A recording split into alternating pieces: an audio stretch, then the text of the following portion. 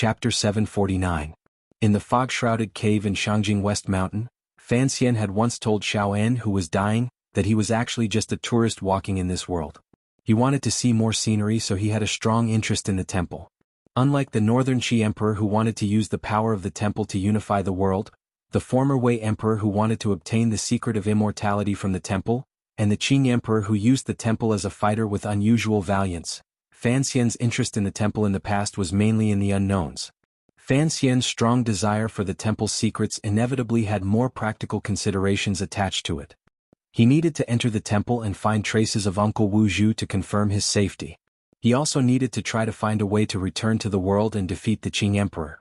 These were actually only two sides of the same thing. As long as Uncle Wu Zhu was still alive, then everything would be easy to handle. In Fan Xian's understanding, there was no one in this world who could harm Uncle Wu Zhu and leave him behind. The black-shrouded young Grandmaster possessed overly powerful and wondrous skills. Even if the great Grandmasters who had once existed in the world worked together, Wu Zhu would probably have enough ways to escape.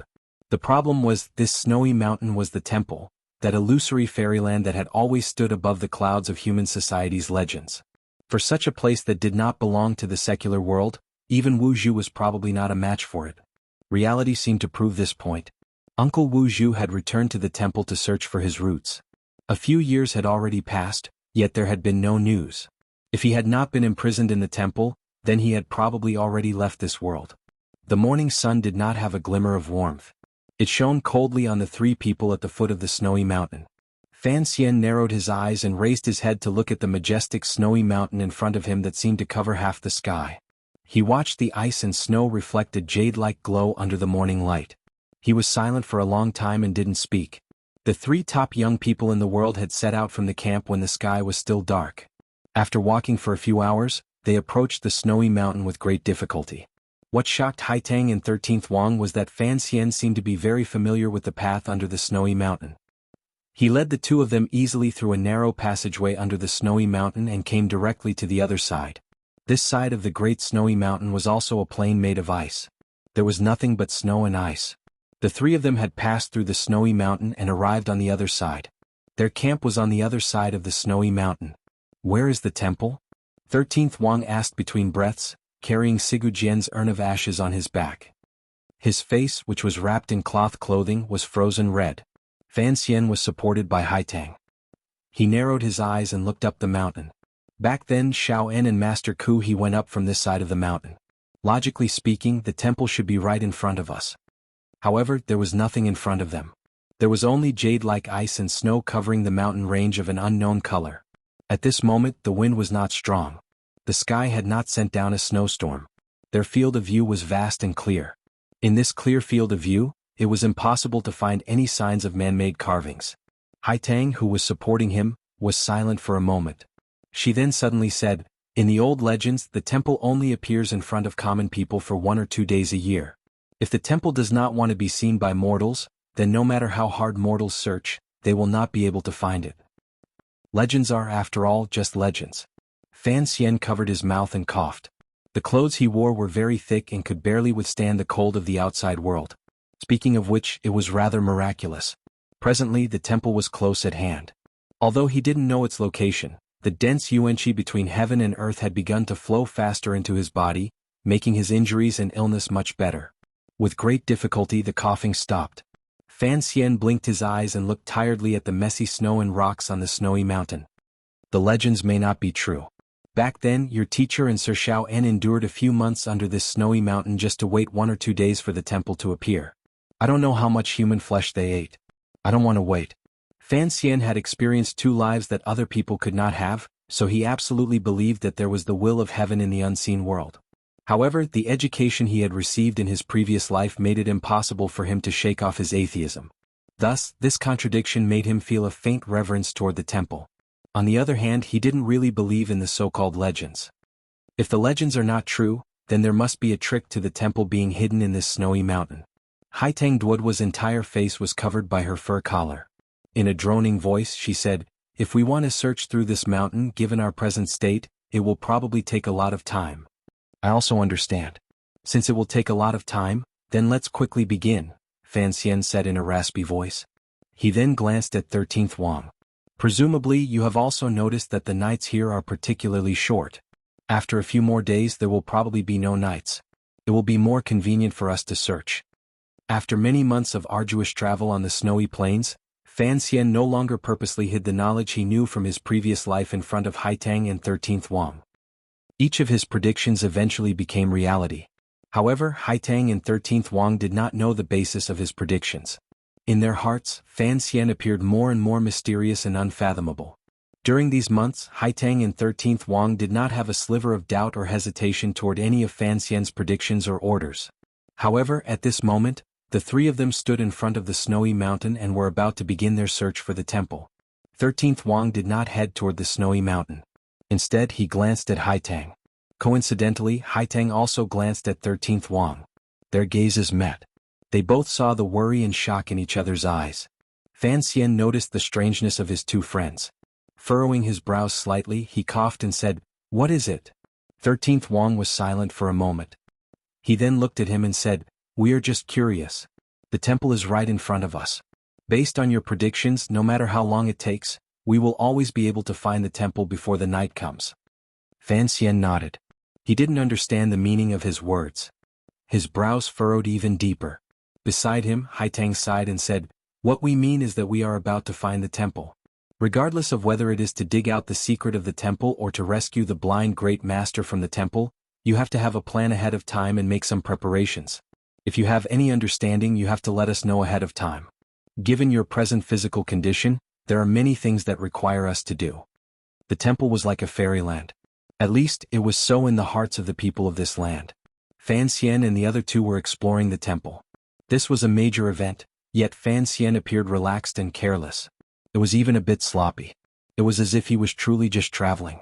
Who knew what kind of dangers were hidden on this snowy mountain and what kind of divine might was difficult for mortals to withstand? Haitang and 13th Wang were both top figures with the most determined wills and willpower in the world.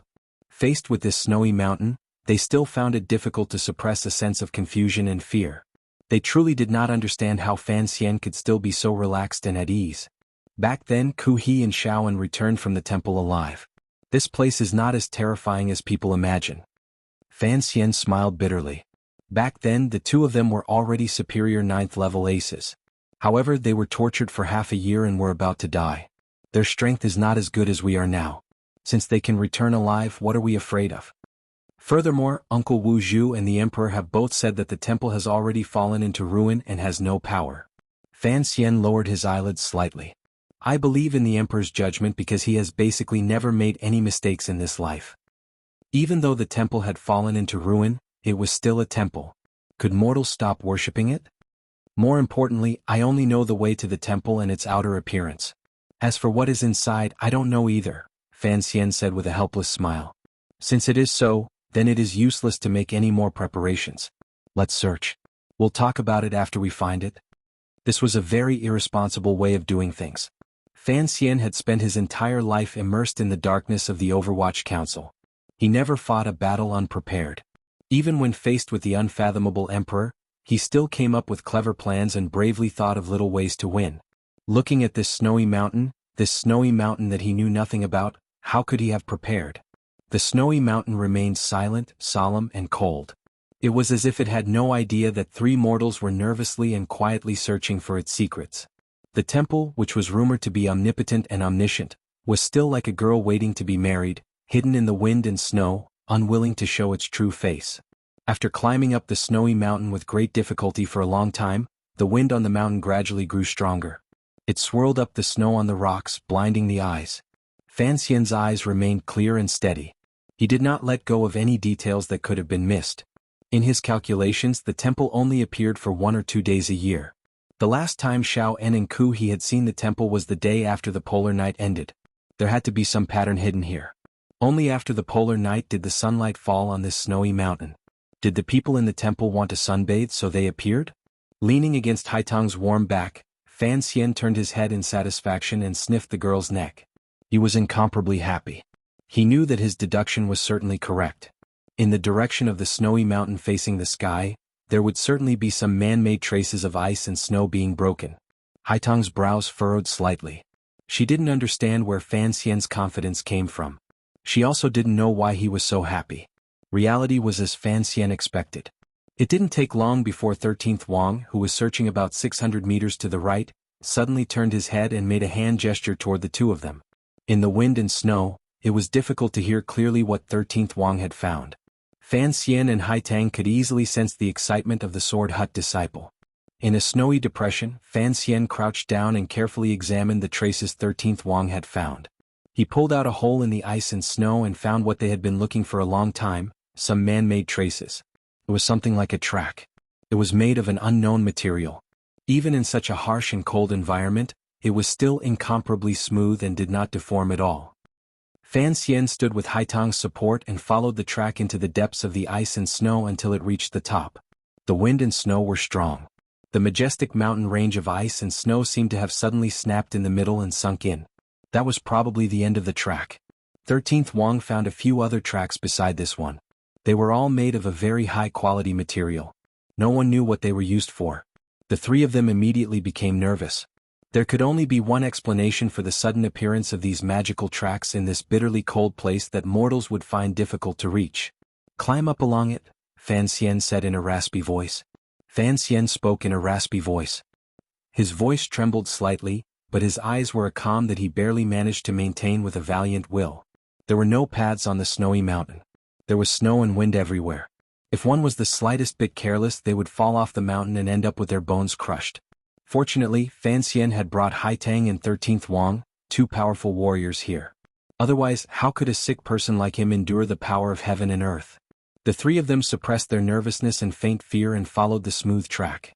Going against the wind and snow, they climbed up the mountain range. After climbing for an indeterminable amount of time, when 13th Wang and Haitang both felt that the Jinqi in their bodies was about to be completely used up by the icy and snowy tracks, they suddenly felt their vision darken. The mountain was barren and the snow had no path. The sky darkened and the earth opened up. Fan Xian and the other two stared in a daze at the stone steps at the end of the track. They were speechless for a long time. This place was truly a work of nature. Such long stone steps were hidden on a platform deep in the mountain range. If someone could actually come to the snowy mountain, they would not be able to see these stone steps from the foot of the mountain. The temple appeared for 1 or 2 days every year. Did it mean that these stone steps would slide out along the track and bathe in the sunlight to welcome travelers who came with great difficulty to worship? These stone steps were made of green stone. No one knew how many thousands or tens of thousands of years they had experienced the baptism of ice and frost. There were many damaged areas. Amidst the ancientness, there was an ancient and frightening beauty. Different from the tracks, only when they saw these seemingly endless stone steps did the three of them truly feel like they were entering the temple. As they slowly walked up the stone steps, an indescribable atmosphere shrouded the three of them and shrouded the stone steps. The three of them maintained their silence at the same time. No matter who it was, in the moment before the mysterious veil of the temple was lifted, they would probably find it difficult to hide their excitement and fear. This was a kind of excitement and fear toward the unknown. It was human instinct.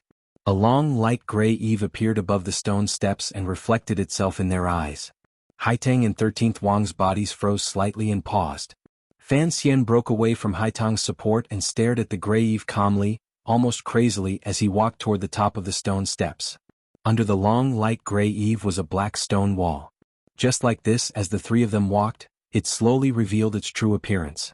A solemn feeling followed the temple as it emerged from the world of ice and snow and enveloped the entire world. The temple finally appeared in front of the three of them. It appeared so calmly and naturally that it made the three of them feel a trace of disbelief. They had searched for it for thousands of miles in the crowd, dreamed of it, suspected that they had entered a dream. The temple that tens of thousands of people had searched up and down for thousands of years had actually appeared just like that. They could not help but feel a strange emotion. Standing at the top of the last stone step, Fan Xian's hands outside his leather jacket trembled slightly. He looked woodenly at the temple in front of him and was unable to speak for a long time. Beside him, Haitang and 13th Wang found it even harder to suppress the emotions in their hearts. With perplexed expressions, they looked at the magnificent building. The temple was very large. At least, it was impossible to build such a grand temple with the construction skills of the human world. The tall black stone walls were like unmelting black ice that stretched in front of the three of them. The long light gray eaves extended all the way to the end of the platform above the stone steps. No one knew how many secrets of history in heaven and earth surrounded it. To be able to build such a grand temple, the platform at the end of the stone steps, hidden deep in the snowy mountains, was extraordinarily large. It was many times larger than the square in front of the Qing royal palace, which could hold tens of thousands of people. The thing that gave the three of them the most direct sense of pressure and grandeur was the front door of the temple in front of them. This door was at least 27 feet tall and immeasurably deep. Its color was a simple and unadorned dark color. The three of them stood on the stone steps. They were still dozens of feet away from the front door of the temple. Because the front door was too tall and large, it made them feel as if it was right in front of their eyes. The pressure it gave off was very powerful. It wanted to make one fall to the ground and worship endlessly. Standing on the platform in front of the temple, Fan Xian, Haitang, and 13th Wang were all the most extraordinary young people in the world. However, in this grand square in front of the temple, they were like three lost ants in the grass. Suddenly raising their heads and finding a large tree blocking the sun, they were shocked speechless. The only person who could maintain his calm was probably Fan Xian. After all, he had seen Jinmao and the Three Gorges Dam in his previous life. He knew that the temple in front of him was certainly a miracle in the eyes of the people of this world. In his eyes, it was nothing more than a pretty building. It was difficult for one to see the ocean as water. It was difficult for one to see Mount Wu as clouds. In the past, Fan Xian could not explain these words to Zhuang Mohan and Sir Han. Presently, in front of the temple, Fan Xian found a new explanation. One's horizons and experience determined the height one stood at. Because he had experienced it, it was difficult to be intimidated. Fan Xian was not more outstanding than Haitang and 13th Wang. It was precisely because he had experienced a more developed civilization in his previous life that he appeared much calmer. Even so, with the temple in front of him, it was still difficult for him to suppress his nervousness. He stared fixedly at the doors of the temple in front of him and was silent for a long time. In an instant, he lowered his head and looked at the green stone steps under his feet. He thought of decades ago when Master Ku He, whose body was already extremely broken, had used his palms to slap the stone steps under his feet and cried bitterly. Now the three of them could be considered much calmer. After calming his emotions, Fan Xian suddenly raised his head.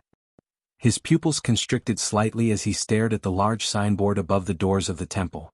Just as Shaoan had said in the cave, because it had been too long, what was written on the signboard could no longer be seen clearly. There were only some incomplete symbols left. In Shaoan's narration, perhaps these symbols were the mysterious decree of heaven. In Fan Xian's eyes, these symbols that had finally appeared in front of him represented an even more shocking discovery. Fan Xian stared in a daze at the only remaining Wu on the signboard, as well as the three symbols below it. One up, one down, one up, one down, two circular arcs put together. It was the entire content of the symbol. He extended his finger into the cold air and unconsciously began to move along with the symbol. Ever since the 5th year of the Qing calendar, he didn't know how much effort he had put into this Wu and these three identical symbols. He had also asked Uncle Wu Zhu and Sigu Jian for guidance. After all, there was too little information, so he had come up with nothing. Now this Wu and these symbols had finally appeared in front of him. How could he not feel agitated? Fan Xian noticed the position of the incomplete Wu on the signboard, as well as the position of the three symbols. A bright light flashed through his mind like lightning. It made him completely stunned. His legs seemed to be out of his control as he walked in a daze toward the doors of the temple. Haitang and 13th Wang finally awoke from their shock at seeing the true appearance of the temple. They immediately noticed Fan Xian's abnormality and nervously followed him toward the doors of the temple. Fan Xian's gaze was still locked tightly onto the large signboard as he muttered to himself. He spoke faster and faster. It was impossible to tell that he was a patient. An excited flush rose to his face. What heavenly seal! If this isn't the letter M, what else could it be? Fan Xian's tired gaze had been completely replaced by a bright light of complicated emotions. He gritted his teeth and laughed foolishly. Looking at the large signboard, he finally understood what the temple was. He finally knew that the deduction he had never told anyone was correct. The tracks in the snowy mountain were not used to transport the stone steps to the sky beyond the mountain. Instead, they were used to transport the entire temple to the sky. The temple also needed energy. It needed sunlight. That was why it had appeared in front of the people after the polar night. It was this point that allowed Fan Xian to confirm that the temple was not a miracle. It was just a building whose exact use was still unknown. More importantly, he was finally sure that the ground he was standing on was still that blue planet. It was the earth he had once mentioned to Dabao under the boundless starry sky. Fan Xian's lips were pale. Trembling, he said to himself, if this is the earth, then what is this temple? 3M's a thing? I didn't have such a large museum at the time. Endless emotions rushed into his mind, making him feel somewhat embarrassed. His cheeks were red, his lips were pale, and his eyes were somewhat lost. Yes, the temple was just a very, very old museum. The word Wu, that Xiao En remembered, was not a sickle or an axe. The 3M's were not heavenly seals, nor were they the marks of the Russian spaceships. They were just the most common letter in the English language. Yes, the large signboard of the temple clearly had the word thing, but the 3M's below were the missing parts of the word. The temple was a museum. Fan Xian stood woodenly in front of the gate of the temple. Raising his head to look at the large signboard, he could not believe his eyes. If the world he was in was the earth, then when was this museum, which clearly had a history of tens of thousands of years, built? Where were the people who built these museums? Why did such an existence exist in the world? Why did this museum become the temple that people spoke of? Thinking of the vague legends in human history, the Tianmai beings, the messengers of the temple, and the martial formulas and chests that had been stolen from the temple by his mother, Yi Qingmei, Fan Xian's body trembled uncontrollably. He felt as if he had found the greatest secret of this world, but he found that there were still too many questions that he could not explain clearly. Fan Xian coughed violently. In front of the dark gate of the temple, in front of the gate that looked like a book of history, he stooped down. An angry and helpless voice rang out from his chest. What kind of F***king museum is this? This is a military museum. An emotionless voice rang out from the gate of the temple. It seemed to only want to answer Fan Xian's question, which was full of frustration and panic. Yes, the temple is a museum, and a military museum at that. When Xiao Yezi transmigrated, she could not have brought that chest with her. That chest has always been in the temple, but she stole it. I have always said that the cute Xiao Yezi is a thief. Comrade Fan Han, in the chapters of the Temple of Eternal Night, once wrote a book review. He guessed that the temple might be something, and that the symbols are the Soviet sickles and axes. Many other readers have made similar deductions, and they are all very powerful. However, from the beginning of this book, I set the temple as this because of my personal preference. I like interesting things, and that is why I am obsessed with the story. In this world, in this story, other than transmigrating, everything else needs a reason. Writing out the cause and effect is my love. Is the secret of the temple revealed just like that? No, how do I explain the secret manuals that created the great grandmasters? In the past, there was a mountain, and in the mountain there was a temple. In the temple there must be a person. The next chapter will slowly tell everyone about the origin and story of the temple. There is much more, and I have to write slowly. I have never tried to work during the new year. This year is the first time. I found that it is indeed not something a human should do, so I applied for leave. Now is the most important end of the Qing dynasty, so I will write slowly. I do not want to squeeze time to write to ensure that there are updates. That would be the worst. In the next few days I will still not update. I think everyone is used to my laziness, so I will not say too many apologies. I earnestly flattered everyone and did not disappoint them. I bowed deeply and left the stage. Chapter 750. The wind and snow stopped. Hearing the calm voice, Fan Xian's pupils constricted. He looked warily at the heaven-like wooden door in front of him. He didn't know what kind of monster would run out from inside. After a long time, the temple in the depths of the snowy mountain remained silent. After the voice in the temple answered Fan Xian's unconscious angry question, it seemed to have sunk into some complicated thought process and sank into silence. Immediately after, the strangely large door in front of the temple silently opened a crack.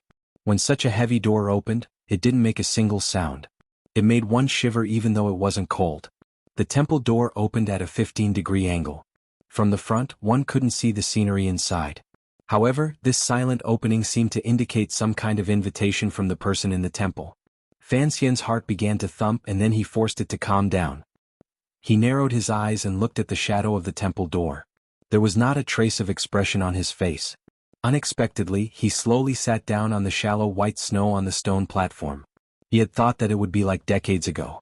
When Master Ku he was about to open the temple door, a black shadow would come out like lightning and give them a powerful blow. However, when the temple door opened, there was not a trace of movement. Could it be that the person in the temple also felt lonely and cold? Did the person in the temple hope to see them come? The mountain of treasures was in front, hell was in front, heaven was in front, and the scene of flowers and snow was in front. It was only a short distance away, yet Fan Xian sat down. A slightly bitter smile hung from the corners of his lips. He closed his eyes and began to meditate endlessly. Haitang and 13th Wang did not understand the conversation between the voice in the temple and Fan Xian. After all, there were no museums in this world. They also did not understand why Fan Xian would sit down in front of the temple door. They stared in a daze at the open door of the temple. Nervously, they walked to Fan Xian's side, took out the weapons at their side, and began to stand guard for him. Haitang's weapon was still the soft sword at her waist. 13th Wang had found a wooden stick from somewhere. Like a hunter, his eyes stared sharply at the temple door that had opened a crack. The three of them stood silently in front of the temple gate. The yuanqi in the surroundings was very thick. Fan Xian acutely sensed this, which was why he had closed his eyes and sat down. Before entering the temple, he had to at least ensure that he could move without hindrance. If he had to run wildly in a moment, he would at least not burden Haitang and 13th Wang.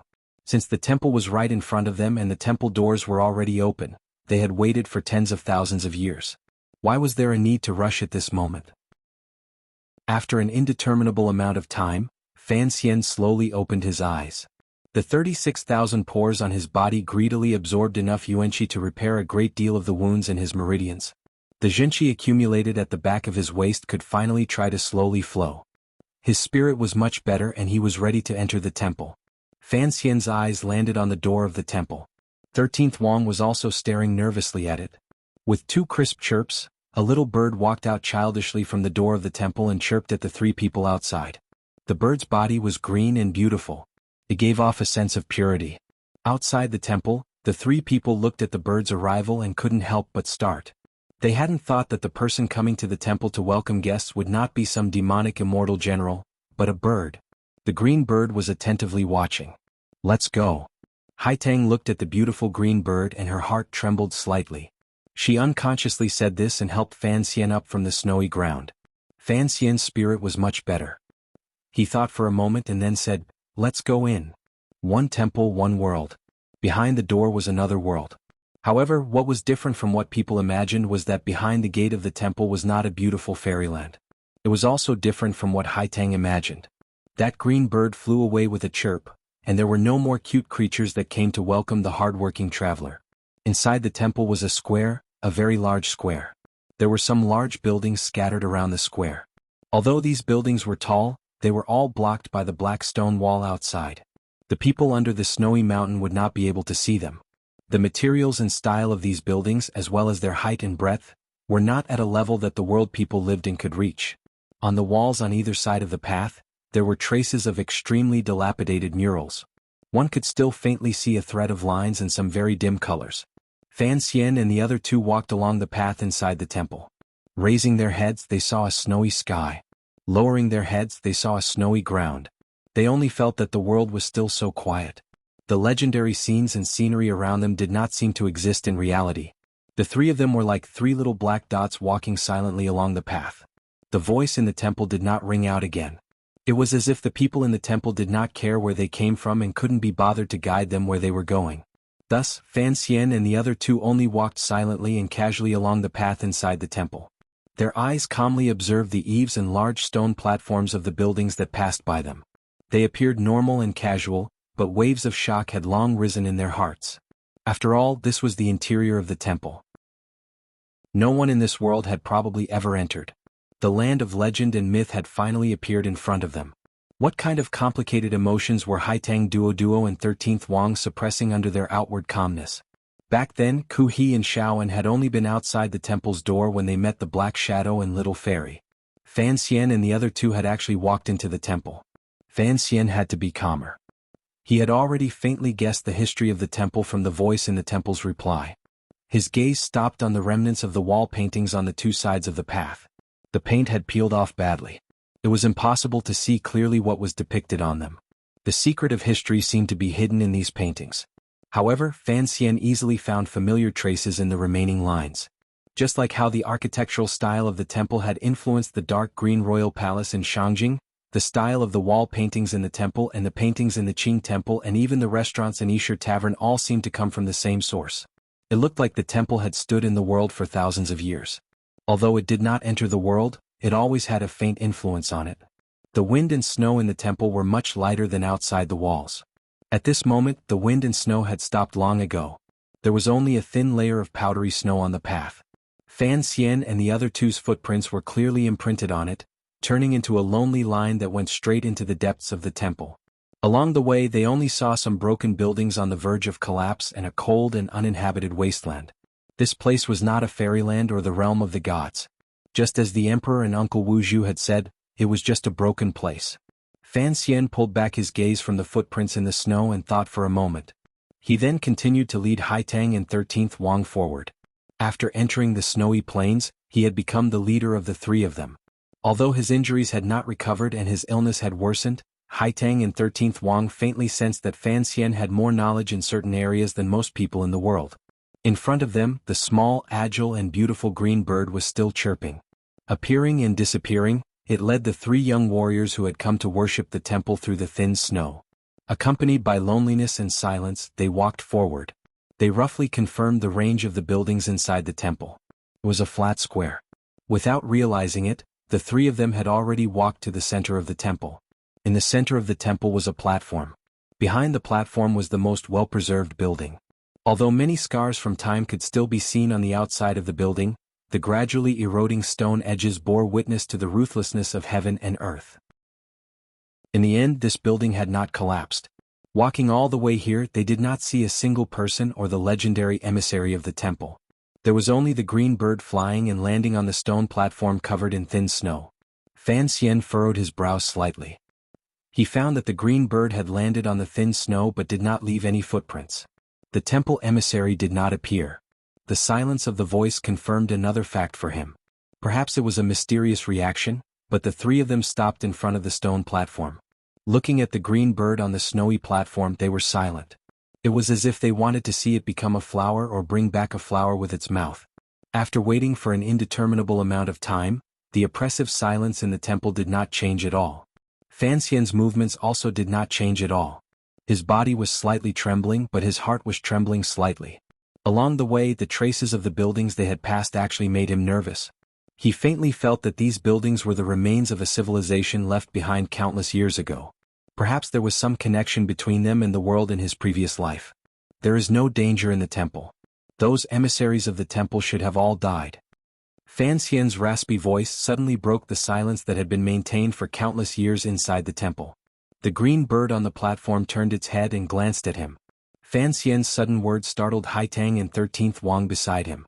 Ever since they had entered the temple, Haitang and 13th Wang's emotions had been shaken by the never-before-seen and never-before-heard enormous building remains and the little green bird that seemed to be able to communicate.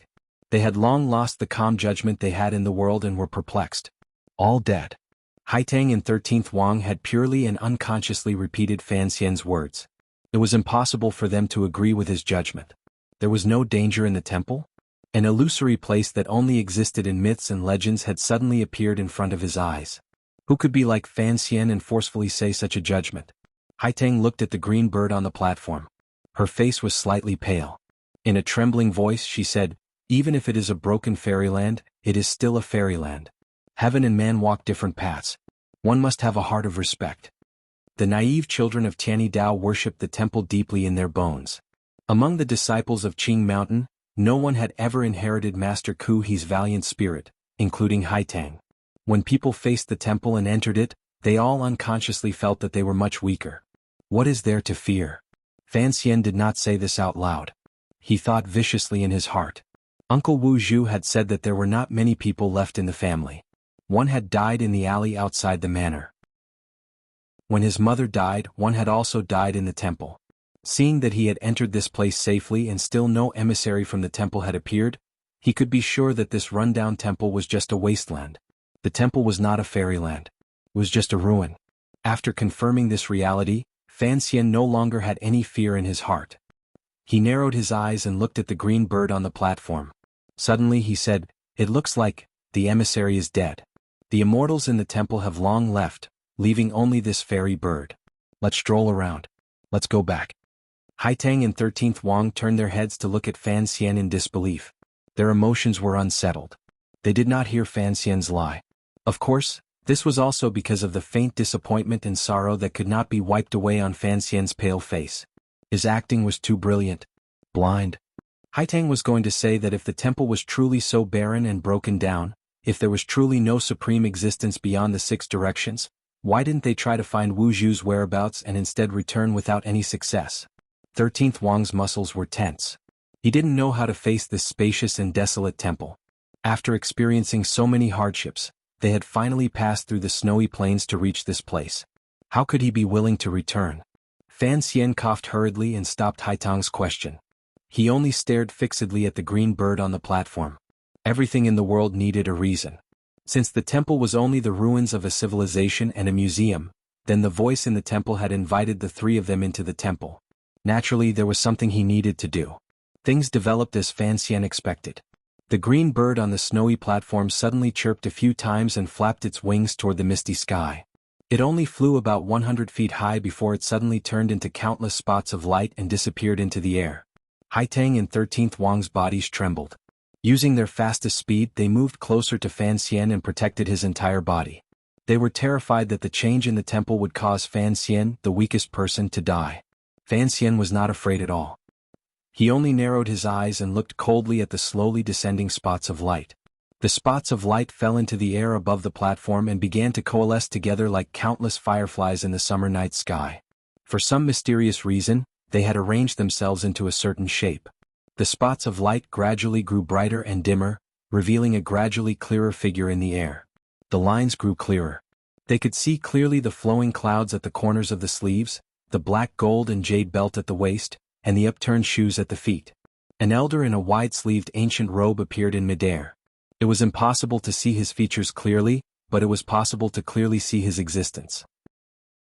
His feet were not standing on the platform. Instead, he was floating in the air. He was clearly there, but Haitang and 13th Wang could not feel a trace of his breathing or heartbeat. They didn't even feel his existence. Standing in the air, it was as if he wanted to go with the wind. His wide sleeves danced gently on the platform. A faint light enveloped the elder's entire body. Such a scene stunned the hearts of the three people in front of the platform. To be able to dance in the air and emit golden light, what level of cultivation was this? No, this was no cultivation. This was clearly a celestial technique.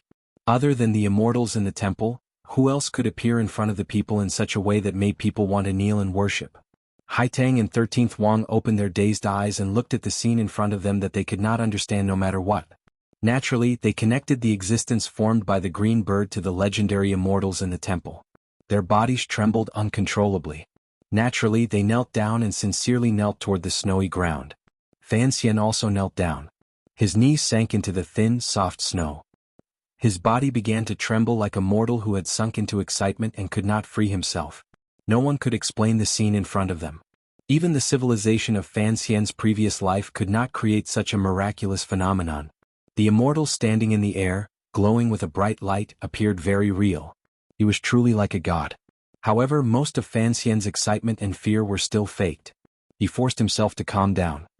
His mind spun quickly as he analyzed the immortal who had appeared in front of him. If this temple was a museum and, as the people in the temple said, a military museum, then how could there be immortals? Since it was not an immortal, then what was it? Fan Xian had lived 2 lives and had never squeezed out his brain cells like he did today. His head was slightly lowered as he thought furiously. Was it the holographic image he had heard of in his previous life? Fan Xian didn't throw a handful of snow over to see if it would pass through the immortal's body. Once he made up his mind, his fear naturally lessened a great deal. Like Haitang and 13th Wang, he knelt sincerely in front of the snowy platform. Northern Chi's Tianyi Dao Haitang greets immortals. Haitang Duo thought that the immortal in the temple would certainly know of the Qing mountain branch, the Tianyi Dao school that worshipped the temple and spread the temple's benevolent ideals. Dongyi Sword Hut, 13th Wang.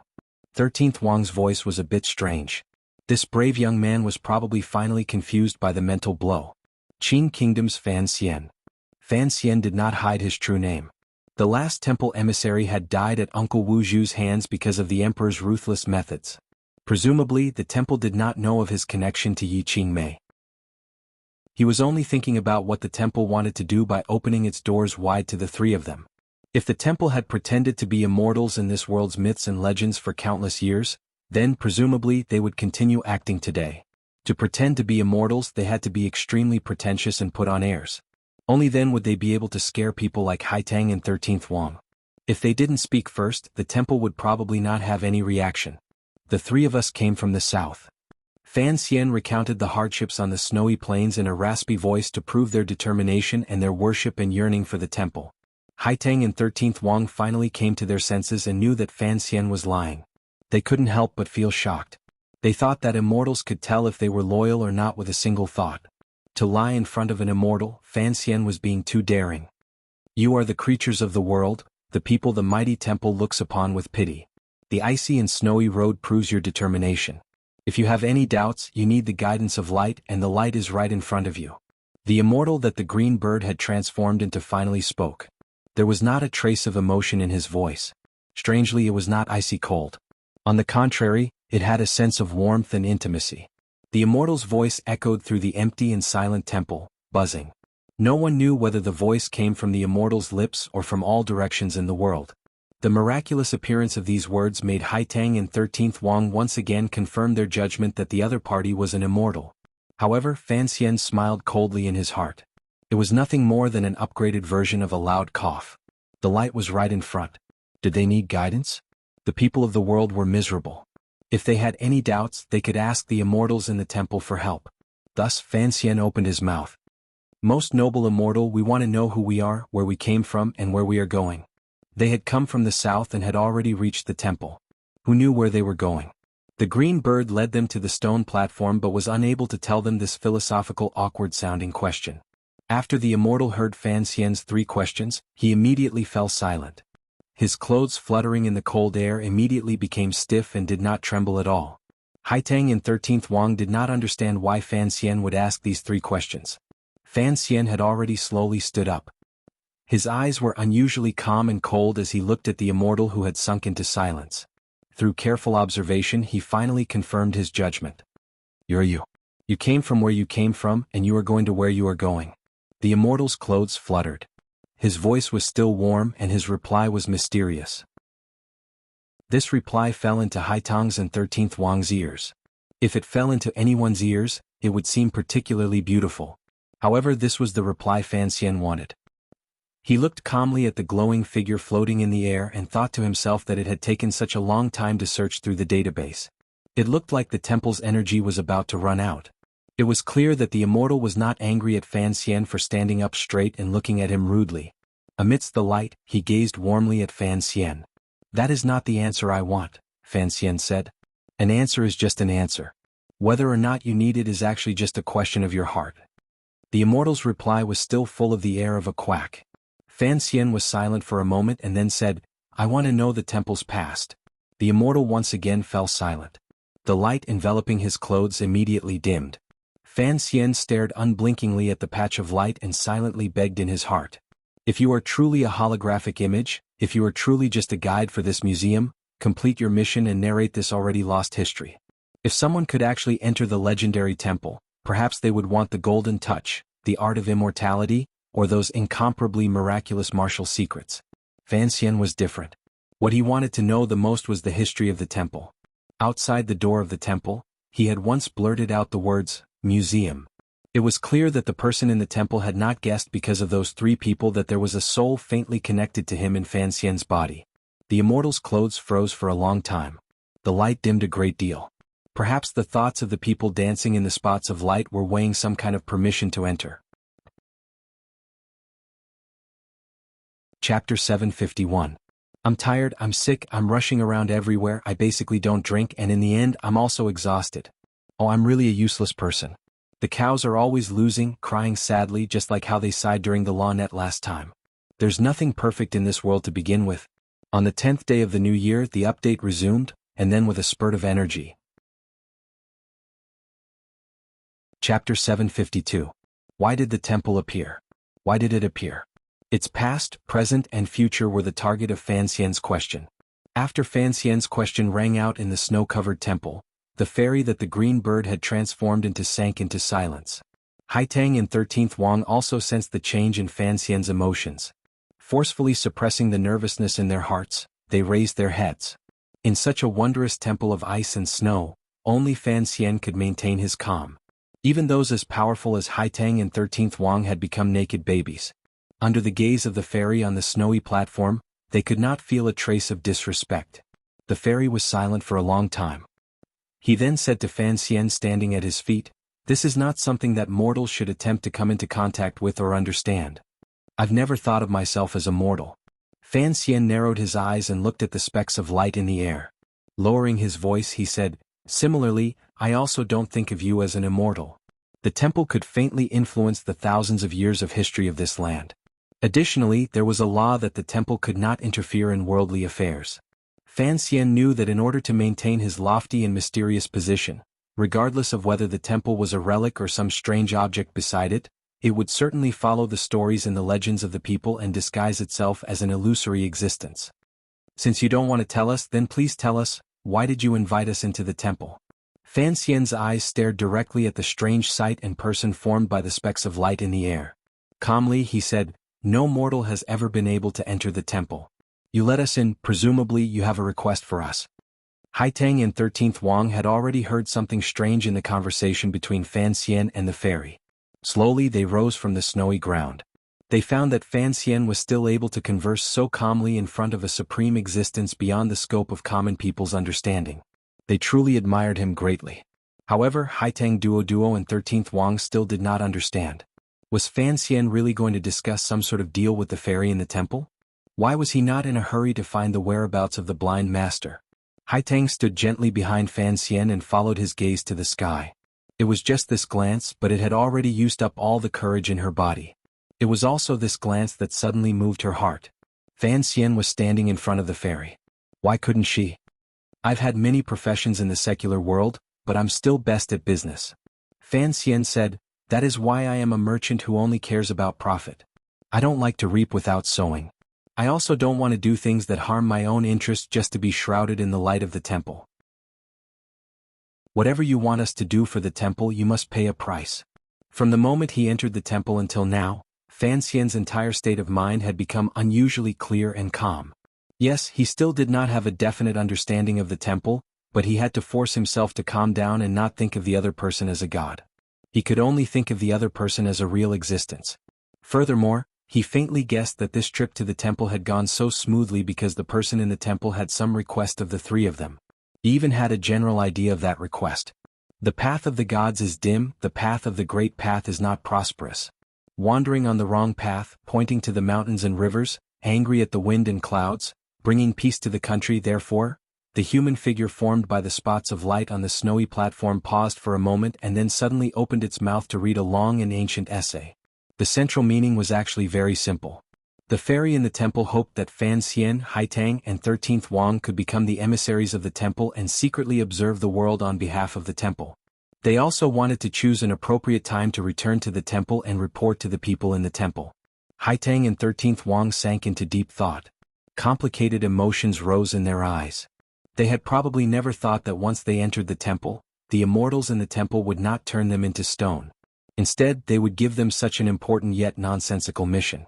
Observe the affairs of the world on behalf of the temple? In the future, if the three of them left the temple, they would probably never return. The people in the temple could not leave the temple to interfere in worldly affairs, so how could they control them? This was a very simple request. In the eyes of the disciples of Tianyi Dao, this was perhaps a supreme and particularly noble mission. However, in Fan Xian's eyes, this was just another confirmation of his guess. Could it be, this is the legendary Tianmai being?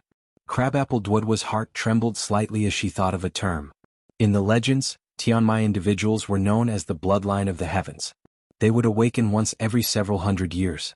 Tianmai individuals could represent undefeatable battle prowess, or they could represent great talent and intelligence. These legendary figures would all disappear without a trace in the end. After Haitang Duo left Qing Mountain, she was also promoted by the Northern Qi court as this generation's Tianmai being. She was known as a genius. However, she knew that she was not one of those legendary figures. In comparison, Fan Xian, who could remain so calm in the face of an immortal and could spit out 300 poems in one night, was more like a Tianmai being. Not a Tianmai being. This kind of identity is only that of an emissary of the temple. Fan Xian suddenly broke the silence and opened his mouth to explain to the two friends beside him. This temple has already been abandoned. Other than this immortal, there are no other emissaries that can observe the movements of the world. More accurately speaking, those emissaries have all died in the human world. If the temple does not want to be forgotten by the world and not want to forget this world, it must find an emissary again. Coincidentally, the three of us came to the temple and gave this immortal a chance. Of course, for him, this was not much of a gamble, because he believed that the experts of the world would be very willing to investigate the world on behalf of the high and mighty temple. Even your teacher could not forget about the temple before he died, much less the other people. Fan Xian glanced at 13th Wang and lowered his head slightly. If you want to be, then be. Presumably, this is the first time the temple has chosen outsiders to be emissaries. They don't have any rules or regulations. Strangely, Fan Xian said these words in front of the immortal on the snowy platform. It was as if he was not worried at all about angering the immortal. Indeed, this was the case. There was not a trace of change in emotion on the immortal's old face formed purely from light. He only waited coldly and woodenly for the three people below the platform to reply. The emissaries of the temple have all died. Of course, there were not many emissaries in the temple to begin with. That is why you thought of using the three of us as your eyes. However, the problem is that you cannot control our actions after we leave the temple. You are only making the only possible choice in a situation where you have no other choice. Fan Xian raised his head and looked at the patch of light. The corners of his mouth twitched slightly. However, I still want to gain some benefits. According to my analysis, the so-called Tianmai being is nothing more than, in the long river of history, you, through the emissaries walking the world, imparted knowledge that was not equal to that era to those people. In other words, Master Ku he is a Tianmai being. My emperor is also a Tianmai being. Everyone says that Tianmai beings only appear once every few hundred years, but it is clear that in recent decades, this land has been a bit too lively. The immortal's face did not tremble at all. He only bent his body slightly and looked down at Fan Xian, who was speaking calmly. A moment later he said, "Those were unexpected circumstances. He is not a Tianmai being." Fan Xian nodded and did not refute these words. Regardless of whether it was the martial method that Master Ku he cultivated or the tyrannical jinshi that the emperor practiced, they were all things that his mother, Yi Qingmei, had stolen from this rundown temple. There was no legitimacy to the inheritance, so the old man in the temple would not admit it. "Child, you know a lot of things." The immortal on the snowy platform watched Fan Xian warmly. "Don't call me child. I don't like being called that. As for the things I know, I do indeed know a lot. After all, I have my own thoughts. I am not like the emissaries you have sent into the world over the countless years, who have no emotions and thoughts of their own." Fan Xian did not shrink back and looked back into the immortal's deep eyes. Calmly he said, "I even know that the large article you wrote earlier was actually all plagiarized phrases. From this, it can be seen that you can only do some simple gathering and writing work. You are unable to have your own creative abilities." Ever since he had stood up from the snowy ground, Fan Xian had been calm, even coldly speaking to this figure in the temple as an equal. It was as if he was not worried that this mysterious temple would easily kill him. However, this calmness was actually only a pretense. These emotions were based on his analysis of the temple and the knowledge of two lives. "It is Qiu Wuzhou. It looks like you have truly surprised me and made me think of some things. However, if you are willing to become emissaries of the temple, I will not mind the rudeness of your words," the immortal said coldly. The immortal said coldly, "The godly temple has never traded with mortals. Please remember this. Since you have remembered some things from the past, you know that not everyone in this world will be scared by you and then listen to whatever you say," the immortal said coldly. "You are just a lonely old man. The people under your command have all died one by one. Other than us, who else in the world do you think can find this broken temple? Regardless of whether you let us leave or kill us, you can only be forever trapped in this snowy mountain and never know what exactly has happened in the world you calmly observe. Even if you can make an exception and make a deal, in reality, you have already received the temple's selfless gift. You know that as the children of the temple, you should contribute your strength to the sustainable development of the entire world. I don't know what the temple has bestowed on me." The immortal's gaze swept across the three people in front of the snowy platform. "I chose you to enter the temple and gave this great mission to you because you all have the aura of the temple on you, particularly you." The immortal's gaze finally landed on Fan Xian's body. For Master Ku he to be able to become a great grandmaster, he had relied on the martial method that Yi Qingmei had stolen from the temple. Dongyi's unparalleled sword skills more or less carried some of the style of the emissaries of the temple. The one with the thickest aura was of course Fan Xian. He had lived with Uncle Wu Zhu since he was young. He was Yi Qingmei's son. The major martial methods that the temple had left in the world were all in his body. This immortal, who had guarded the temple for tens of thousands of years, could easily see this. You mean that you cannot give the three of us any more benefits? The corners of Fan Xian's mouth twitched slightly. Since it is so, we cannot enter the temple and return empty-handed. If you don't give, we can only search ourselves. As his words fell, the immortal in the light smiled slightly. It was as if he felt a glimmer of absurdity that an ant-like mortal dared to forcefully steal treasures from the temple under the gaze of a god. After Fan Xian finished speaking, he stopped talking to the dots of light. Instead, he circled around the stone platform and walked toward the most well-preserved building in the temple under the thin layer of snow. Haitang and 13th Wang jumped in fright. They didn't know if such an impolite action would anger the immortal in the temple. Would lightning descend in a moment and turn Fan Xian to dust? The face of the immortal formed by the dots of light on the snowy platform froze slightly. It was as if he had not expected Fan Xian's actions and all of his calculations. Immediately after, the immortal's body immediately disintegrated.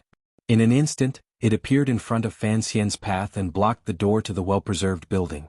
Disappearing and reappearing at such speed was indeed not something that could appear in the mortal world. However, Haitang Duo and 13th Wang forcefully suppressed the shock in their hearts. Turning into two streaks of smoke, they swept over in an attempt to protect Fan Xian's life under the immortal's furious attack. However, nothing happened. Fan Xian's footsteps did not pause at all. He walked straight into the human figure formed by the dots of light. The dots of light were not scattered by his body or flew off in all directions. They did not become countless bolts of lightning and explode him to pieces. Instead, they suddenly swelled and seemed to stick to Fan Xian's snowy robe. Just like this, under Haitang and 13th Wang's shocked gazes, Fan Xian walked straight into the immortal's light. He then walked out and approached the building's main door. A light breeze blew past. The immortal's light flared once again and suddenly appeared in front of the building's main door, blocking in front of Fan Xian. However, a wooden expression appeared in that pair of unfathomable, heaven-like eyes. Fan Xian calmly looked into the eyes of the immortal floating in the air. After a moment of silence, he said in a low voice, "I see through you." Chapter 753. In the extremely cold snowy mountains of the north and the extremely cold misty temple, Fan Xian walked toward the building without turning his head. Once again he broke through the body of the immortal. In this snow-covered world, countless dazzling spots of light appeared. No one noticed that under his snowy jacket, his back was already drenched. In such a cold climate, sweat seeped out of his body and soaked all of his undergarments. His expression remained calm. No one knew how much courage and determination he had gathered in that instant when he charged into the immortal's body. Fan Xian did not know what kind of unfathomable power the temple possessed. Was it as the emperor and Uncle Wu Zhu said and had already fallen to a certain degree? However, it was clear that Uncle Wu Zhu had been lost in the temple. This made him feel a natural fear of the temple. However, he still wanted to gamble. Looking at it now, it seemed that he had won the gamble. The immortal's body formed by the spots of light clearly did not have any great power. It was closer to the hologram Fan Xian had guessed earlier. However, there were still many secrets in the temple and many things that could not be explained clearly, such as the dense yuanqi in the surroundings and the secret martial arts manuals his mother had once stolen. In that world, perhaps there was the Qin Taiji manual, but it was certainly not as wondrous as the tyrannical martial secrets. Fan Xian's thin lips trembled slightly as he stepped over the threshold of the undamaged building. His hands were behind his back as he made a gesture to Haitang and 13th Wang. He hoped that these two companions would be able to stand strong under the might of the temple and help him. He charged into the building. The spots of light followed him in like fireflies, leaving behind an empty patch of snowy ground and the snowy platform without the footprints of a green bird. The two heavy doors closed silently, shutting Fan Xian inside but shutting Haitang and 13th Wang outside. Haitang and 13th Wang had not yet shaken off their shock. They didn't know where Fan Xian found the courage to pass through the immortal's body. They also didn't understand why the immortal had been pushed into a patch of spots of light by Fan Xian. They were more worried about Fan Xian's safety behind the tightly shut door. Haitang Duo's eyes narrowed slightly. Light flared in her eyes. Just as she was about to raise all her cultivation and force her way through, 13th Wang suddenly opened his mouth and said, "His hand signal is for us to stay outside and use this opportunity to find someone." Fan Xian had taken such a great risk and left Haitang and 13th Wang outside the door in the hopes that they could use the opportunity he had fought for with his life to search for traces of Uncle Wu Zhu in the temple. Fan Xian had traveled thousands of li and tirelessly come to the temple because of his closest uncle. This was a building that looked like an ancient temple, but the building material inside was not ordinary bluestone, but a material similar to metal. Fan Xian's pupils constricted slightly. He quickly scanned the inside of the hall. He found that the building was empty. There was nothing out of the ordinary. There were only patches of empty space. Based on the name of the museum, one could faintly think that countless years ago, this place was perhaps an exhibition stand. The murals on the outside of the temple had long fallen. However, the murals in this building were still well preserved. One could clearly see the scenes painted on them. Fan Xian placed his hands behind his back and bent his body like an old man. He carefully walked in front of these murals. His gaze swept across them meticulously and carefully. Since the immortal formed by the light spots was not willing to tell him the truth of history, then he could only find the truth himself. As Fan Xian bent his body and looked intently at the murals, the immortal formed by the light spots floated behind him like a ghost. Fan Xian knew this, but he didn't turn his head to look. He also didn't open his mouth to ask anything. The scene was very strange. Being followed by an immortal or a ghost, Fan Xian couldn't help but feel a bit scared. However, he appeared unusually calm. The style of these murals was very similar to the oil paintings Fan Xian knew from his previous life. The contents depicted were all ancient myths that were occasionally mentioned in the classics of the land. However, the faces of the gods were very blurry. Regardless of whether they were thundering on the summit of a mountain, floating in the sea, or bathing in the magma of a volcano, there was always a strange white fog that covered their true faces. Fan Xian's heart thumped. He once again thought of the murals in the Qing Temple in Jingdo and the murals in the Qing Temple on Dong Mountain. The contents depicted on these murals were events from thousands or tens of thousands of years ago. They must have been passed down through countless generations, so it was inevitable that they were blurry. However, this temple was the source of all legends.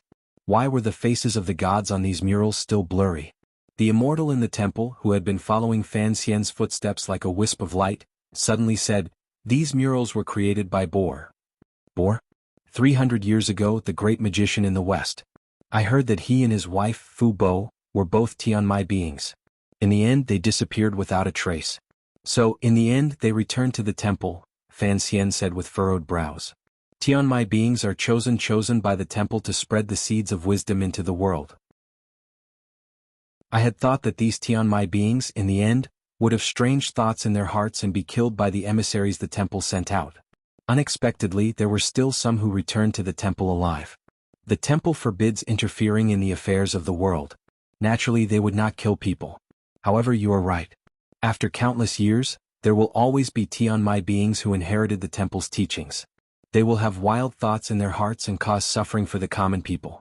Whenever this happens, the temple will send out emissaries and have them disappear without a trace. This is probably the reason why the legendary Tianmai beings all disappeared without a trace in the end. Fan Xian noticed that the wisp of light behind him still had a calm and warm tone. However, when he referred to him, he used "sir," and began to communicate with him. But Bo and Fubo, the couple, were a different matter. They did not have any worldly desires. After Fubo died, Bo experienced endless hardship and returned to the temple. Coincidentally, the murals in the temple were almost broken, so he spent 7 years to repair the murals in the temple. But the history of the Qing Temple in Dong Mountain and the Jingdo Qing Temple is more than 300 years. How could those murals still be Bo's style? Because Bo only repaired and did not create, he followed the style of the murals from many years ago. Naturally, it is similar to the murals in the world you grew up in. Fan Xian suddenly pointed at the sky full of flames and light in the murals.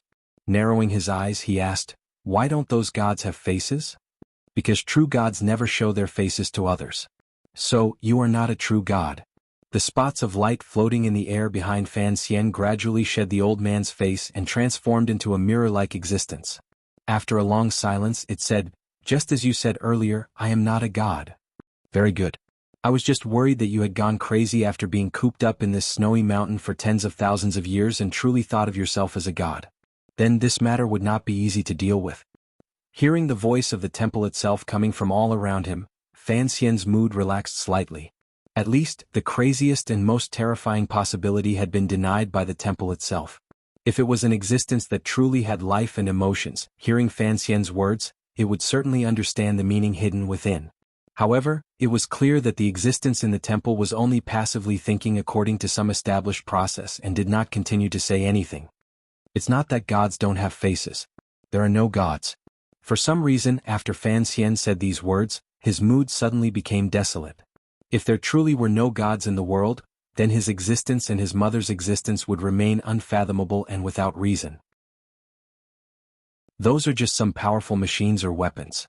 Fan Xian pointed at the gods on the murals that could split open the earth and said quietly, I don't know what kind of weapons they are.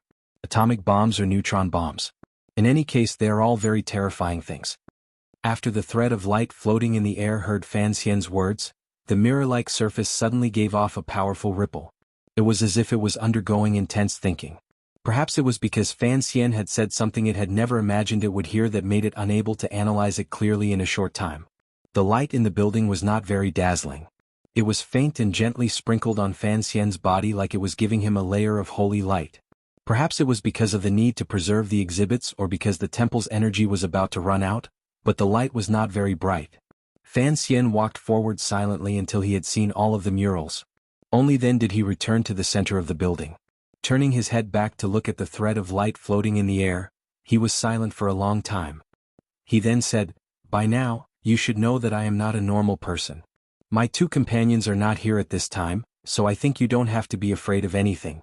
You can tell me about the temple's origins. The mirror-like surface formed by the light sank into a deathly stillness. It seemed to be analyzing whether or not Fan Xian's request could be approved. Throwing a brick to attract jade. Let me throw a brick first. Fan Xian coughed and felt a wave of weakness. Slowly he sat down on the icy ground. As he slowly absorbed the yuanqi that was everywhere between heaven and earth, he slowly said in a raspy voice, The temple is a historical site, the remains of some civilization. Using your words, this is a military museum. Thus, it keeps the top and most terrifying existences of that civilization. You won't tell me the history of the temple, so I can only guess based on these murals and some of my knowledge. That civilization is certainly one I am familiar with. Fan Xian slowly closed his eyes and thought of what Shaoan had said in the cave, as well as what Uncle Wu Zhu had once said. Not long after his mother escaped the temple the first time, she should have returned to the temple to find Uncle Wu Zhu. Since that was the case, that chest should have been stolen from the temple by his mother the second time. There was a barret in the military museum, so it was clear that this museum had existed much later than when Fan Xian had left. Furthermore, it was a civilization of the same origin.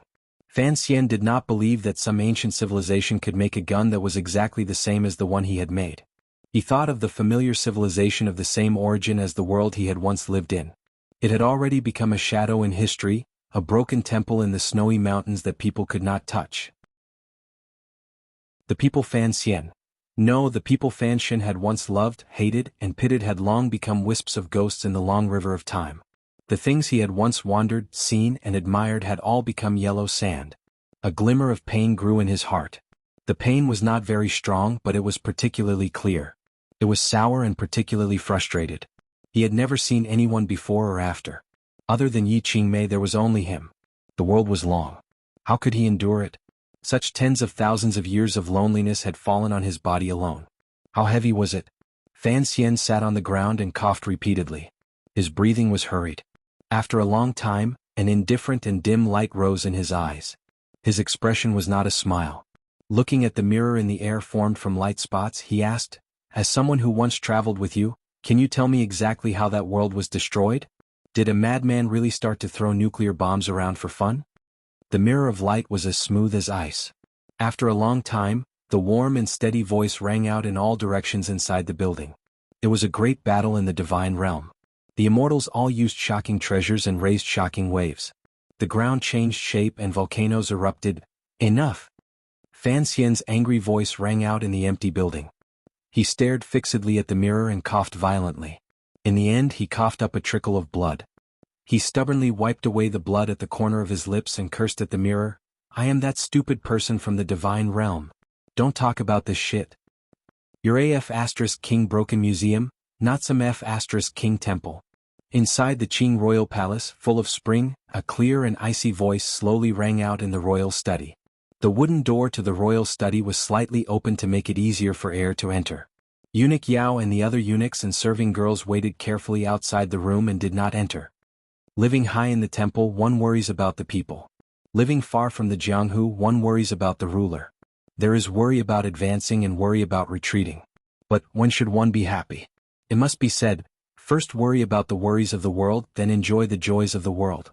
Fan Ruoruo quietly finished reading the article and closed the page. She then walked to a corner of the royal study and began to stare blankly. She looked at the flourishing spring trees outside the window and couldn't help but think of her brother. She heard that they had gone north. What was there in the north? Was the legendary temple in the north? She heard that the extreme north was covered in ice and snow all year round. It was not a place normal people could get close to. Was her brother well?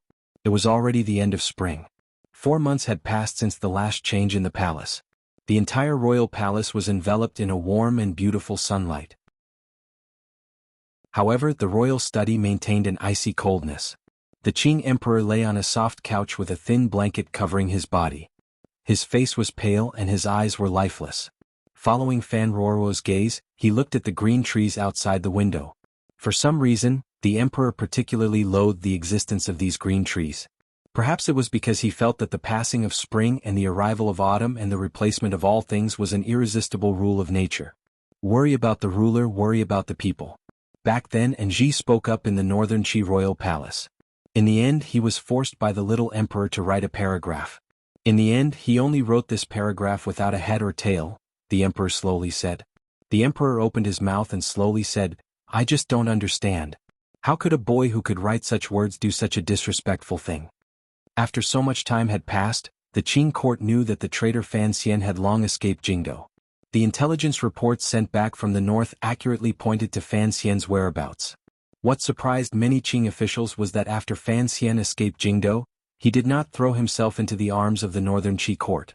Even more surprising was that the emperor seemed to only focus his anger on Fan Xian and did not begin a purge within the Qing kingdom. The emperor's eyes narrowed slightly. His sparse eyelashes were like an ominous broken autumn leaf as they drooped on his increasingly wrinkled face. His gaze flitted across Fan Ruoruo's shoulder. Suddenly he asked, Am I really not a good emperor? This was a lamentable and absurd question. How the Qing emperor did on the throne was a question that needed to be acknowledged by history. However, for some reason, this most powerful man in the world especially needed to obtain the approval of certain people. At the beginning, he had wanted to put Fan Xian under house arrest in Jingdo because he wanted to use Fan Xian's eyes to tell those people who had died. Now Fan Xian had rebelled. He was used to asking Fan Ruoruo this question. It was clear that he had asked this question more than once. Fan Ruoruo didn't even turn her head. She calmly replied, This is not a question I should answer. Suddenly Eunuch Yao's voice rang out from outside the royal study. Imperial Consort Yi has arrived. Princess Chen has arrived. Before he had finished speaking, Imperial Consort Yi and Lin Wan'er walked in. It was clear that these two women had come many times during this period of time. The emperor only glanced at them coldly and did not open his mouth to scold them. He didn't tell them to get out. He allowed them to come to the side of the soft couch and help his body up. Lin Wan'er changed all of the blankets on the soft couch. As she wiped the fine sweat from her forehead, she smiled and said, It's all new cotton from Zhongzhou. The embroidery is all the most fashionable in Quanzhou. Try it and see if it's comfortable. Imperial Consort Yi took out a few ingredients from the food box and carefully fed the emperor. As she fed, she nagged, The sun has been good these 2 days. Your Majesty should go out and walk around. The emperor coldly said, Don't you find it annoying to come every day? It's not like I can't move. The emperor's injury had indeed not healed. Contrary to the expectations of Fan Ruoruo and the Imperial Academy of Medicine, it was strangely lingering. Perhaps it was because he was old. If he had been at the peak of the Qing emperor's power, no matter how serious his injury, he would probably have long recovered. It was as if Lin Wan'er didn't hear her uncle's words. With a sweet smile, she began to massage his shoulders. Fan Ruoruo watched for a while and couldn't resist shaking her head. She sat on the other side of the emperor and began to massage him. The royal study sank into silence. Imperial Consort Yi sat quietly in front of the emperor and watched this scene with a slight smile. There was no purge in the court. The officials of the He faction had been slaughtered by Fan Xian. On the contrary, it had turned the court into an iron bucket. The third prince, Li Qingping, had recently, under who the scholars lead, begun to try to come into contact with political affairs. Although Consort Mei's belly was very big, no matter how one looked at it, the Qing kingdom was in a strange state of stability. At least, in the eyes of the people, the emperor had no intention of changing the heir. Nothing seemed to have changed in the Qing kingdom. On the contrary, it seemed to have become better, except for the young man called Fan Xian. He had disappeared from the world for almost half a year. No one knew where he was or if he was still alive. Lin Wan-er did not return to Danzhou with her entire family as Fan Xian had planned. Instead, she calmly stayed in Jingdou. Furthermore, she entered the palace more often than before. This scene shocked countless people. "Tomorrow I will go to court. Don't come." After a long silence, the emperor suddenly spoke. His tone was cold, but there was a thread of heaviness that was difficult to detect. Perhaps it was such a man who actually enjoyed the service of his family these days. However, these family members were, after all, the family of the son who dared to oppose him. "Yes, Your Majesty." Lin Wan-er smiled warmly and didn't say anything more. She knew exactly what she was doing. She also knew that she was only inheriting Fan Xian's thoughts. "Don't hope for that kid to come back alive. If he does come back, even if I can spare his life, the officials of the world will not allow him to live." The emperor slowly closed his eyes. The corners of his lips drooped like his eyelashes. He appeared tired. Could Fan Xian come back alive? This was a question that weighed heavily on everyone's hearts. The emperor's words clearly cut off everyone's path of retreat. The emperor continued to close his eyes tightly and coldly said, "You all don't know why he had to find the temple, but I know that he wanted Lao Wu to come back and kill me. For such a heartless son, should I have any pity for him?" Now that the situation had developed to this point, the Qing emperor had already shown rare magnanimity by not beating all the people related to Fan Xian into dust. Of course, it was mostly because of the agreement between him and Fan Xian. After all, he didn't know if Fan Xian was dead or not. Although it seemed that since ancient times, no one had ever been able to find the temple on their own, much less rescue someone from the temple, the emperor still could not relax. He knew that a woman had once done it. Would his son with that woman bring another great surprise to the world? If Lao Wu truly came back with Fan Xian, what would happen to him? What would happen to the world? The emperor suddenly opened his eyes. A cold light shone through them. "Summon Yi Zhong into the palace." Chapter 754. The dark gray land was burning, the dark blue sea was burning, and the boundless sky was burning. Everything in the world seemed to be enveloped by the blazing flames, trying its best to squeeze out every bit of fuel in its body, adding it to the raging flames. The volcano erupted, and the boiling red magma submerged into the seawater, evaporating endless fog. It also drove the ocean currents to set off huge waves that were each taller than the last, constantly slamming against the land that had long been melted into a strange shape. The world was filled with terrifying light and heat, filled with the smell of destruction. The animals on the land screamed miserably, their fur rotten, and their bones could be seen. It was as if the light, the waves, and the flames were soul-devouring flames from the netherworld that they could never escape. No matter how far they escaped from the burning forest, no matter how deep they dug into the deep holes under the grassland, they still could not escape the destruction that could destroy all living beings. The animals in the sea were also swimming uneasily, desperately avoiding the heat and poisonous gases that surged out from the deep trenches at the bottom of the sea. The mammals that were used to swimming freely in the cold sea poked their heads out of the water in extreme despair, but what entered their lungs was boiling air and the dust that carried fatal toxins. The birds in the sky were still flying with all their might, far away from the dazzling light in the sky, desperately flying towards the two ends of the land. The natural sensitivity of life made them know that they could probably only find the final paradise in those places where people rarely went. This was a great migration that was completely out of sync with the season, and in this migration most of the birds still died on the way, landing on the withered land. There were very few birds that could truly hide from the blazing light and the black dust. The light in the world gradually dimmed, but the air was filled with dust and dark clouds, mercilessly blocking the round sun above their heads. The entire green grassland had long changed color. The animals that had survived the calamity gathered around a small pool, desperately fighting for the only clean water source. More than 30 large crocodiles hid in the depths of the pool, and countless animals around the pool gathered and began to dig small puddles. Some bold and strong carnivores bravely began to attack the crocodiles' territory. There were no longer any traces of birds in the sky, and the fish at the bottom of the sea had long been frightened into the coral reefs in the deep sea, not daring to come out. The sharks swimming around opened their large eyes in confusion, not knowing what had happened to this world and what had happened to their home. And on the surface of the sea, more than 10 huge sperm whales floated tiredly, occasionally flicking their tails weakly. Further away on the edge of the small island, the sea lions roared at the sky in despair and anger, mercilessly biting each other to vent the fear in the depths of their hearts. The animals gathered around the pool gradually died. Some died from killing each other, some died from inhaling the black dust in the air, some died from hunger, some died from thirst, and most of the animals actually died from drinking the water in the pool. The air was dry and there were only countless pale bones left around the pool. Some were large, some were small, some were curled up and some were crouching in fear.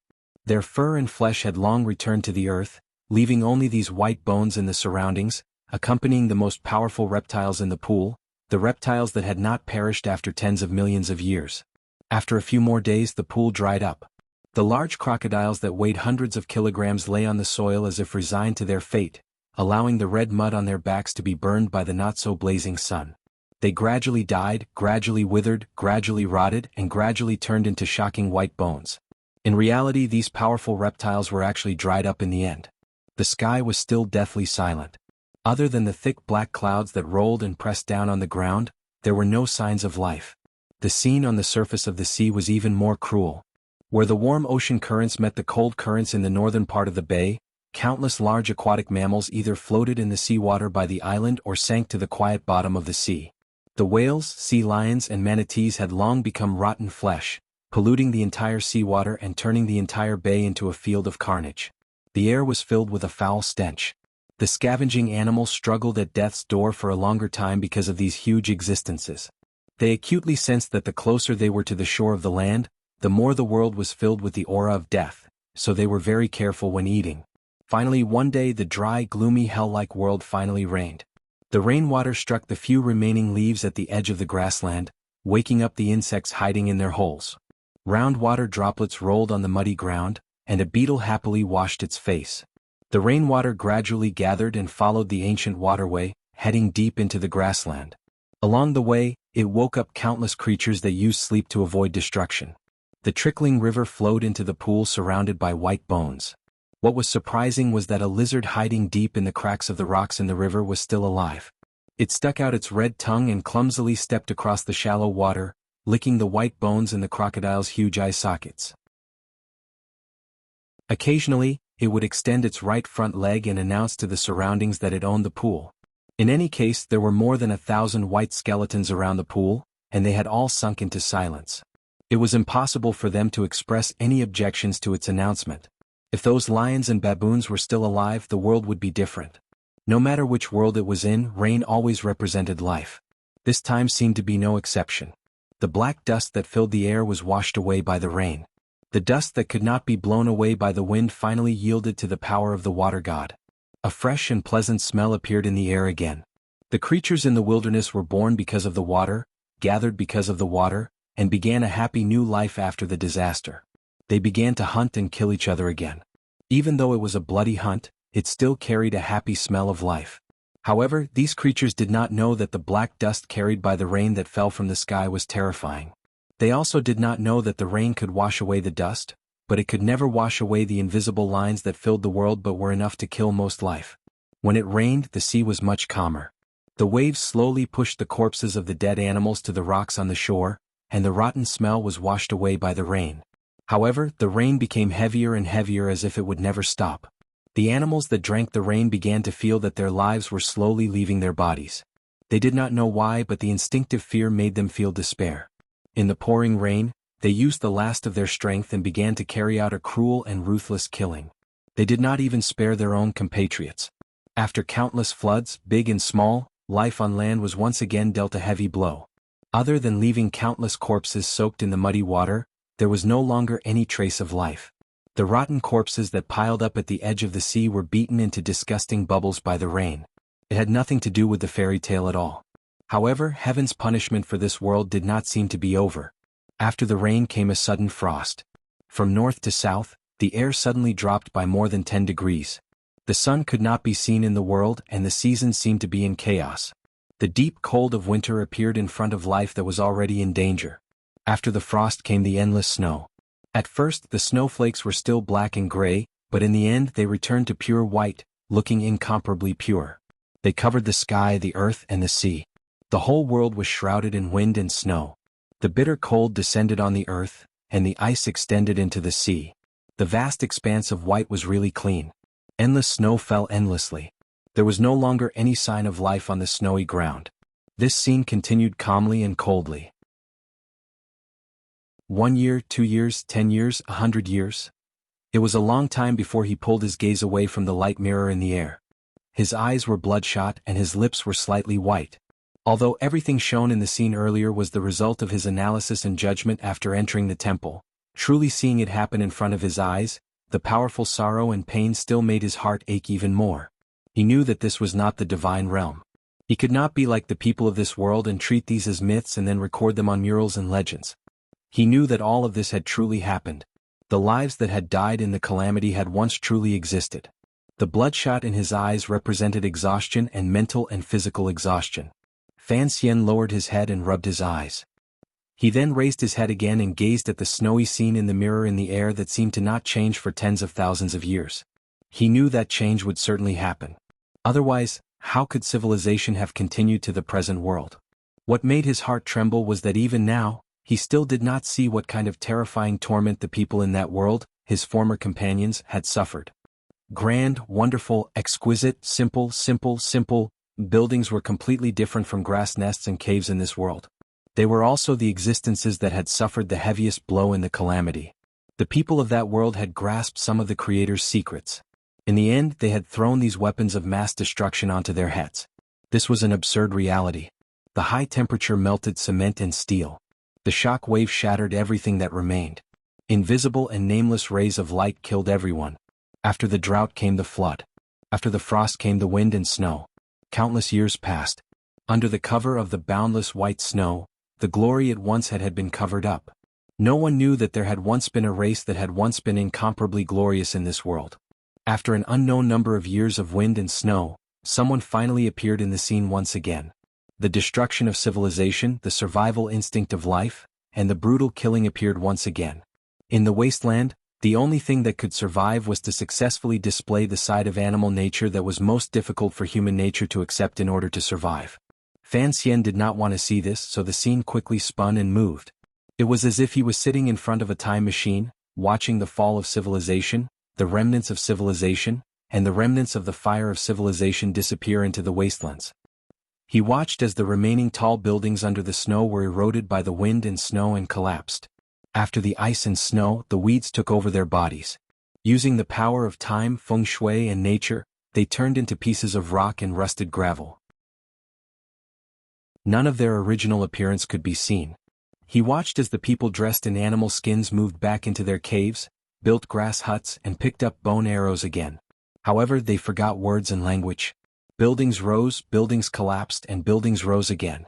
In the past, Fan Xian had always thought that civilization was the existence with the most life force. No matter how great of a blow it suffered, it could always rely on a few sparks to start a new prairie fire. However, as he watched the scenes flashing quickly across the mirror, only then did he know that civilization itself was the weakest thing in the world. When the material world that civilization relied on was lost, the spiritual aspect was always so easily forgotten. The scene flashed by in an instant, but hundreds of thousands of years had already passed in this world. The last glory did not leave any trace in this world and completely disappeared. Fan Xian watched all of this happen. His eyes were confused and slightly red. Sitting cross-legged on the ground, he clenched his fists tightly. In an instant he saw 1,000 years. The stone beside him had not rotted, but tens of thousands of years had passed. He truly saw the sea turn into mulberry fields, the stars move, and the earth change. He saw the once bay become fertile soil. He didn't know if the nutrients left behind by the countless dead animals would be of any help to this change in the world. He saw the deathly grassland rise slightly after the volcanic activity calmed. Freed from the threat of the flood, a tribe of primitive people came from the northeast.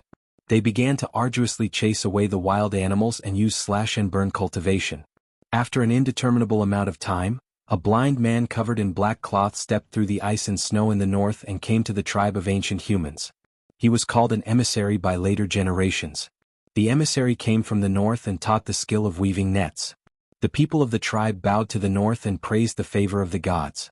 Another emissary came from the north and taught the method of knotting ropes to record events. The people of the tribe again praised the grace of the gods. Another emissary came from the north and taught the matter of writing. The people of the tribe built altars and painted paintings on the mountain walls. They praised the grace of the temple. Fan Xian buried his head deep into his knees. His hurried breathing made his back rise and fall.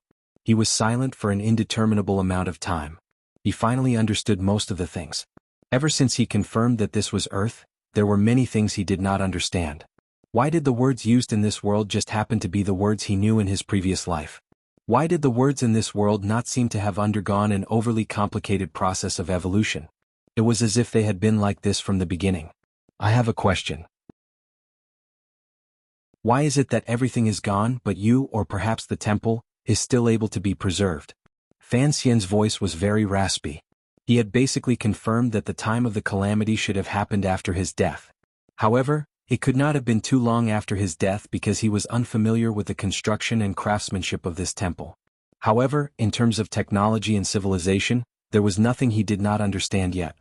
On the smooth mirror of light, scenes of the tribe people's joys and sorrows continued to play out. The hot-blooded sacrifice during the opening up of the wastelands continued to play out. These remnant people who had experienced hundreds of thousands of years of cold and deathly stillness had long forgotten that they were ancient existences too far away. However, they were, after all, humans who had already evolved once. When the environment of this world allowed them to move about relatively freely, the intelligence hidden deep in the collective unconscious finally exploded. In particular, the black-clothed emissary from the north would descend upon the tribe every once in a while and bring the grace of the temple. This quickly catalyzed the progress of human society and civilization. Just like a game with a plug-in, the scene in the light mirror progressed extremely quickly. It seemed like the human race did not spend hundreds of thousands of years to develop to its present state. However, since many years ago, the black-veiled emissary had never appeared in the world again. The ones who took up this task were the emissaries who walked the world, as well as the Tianmai practitioners who were taught by those emissaries.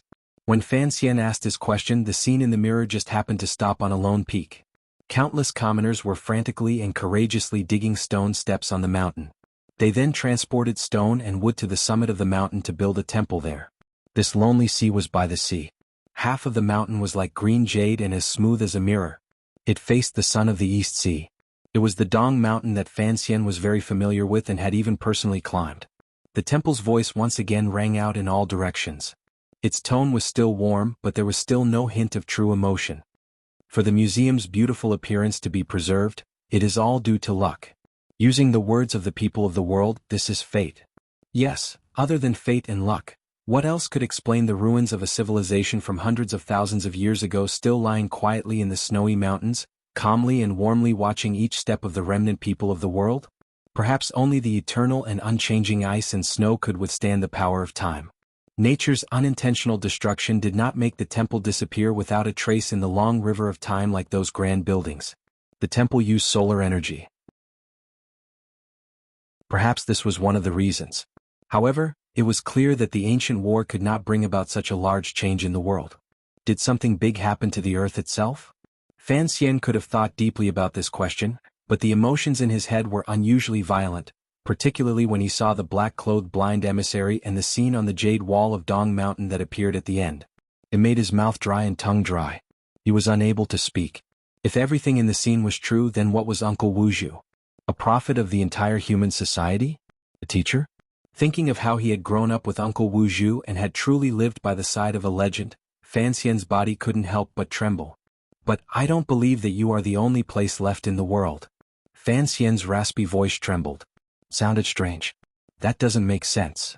Time can prove everything. I have spent hundreds of thousands of years in this world and have not found a similar existence. The temple's voice rang out calmly by Fan Xian's ear. The voice of the temple rang out beside Fan Xian's ear. It was very calm. For me to be able to survive until now and continue to complete my mission of helping humankind on one hand is luck.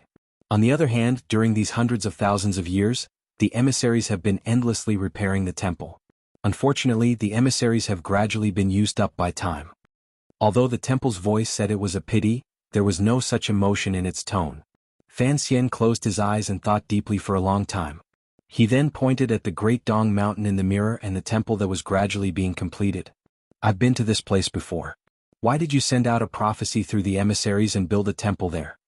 As he passed by Dong Mountain from the sea, each time he saw the neat and tidy jade wall that seemed to have been cut by a god sword, Fan Xian's state of mind would waver. Looking at the impossible scene in this world, he always felt that the jade wall did not seem to be formed naturally. If it was done by a human, what kind of power did it take? What Fan Xian didn't understand the most was why Uncle Wu Zhu had gone to Dong Mountain to recover after he was injured. Why did the emperor choose Dong Mountain for his final battle? To commemorate. The temple's voice was silent for a moment. It then said, that was the starting point of the battle. It was the weapon that humans used to kill each other. In the end, it created a result that even humans themselves could not have predicted. As for the final imprint, it was that neat and tidy jade wall. That city had long ceased to exist. Half of that mountain had been melted by the heat. In the end, it became what it is now. Fan Xian closed his eyes tightly. His eyelashes trembled slightly. It was not until today that he learned of this secret. Dong Mountain had been the point of the battle. A mountain range had been melted into a lone peak hanging by the ocean. The rocks had been melted by the high temperature into a green jade wall. How exaggerated and terrifying was this? Thus, the radiation left behind on Dong Mountain is the most powerful. It is also the most powerful yuanqi in the world. Fan Xian's raspy voice rang out as he spoke of his deduction. If my deduction is correct, I don't understand why the radiation from killing people can become yuanqi in the world. If the people of the world are truly the remains of a previous generation of humans, why do they have things like meridians in their bodies? Because humans are the stupidest species in the world and also the smartest. Most importantly, they are the species most able to adapt to their environment, the temple's voice replied. Concerning this, I have absolute confidence. Chapter 755. Once upon a time there was a mountain, a temple in the mountain, and a person in the temple. That person told a story. He said, once upon a time there was a mountain. If Fan Xian's experience in the temple continued to develop like this, without question, the people everywhere in the world who were eagerly waiting for him to live or die would be covered in many layers of cobwebs and then dragged to death.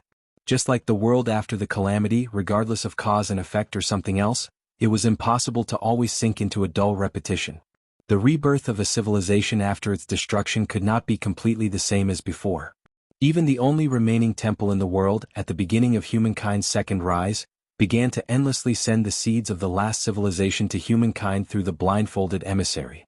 The most obvious change between the two worlds could not escape Fan Xian's eyes. After being reborn for more than 20 years, he meditated and practiced the tyrannical martial method every day. In this year he had also begun to sense the yuanqi that filled the world. This was the true difference. Human society seemed to have found a way to develop it. The meridians in the human body were clear proof of this change. If the yuanqi in the world and the jinqi in the human body belonged to the same path, then they were all traces left in the world after the calamity hundreds of thousands of years ago. They were traces left behind by nature. But why did these traces not kill the humans living in them? Using the explanation of the voice in the temple, perhaps adapting to the environment and finding a certain point of balance and benefit in this adaptation was a tenacious characteristic that life itself possessed. Thinking of this, Fan Xian couldn't help but feel a sense of loss. Sitting cross-legged on the ground, he was speechless for a long time. In his heart, the civilization that he had thought was the most tenacious and impossible to extinguish was, in reality, the most fragile existence. However, the seemingly fragile life became the strongest and most fearless existence in the face of an iron-like reality. Humans had adapted to this kind of environment. The newly grown plants and animals had also adapted to this environment.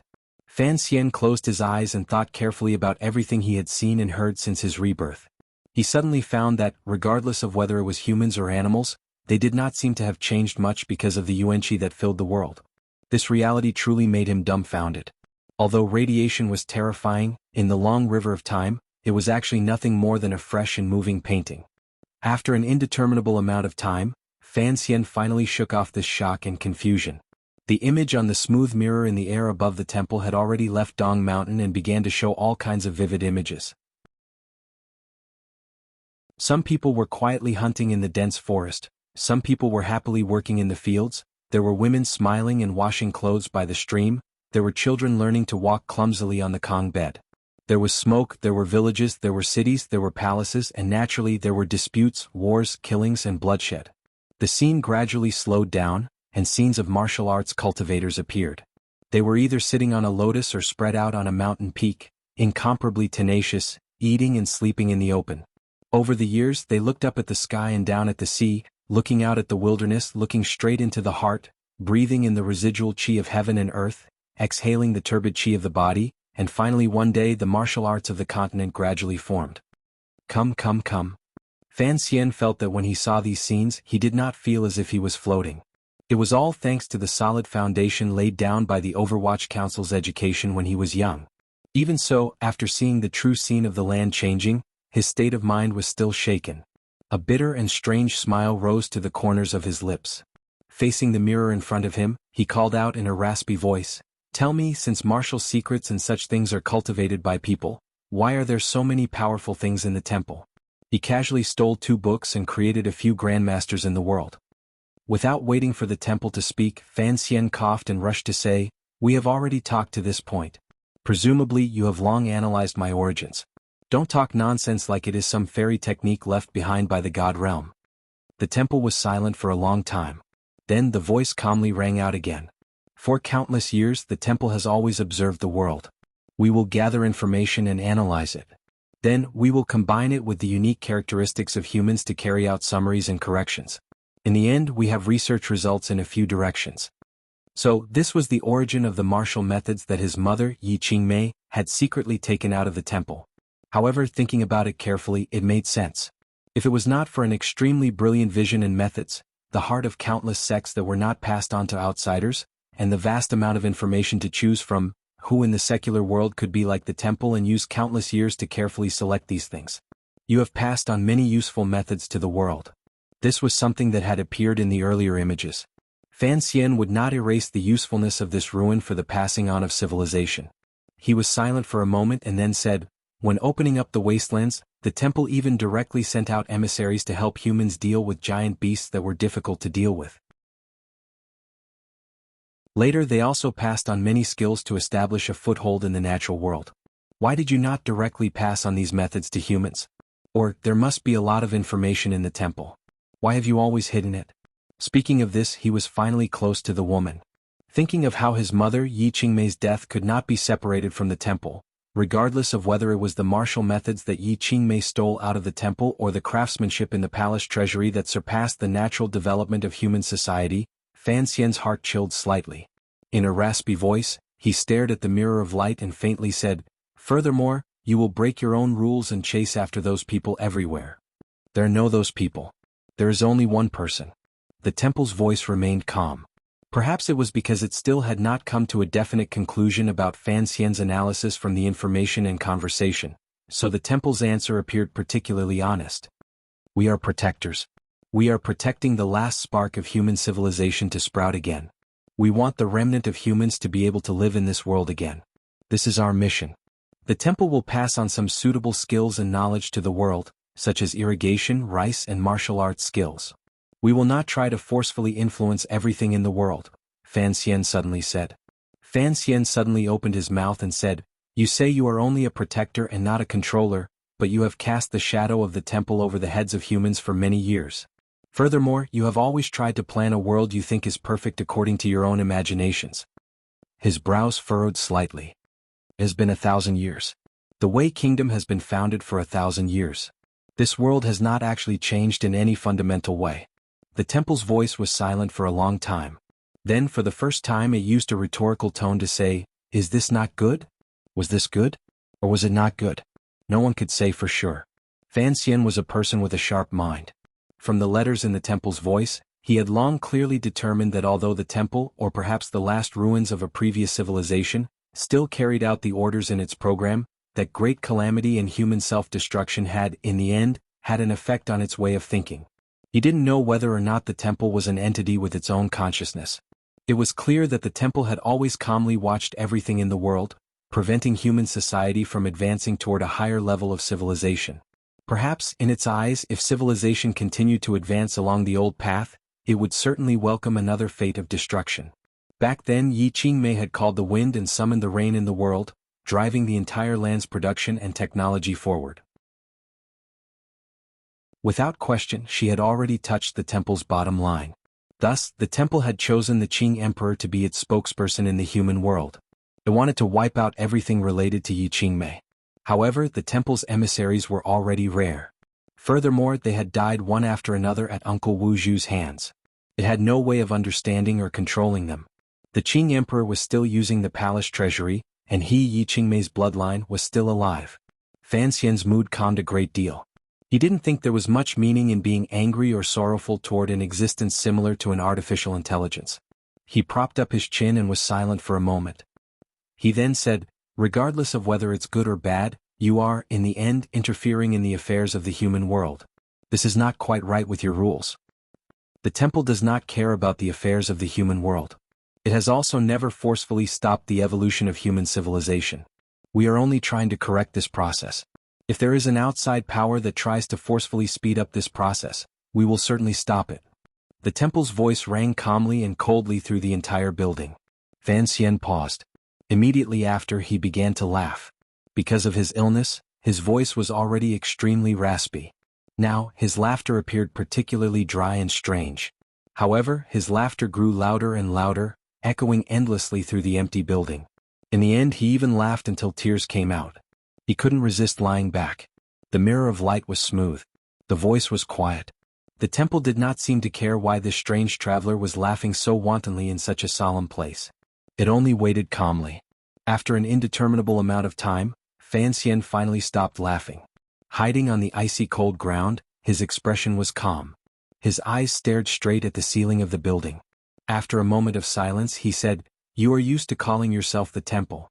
It looks like after these hundreds of thousands of years, you really do think of yourself as a god." No sound rang out in the temple. Only the mirror of light floated in the air and flew to the top of his head. It unfurled again and began to show scenes from the end of the world. However, this time, the lens did not seem to be facing the grasslands and oceans. Instead, it was directly facing the people who had suffered endlessly. Fan Xian furrowed his brows. He knew that the temple wanted to use these images to carry out a wordless explanation. These soundless images were truly shocking, but he didn't want to see them. Straightforwardly, he said, "Turn it off. It's not like it's a true romantic painting." The mirror of light floating in the air gradually restrained itself and lost its luster. It became a flat scroll. It moved from the two sides to the center and gradually closed the image. Following the disappearance of the last charred corpse, the mirror of light became a rod. Then the figure of the old man floating in the light reappeared. "I repeat, I am a guardian, not a god. If you are not a god, how can you have your own judgment and actions?" Fan Xian seemed to be a bit tired. The long conversation and the scenes of the river of time in front of him made him look a bit embarrassed. He put his hands behind his head and looked calmly at the old man floating above him. "You were created by humans, yet you have begun to control human development.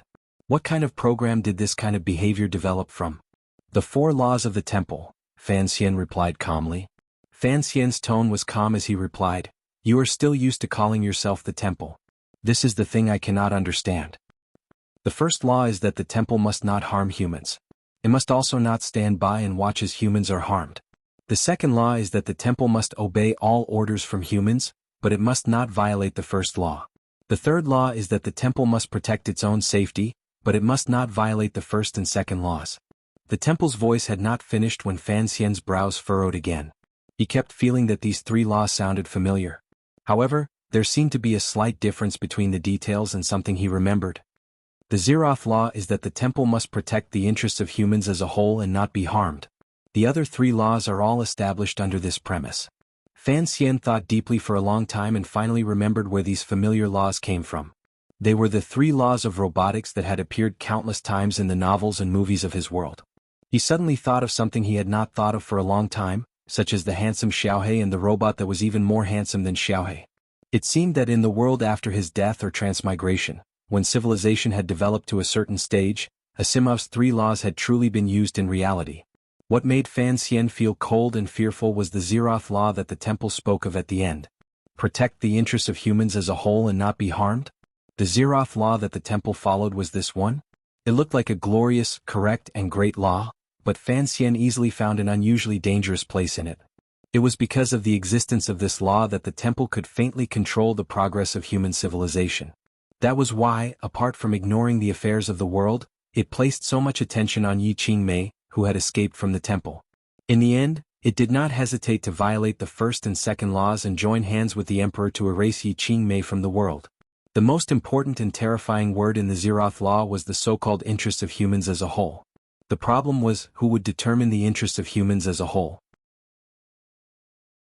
What kind of world environment and what kind of form of society would truly be in line with the interests of humans as a whole?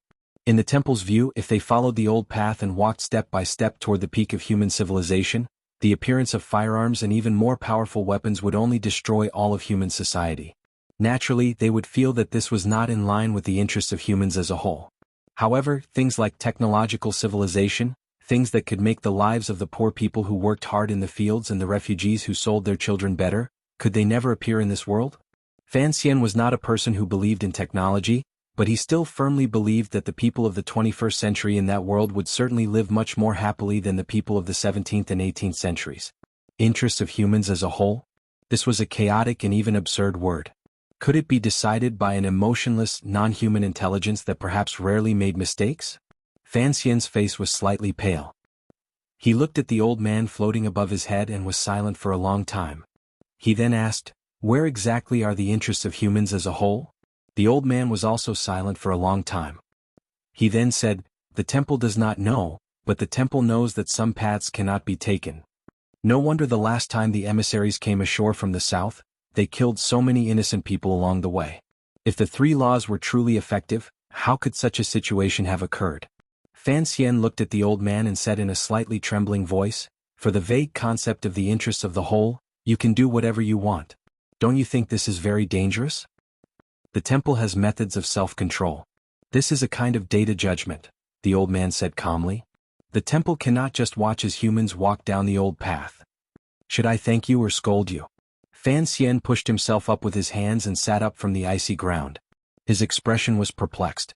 Slowly he said, "Who created this D*Ned Zeroth law?" "It wasn't created by a dog," the old man replied calmly. The old man from the temple replied calmly, but he did not know that his reply sounded like an extremely cold joke. When the temple woke up, this law already existed. Because of this so-called Zeroth law, you killed her. Fan Xian's face was pale. His dry lips moved slightly as he quietly muttered to himself. Gradually his voice grew louder and louder. "Because of such a strange reason, you killed her. You killed her. You killed her." Too many complicated emotions rose in Fan Xian's eyes. He stared in a daze at the figure of the old man floating in the air. The pain seeped into his bones, yet he spoke lightly.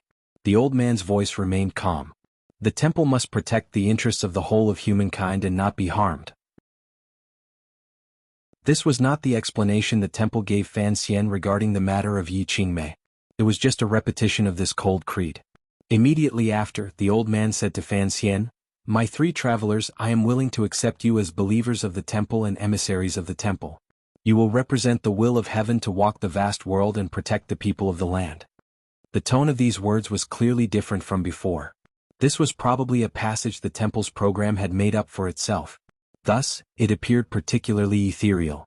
However, Fan Xian and the temple had already spoken for so long, but the temple's reaction was still so rigid. It seemed that the old man now remembered that the young and weak human in front of him was not like other people. He continued, "Fellow traveler from the God world, please remember the Zeroth law." Following this, the old man sank into silence. The color of the face formed by the screen of light changed endlessly. It was as if he was carrying out a final judgment and thought. A moment later, the old man said, "In order to abide by the Zeroth law, please remain in the temple." The three sentences represented the temple's three programs. One by one they were triggered. From the beginning of the recruitment of emissaries, it became a warning to Fan Xian and the final announcement to imprison Fan Xian in the temple. Fan Xian calmly listened to the three sentences and stood up. He did not appear nervous or afraid. Being imprisoned in this icy and snowy temple and being crippled for the rest of his life was not a good future. Although the temple's energy source was showing signs of drying up, presumably there had to be some way to produce food. Otherwise, Yi Qingmei would not have been locked up for so many years. However, Yi Qingmei, who was only 4, could rely on Ku He and Xiao En to escape the temple. Furthermore, Fan Xian had 2 companions waiting quietly outside. Fan Xian was not worried about anything. He just looked calmly at the old man in the air. After a moment of silence, he suddenly opened his mouth and said, "Insults and threats are not true battles. Furthermore, there doesn't seem to be any need to get angry at an inanimate object like you," he said in a raspy voice. "It's useless for you to threaten me. For some reason I keep having the urge to insult you." Son of AB***. Fan Xian spat out a mouthful of phlegm. It passed through the old man's floating, radiant clothes and landed with a splat on the ground. Immediately after, he patted his buttocks and turned to walk toward the main door. He threw down a few words to the old man from the temple. "You're just a ball of fireflies right now. How dare you pretend to be a flame monarch in front of me? I've already given you enough face by talking a few words with you, yet you want to lock me up for the rest of my life." Fan Xian walked all the way to the main door of the empty building. Nothing strange happened. The figure of the old man floating in the air only watched him leave quietly. Placing his palm firmly on the mechanism to open the door, Fan Xian turned his head. Narrowing his eyes, he said in a cold voice, "I'm not afraid to tell you I am Yi Qingmei's son. The wooden messengers in your temple have long been killed by my uncle. It's still the same old saying. Do your job as a guide with a good future. Don't always think about pretending to be some god." Pausing for a moment, Fan Xian smiled coldly and said, "If you make me angry, I'll tear down your solar panels and go back to Danzhou to boil hot water for a bath. I'll tear down your mainframe and have my son kneel for a CPU. What are you trying to scare me for?" The main door was pulled open abruptly. A world of ice and snow returned to his eyes. Fan Xian stepped out of the main door of the undamaged building. Narrowing his eyes, he greedily looked at the true scene in this world. He threw all the shocking scenes he had seen earlier to the back of his mind. He took a deep breath and roared loudly. His voice echoed through the entire snowy mountain and valley. He didn't know where the temple's weakness was and he didn't want to take the risk.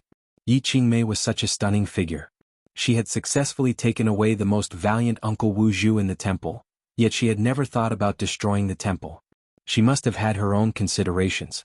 The thought of revenge for Yi Qingmei, after seeing the changes in the world, had miraculously evolved into some other emotion, although it had not faded. Most importantly, once Uncle Wu Zhu entered the temple, he was unable to leave. This seemingly broken-down place must have a truly terrifying aspect. Fan Xian appeared to be unbridled earlier because he knew that a dead object like the temple could not have any unnecessary emotions such as holding a grudge against him venting. He just wanted to vent the bitterness in his heart. After the echoing cries crashed into the snowy mountain countless times, they gradually weakened. Two figures swept past the stone platform in front of the building as quickly as possible and came to Fan Xian's side. They looked at him with nervous and worried gazes. Fan Xian glanced at Haitang and 13th Wang. With great difficulty he pulled his lips into a smile. He did not plan on telling anyone everything he knew in the building because there was no need. He would let his one remaining enjoy the loneliness, pain, and helplessness alone. "Did you find it?" Fan Xian asked. 13th Wang nodded. Only then did Fan Xian notice that he was carrying a large black chest on his back. His mood immediately became nervous. His pupils constricted slightly. Suddenly he felt that he seemed to have missed something. In a raspy voice he said urgently, "Get out of the temple. Clear target 1." The temple's voice suddenly rang out from all directions. The elder's figure had long disappeared. The temple was the temple. It no longer wasted energy to form a human figure. Following these four normal words ringing out through the empty temple, 13th Wang suddenly felt the black chest on his back move. With a crash, the black chest immediately disintegrated. A streak of black light flashed. A black metal drill pierced calmly and accurately into Fan Xian's body with an unimaginable speed. Fan Xian's hand gripped the metal drill tightly in his body. Suddenly he felt a sweetness in his mouth. He did not lower his head to look at the wound on his chest. Instead, he stared in a daze at the familiar face in front of him that would never grow old, as well as the unusually cold black cloth that covered the other person's eyes. Fan Xian knew he had missed something.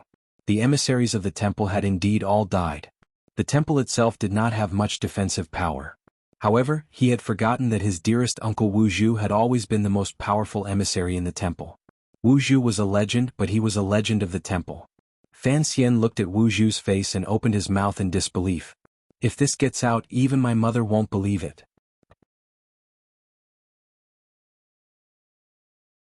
Chapter 756. As for how Fan Xian would deal with the temple, I thought for a long time and prepared countless philosophical questions, including things like paradoxes. Later, when I wrote it, I scratched my head. Damn, aren't I just a novice?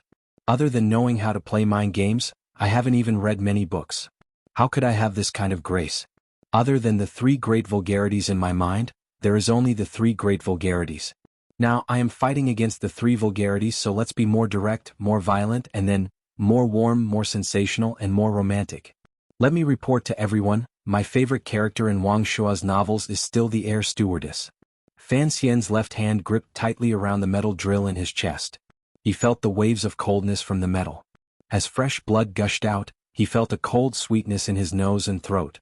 Even his body grew cold. The black cloth that was right in front of him was still not stained by a speck of dust. That plain and clean face with a hint of immaturity and not a single wrinkle seemed to be telling a story that had lasted for hundreds of thousands of years. Fan Xian stared in a daze at this familiar face. He found that he could no longer find a trace of familiarity on this face. It was clearly still this face, clearly still this black cloth, but he knew clearly that the person in front of him was no longer Uncle Wuzhu. At least, in this instant he was not Uncle Wuzhu. This person was clearly that person, but this person was not that person. They had known each other for 20 years. Now they met like strangers. What a sorrowful and depressing thing it was. When Fan Xian saw the large chest on 13th Wang's back, a warning rose in his heart. He did not feel the joy of finding Uncle Wuzhu and completing the greatest goal of his trip to the temple because he acutely sensed a problem. For the temple, Uncle Wuzhu had once been its most powerful and experienced emissary. Now he was its greatest traitor. Because Uncle Wuzhu protected his mother and himself, countless emissaries of the temple had died at his hands. Since the temple had finally controlled Uncle Wuzhu, how could it casually leave him in a place where 13th Wang could easily find him? Unless the temple was certain that it could completely control Wuzhu, it would not care about Wuzhu's movements. Based on this judgment, Fan Xian immediately ordered 13th Wang to take the box and break out of the temple. He firmly believed that as long as he left the temple's boundary, the temple would no longer be able to control Wuzhu. However, all of this was too late. A streak of black light flashed through the air. The chest cracked open. Wuzhu, covered in a black cloth, instantly moved from behind 13th Wang to in front of Fan Xian. He skewered his body like a shrimp. It was as if he didn't know Fan Xian at all. It was as if he had never risked his life for Fan Xian and his mother and never abandoned them. The moment he saw the black light, Fan Xian couldn't help but think of the scene Sir Shaoan had told him many years ago. When the doors of the temple opened and the 4-year-old ice and snow fairy Yi Qingmei escaped, a black light also flashed out. With only one move, he was smashed into a rolling gourd. Fan Xian stared at the black cloth on Wuzhu's face and felt the sharp pain in his chest. He knew that the temple had probably used some method to erase Uncle Wuzhu's memory again. It had even erased it into a blank. Fresh blood surged out from between Fan Xian's lips. His face was pale, but his gaze was determined. With great difficulty, he quickly raised his right hand and stopped Haitang and 13th Wang's shocked and furious attacks. He knew that when faced with Uncle Wuzhu, Haitang and 13th Wang had no power to retaliate. Once they entered the battle, only death awaited them. If he wanted to escape from the most dangerous situation in front of him, he could only rely on himself. Fresh blood sprayed out. Fan Xian curled up in pain on the metal drill. He looked unusually wretched. However, he could still think and did not immediately die. He could even raise his right hand and stop Haitang and 13th Wang's movements in their grief. This only proved that Wuzhu's unusually powerful and accurate stab had not struck a vital spot. This was a difficult matter to understand. Given Wuzhu's realm, who, other than the great grandmasters in the world, could escape death? Furthermore, Fan Xian was already heavily injured and ill. Presumably, even the temple had not thought that Fan Xian could survive under Wuzhu's hand. Thus, the voices ringing out from all directions fell silent. It was as if they were waiting for Wuzhu to judge whether Fan Xian lived or died. No one could avoid Wuzhu's attacks, but Fan Xian could. Ever since Wuzhu offered the kitchen knife in his hand to Fan Xian in that grocery store, on the precipice in Danzhou, accompanied by the slightly salty and moist sea breeze, Fan Xian had welcomed Wuzhu's rod education every day. After the cowering little yellow flower had been smashed tens of thousands of times, it had finally become much more resilient. After thousands and tens of thousands of attacks, countless bruises had appeared on Fan Xian's body. Fortunately, it was because of this that he had the ability to survive in this world and unusually exquisite movements. More importantly, he was the person in this world who understood the direction and speed of Wu Zhu's attacks the best. However, in the thousands and tens of thousands of attacks in the past, Wu Zhu's hand had always held a wooden rod. Today his hand held a sharp metal rod. Fan Xian could not completely avoid the stab, but in the instant before the black light approached his body, he relied on his practiced, almost instinctive, evasive movements to forcefully turn and move the metal rod's path away from his heart and lungs. It looked like blood was spurting out, but in reality, it only injured the pit of the heart below his ribs. Wu Zhu's head was slightly lowered. The black cloth fluttered in the cold breeze. There was not a trace of emotion on his face. It was impossible to tell whether this exceptional warrior was surprised that the human in front of him was able to avoid his stab. In the eyes of the bystanders, he only maintained his position and impaled Fan Xian on the metal rod. "If this gets out, even my mother won't believe it." These were the words Fan Xian said as he coughed up blood. After these words, Wu Zhu was silent for a moment. Suddenly he opened his mouth and asked coldly, "What is your mother's surname?" It was this ray of light, like a ray of light, that instantly occupied Fan Xian's mind, allowing him to see a glimmer of a chance of survival. He stared fixedly at the black cloth and said, "My mother's surname is Yi." Wu Zhu did not respond. "You call her Mississippi?" Fan Xian looked at the indifferent Uncle Wu Zhu. For some reason, sorrow rose in his heart, even more than the pain of his wound. He spoke in a raspy voice. Wu Zhu still did not respond. "She is Yi Qingmei. I am Fan Xian. You are Wu Zhu." Fan Xian spat out the bloody foam at the side of his lips and looked at Wu Zhu fiercely. However, this affected the wound in his chest. A wave of pain made his vision go dark. Wu Zhu still did not respond. It was as if these names, which he should have known best and were closest to, had long disappeared from his mind. Although he had said these words earlier, his entire body was permeated with a chill. It was like a block of ice between heaven and earth that would never melt. Looking at the block of ice and the black cloth on it, Fan Xian seemed to see a familiar soul gradually turn into spots of light and leave the body in front of him. It flew into the air and gradually disappeared. This reality made Fan Xian feel boundless terror and sorrow. He faintly felt that he would never see that Uncle Wu Zhu again in this life. Such sorrow made him forget that he was still impaled on the metal rod, heavily injured, about to die, and about to bid farewell to this world. For Fan Xian, who had seen thousands of changes, death was not scary. What was scary was that when he died, the person closest to him in front of him would not recognize him. He glanced hopelessly at Wu Zhu and spat out a mouthful of fresh blood. Dispiritedly and powerlessly, he knelt on the snowy ground. Wu Zhu slowly pulled back the metal rod. He didn't even glance at Fan Xian kneeling in front of him. With a bend of his elbow, the thin cloth sliced through the air and directly smashed back 13th Wang, who finally couldn't resist launching a sneak attack from behind. Then, the blind man with the black cloth steadily walked past the stone platform covered in light snow without any fluctuation of emotion. It was as if he had calculated the distance of each step. He walked to the only undamaged building in the temple and sat down. It was like a soulless shell had once again sat in front of the ancient ice mountain treasure and began to guard and wait. No one knew how many tens of thousands of years this wait would take. Fan Xian's body finally fell into the snowy ground. Fresh blood seeped out of his body. Haitang half knelt by his side and futilely helped him staunch the bleeding. She forcefully suppressed the sorrow and shock in her heart, but she could not suppress the hot tears in her eyes.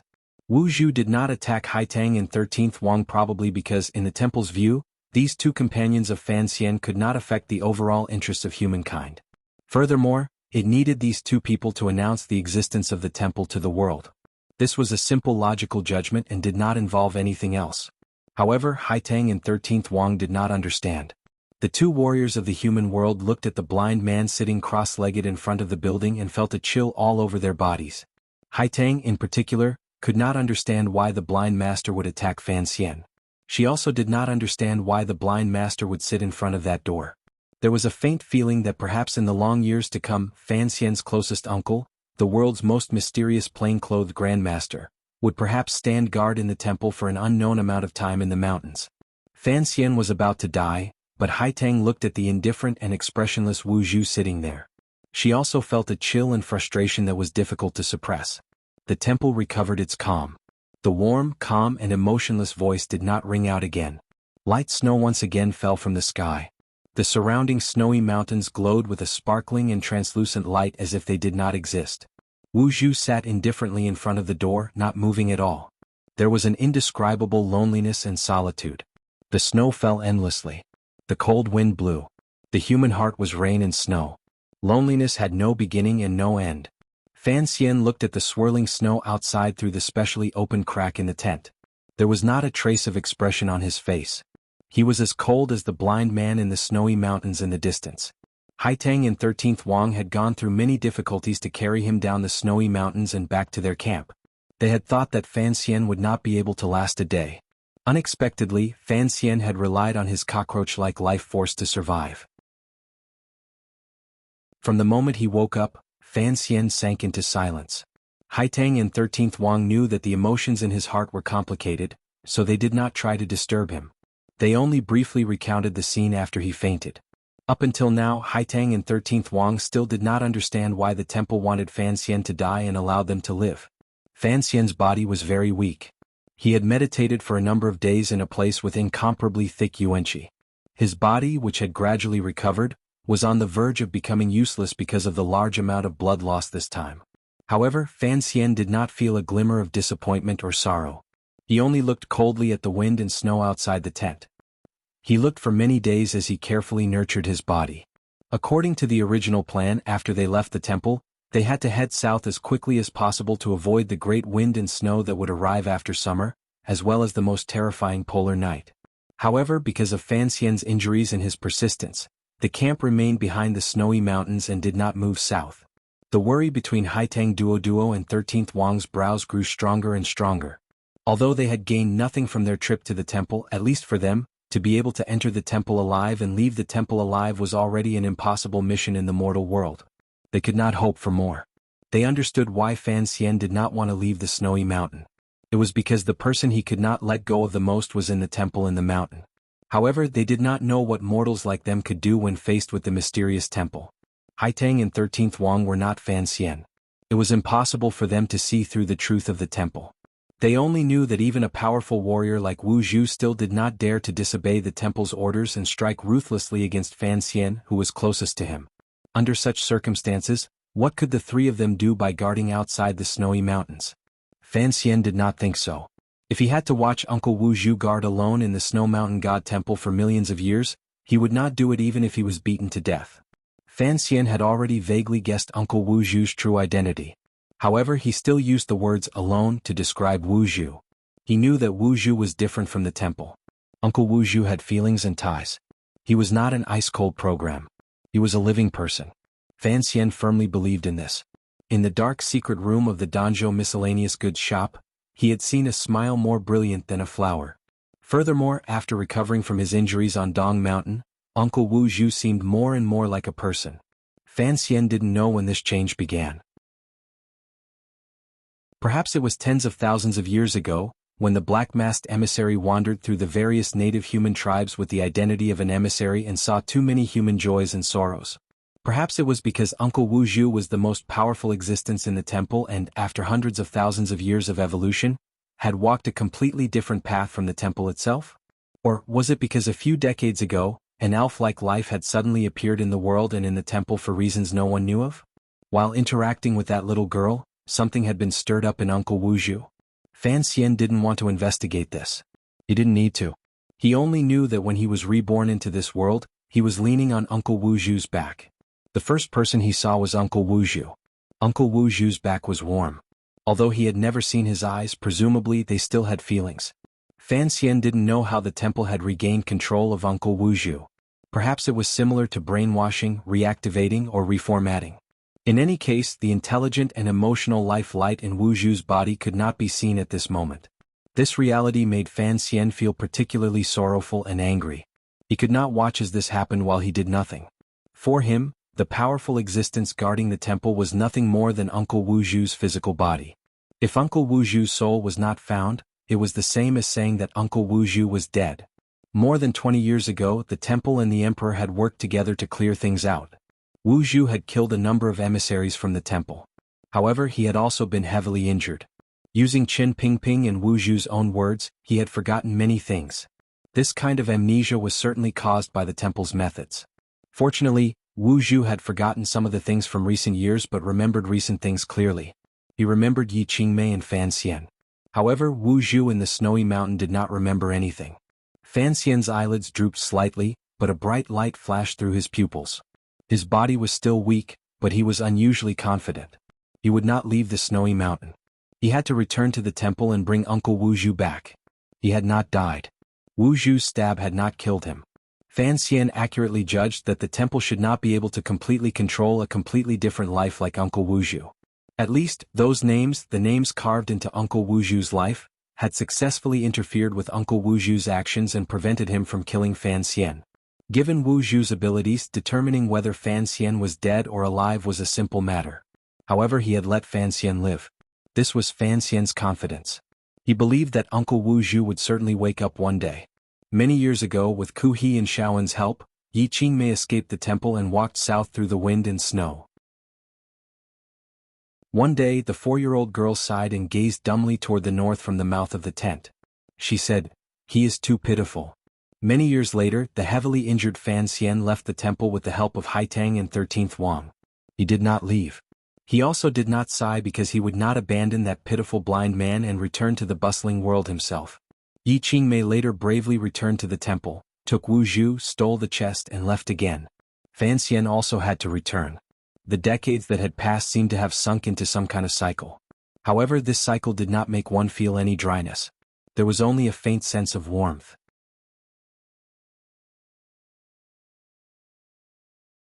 Chapter 757.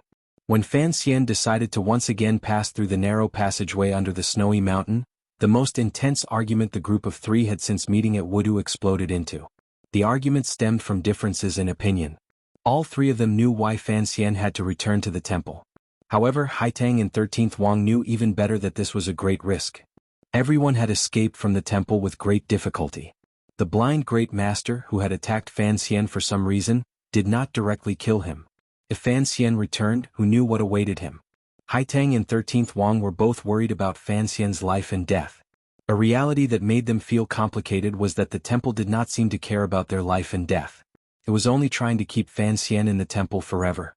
Whether it was summer or autumn, the wind and snow in the extreme north gradually began to blow again. The air was filled with a coldness that made one's heart palpitate.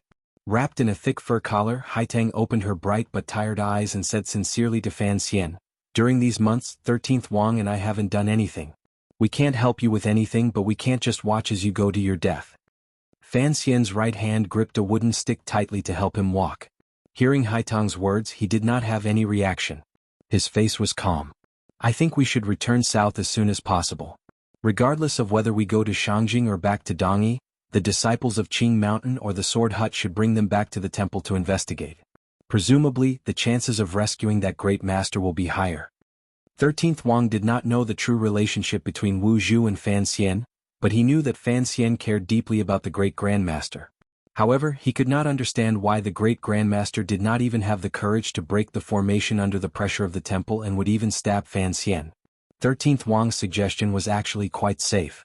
Since Fan Xian knew the path to the temple and had prepared for many years for it, adding on to his experience this time, once he returned to the south, it would not be difficult for him to bring some powerful helpers when he returned to the north.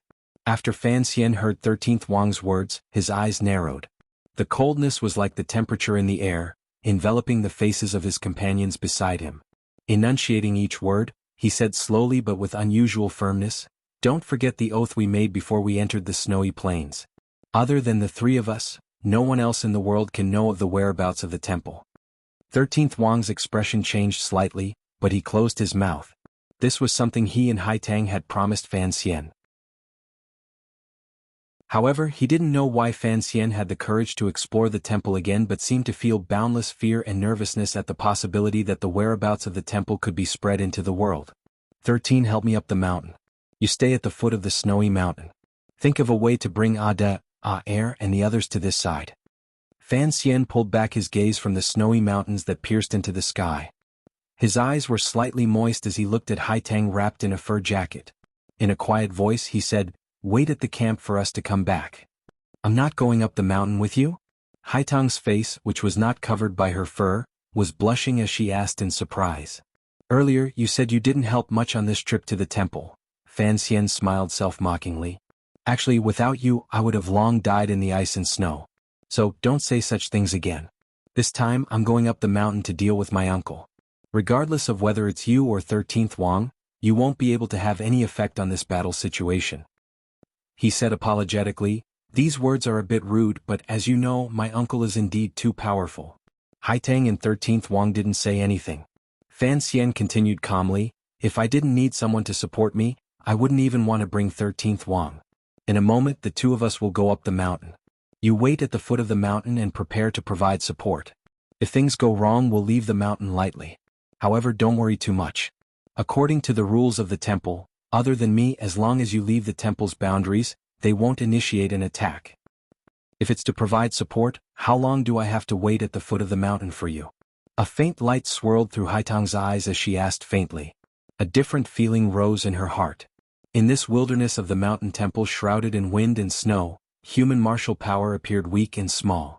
Compared to that, the things in Fan Xian's mind were more worth relying on. 3 days, and 13 will be in charge of contacting you. If I let you leave. A faint worry suddenly appeared in Fan Xian's eyes. He looked very much like a frail youth.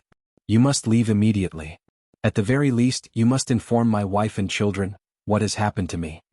Haitang and 13th Wang sank into silence at the same time. The further up the mountain, the less wind and snow there was. The temple deep in the mountain range, hidden by the sky and ice and snow, was right above. The second time he had come, he was already an old friend. Naturally, he knew the old path. Fan Xian supported himself with one hand on the wooden stick and the other on 13th Wang's shoulder. With great difficulty he climbed up the snowy mountain. Before long he came to the serene and straight stone path. 13th Wang carried a large urn on his back. It looked very heavy. During these few months, 13th Wang had been training his body and mind in the cold ice and snow. His willpower was strong to the extreme, so he did not care about this kind of burden. Fan Xian looked at his figure. His eyes lit up slightly. He immediately restrained it. After coughing, he said, even if we have to bury your teacher in the temple and complete his final wish, we still had to make this trip. 13th Wang was silent for a moment. He then said, you don't have to worry about me. If it was only for this matter, I could have come alone. You seem to have naturally offended the gods in the temple. If I follow you, it will be much more dangerous for me. Fan Xian smiled and scolded, you heartless thing. Teacher's final wish was for his ashes to be scattered on these stone steps. 13th Wang suddenly sighed and looked at the stone steps in front of him that reached into the sky. Fan Xian was silent for a moment. He then shook his head. The sword saint thought this was a godly realm, so he was willing to place it on these stone steps. You and I have both been to the temple. We know it is not a godly realm. Are you still going to do as he wishes? Then what should we do? Carry it on your back and listen to me in a bit. Ever since that snowy night a few years ago, 13th Wang had been sent to the Qing kingdom by his teacher, Sigu Jian, to be by Fan Xian's side. He had grown used to listening to Fan Xian. Although Fan Xian saw him as a friend, 13th Wang did not have much self-awareness as a partner. Perhaps it was because he was too lazy to think too many complicated things, or because he wholeheartedly served the sword. He left all the things that needed to be done with his brain to Fan Xian. Fan Xian said he would listen to everything he said. 13th Wang also listened to everything he said. Carrying the heavy urn of ashes, he supported the heavily injured Fan Xian and climbed step by step toward the snowy mountain. After climbing for an indeterminable amount of time, they finally reached the end of the long stone steps. The gray eaves and black walls, incomparably dignified and vast temple, once again appeared before the eyes of mortals. Although this was his second time coming, 13th Wang still couldn't help but feel a faint surge of emotion upon seeing the temple's true appearance. Fan Xian's mood was very calm. However, the air in his chest was a bit agitated. He began to cough violently. The sound of his coughing spread disrespectfully through the large platform in front of the temple and traveled far into the snowy valley in the mountain range. 13th Wang glanced at him nervously. Since he had come to steal, he should at least have some self-awareness of plucking flowers. How could he be so presumptuous? It was as if he was afraid the temple didn't know there was someone outside. Fan Xian coughed for a long time until his body was bent like a shrimp. He almost tore open the wound on his chest. Only then did he slowly straighten his body. His back was perfectly straight. His pupils constricted slightly as he looked coldly at the large sign above the temple, as well as the word "not" and 3 ms on it. he maintained a frightening silence. Of course, the temple knew there was someone outside. Presumably, it also knew the target he wanted to eliminate. Yi Qingmei's son, Fan Xian, had also come to the temple. What made Fan Xian feel slightly uneasy was that the temple's current silence appeared strange. He couldn't help but think of Uncle Wu Zhu's purposeful and merciful stab. He was not silent for long. The corner of Fan Xian's mouth twitched slightly. Staring at the temple's thick, dark door, he took a deep breath and ruthlessly spat out a word, "Smash." There were very few mortals who knew the whereabouts of the temple. Those who had been to the temple were even fewer. At least, in the last few hundred years, probably only the great sorcerer Bor in the west and Ku He and Xiaoan in the east had come. Even Bor's wife, Fu Boa, had not had the opportunity to visit the temple. In people's imagination, no matter who came to the temple, they would always be respectful. No one would have thought that someone would smash the temple's door. Breaking the door and entering was the way of a hooligan. Although whether or not the temple's thick door would break was another matter, at least Fan Xian's word represented that he was not afraid of angering the temple. It was probably because he knew that the temple was a dead object and did not have the emotions that humans should have. 13th Wang did not hesitate. With a muffled grunt, he lifted Sigu Jian's urn of ashes to his side with one hand and circulated the Jinqi in his body. With a whoosh, he viciously smashed the brown urn of ashes. With a bang, the urn of ashes was smashed into pieces against the temple's thick door, sending up countless clouds of dust. Occasionally, a few pieces of bone that had not been burned to pieces flew out. The pink mist formed by the bone ashes gradually dispersed. The thick main door of the temple was not smashed, but there was a deep mark on it. It looked somewhat miserable. What was especially glaring was that beside the mark, there was a piece of bone piercing deeply into the door. It was like a sword. 13th Wang's lips were slightly dry. His eyes stared fixedly at the piece of bone. He thought to himself that even though his teacher had died, the remains he left behind were still full of sword intent. This was the perplexed feeling of being a disciple. 13th Wang looked at Sigu Jian's ashes scattered on the temple's front door and stone platform. For some reason he became excited. The last sliver of fear and nervousness in the depths of his heart had disappeared. Fan Xian suddenly laughed in a raspy voice. If your teacher knew that his bones could smash the temple's front door again, his spirit would probably fly around happily. These two young men understood Sigu Jian's intentions very well. They knew that smashing the urn of ashes on the temple's door was very much in line with the great grandmaster's thoughts. 13th Wang finally also laughed out loud. The only thing that needed to be considered was that since the temple's door had already been smashed, the temple had to have some sort of reaction. 13th Wang accepted the wooden stick from Fan Xian's hand. His waist lowered slightly. Staring at the temple's door, he began to prepare to fight the tiger. Fan Xian raised his right hand and stopped him. There was a not quite there smile on his face as he quietly waited for the temple's reaction. His heart had long shaken off anything related to fear and loss. Haitang and 13th Wang thought it was a risk for him to go to the temple again, but he did not think so. When it came to the temple, he had miscalculated once and almost died. However, he did not think he would miscalculate again this time. After all, in the temple there was only Uncle Wu Zhu. As long as he could wake Wu Zhu, what was the temple? The temple's reaction was very fast. The heavy door only opened a sliver. A strange and terrifying black light floated out from inside. Like a bolt of black lightning, it was also like the arrival of a smear of night. In an instant it passed through space and time and came in front of Fan Xian. Clothed in black cloth and holding a metal rod in his hand, the rod pierced out. It whistled through the air. No one could stop such a terrifying attack. Fan Xian could not. 13th Wang could not. Even if Sigu Jian was alive, he could not. Furthermore, the Sigu Jian between the three of them was only a few pieces of broken bones and a pile of ashes on the ground. The emotionless and callous metal rod was about to pierce in front of Fan Xian's body when it suddenly stopped. To be able to recover to absolute calmness so quickly, what kind of terrifying power was this?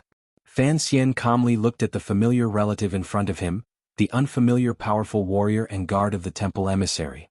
Are you curious? No one knew if it was because Wu Zhu had recognized the mortal in front of him as the target the temple needed to eliminate or because Fan Xian had said such strange words. In any case, Wu Zhu's metal rod did not pierce out. It only stopped in front of Fan Xian's throat. The tip of the metal rod was not very sharp.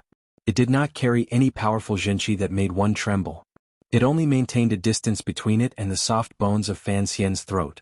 All the person holding the metal rod needed to do was shake their fingers and Fan Xian's throat would break and he would die. 13th Wang watched this scene nervously from the side.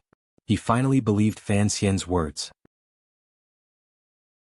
In front of this strange plain-clothed great grandmaster, no one could help Fan Xian. In the end, the only person who could help Fan Xian was himself. It was as if Fan Xian could not see the metal rod under his chin. He only looked at Uncle Wu Zhu, who was very close to him. With a warm smile, he quietly said, "I know you are curious.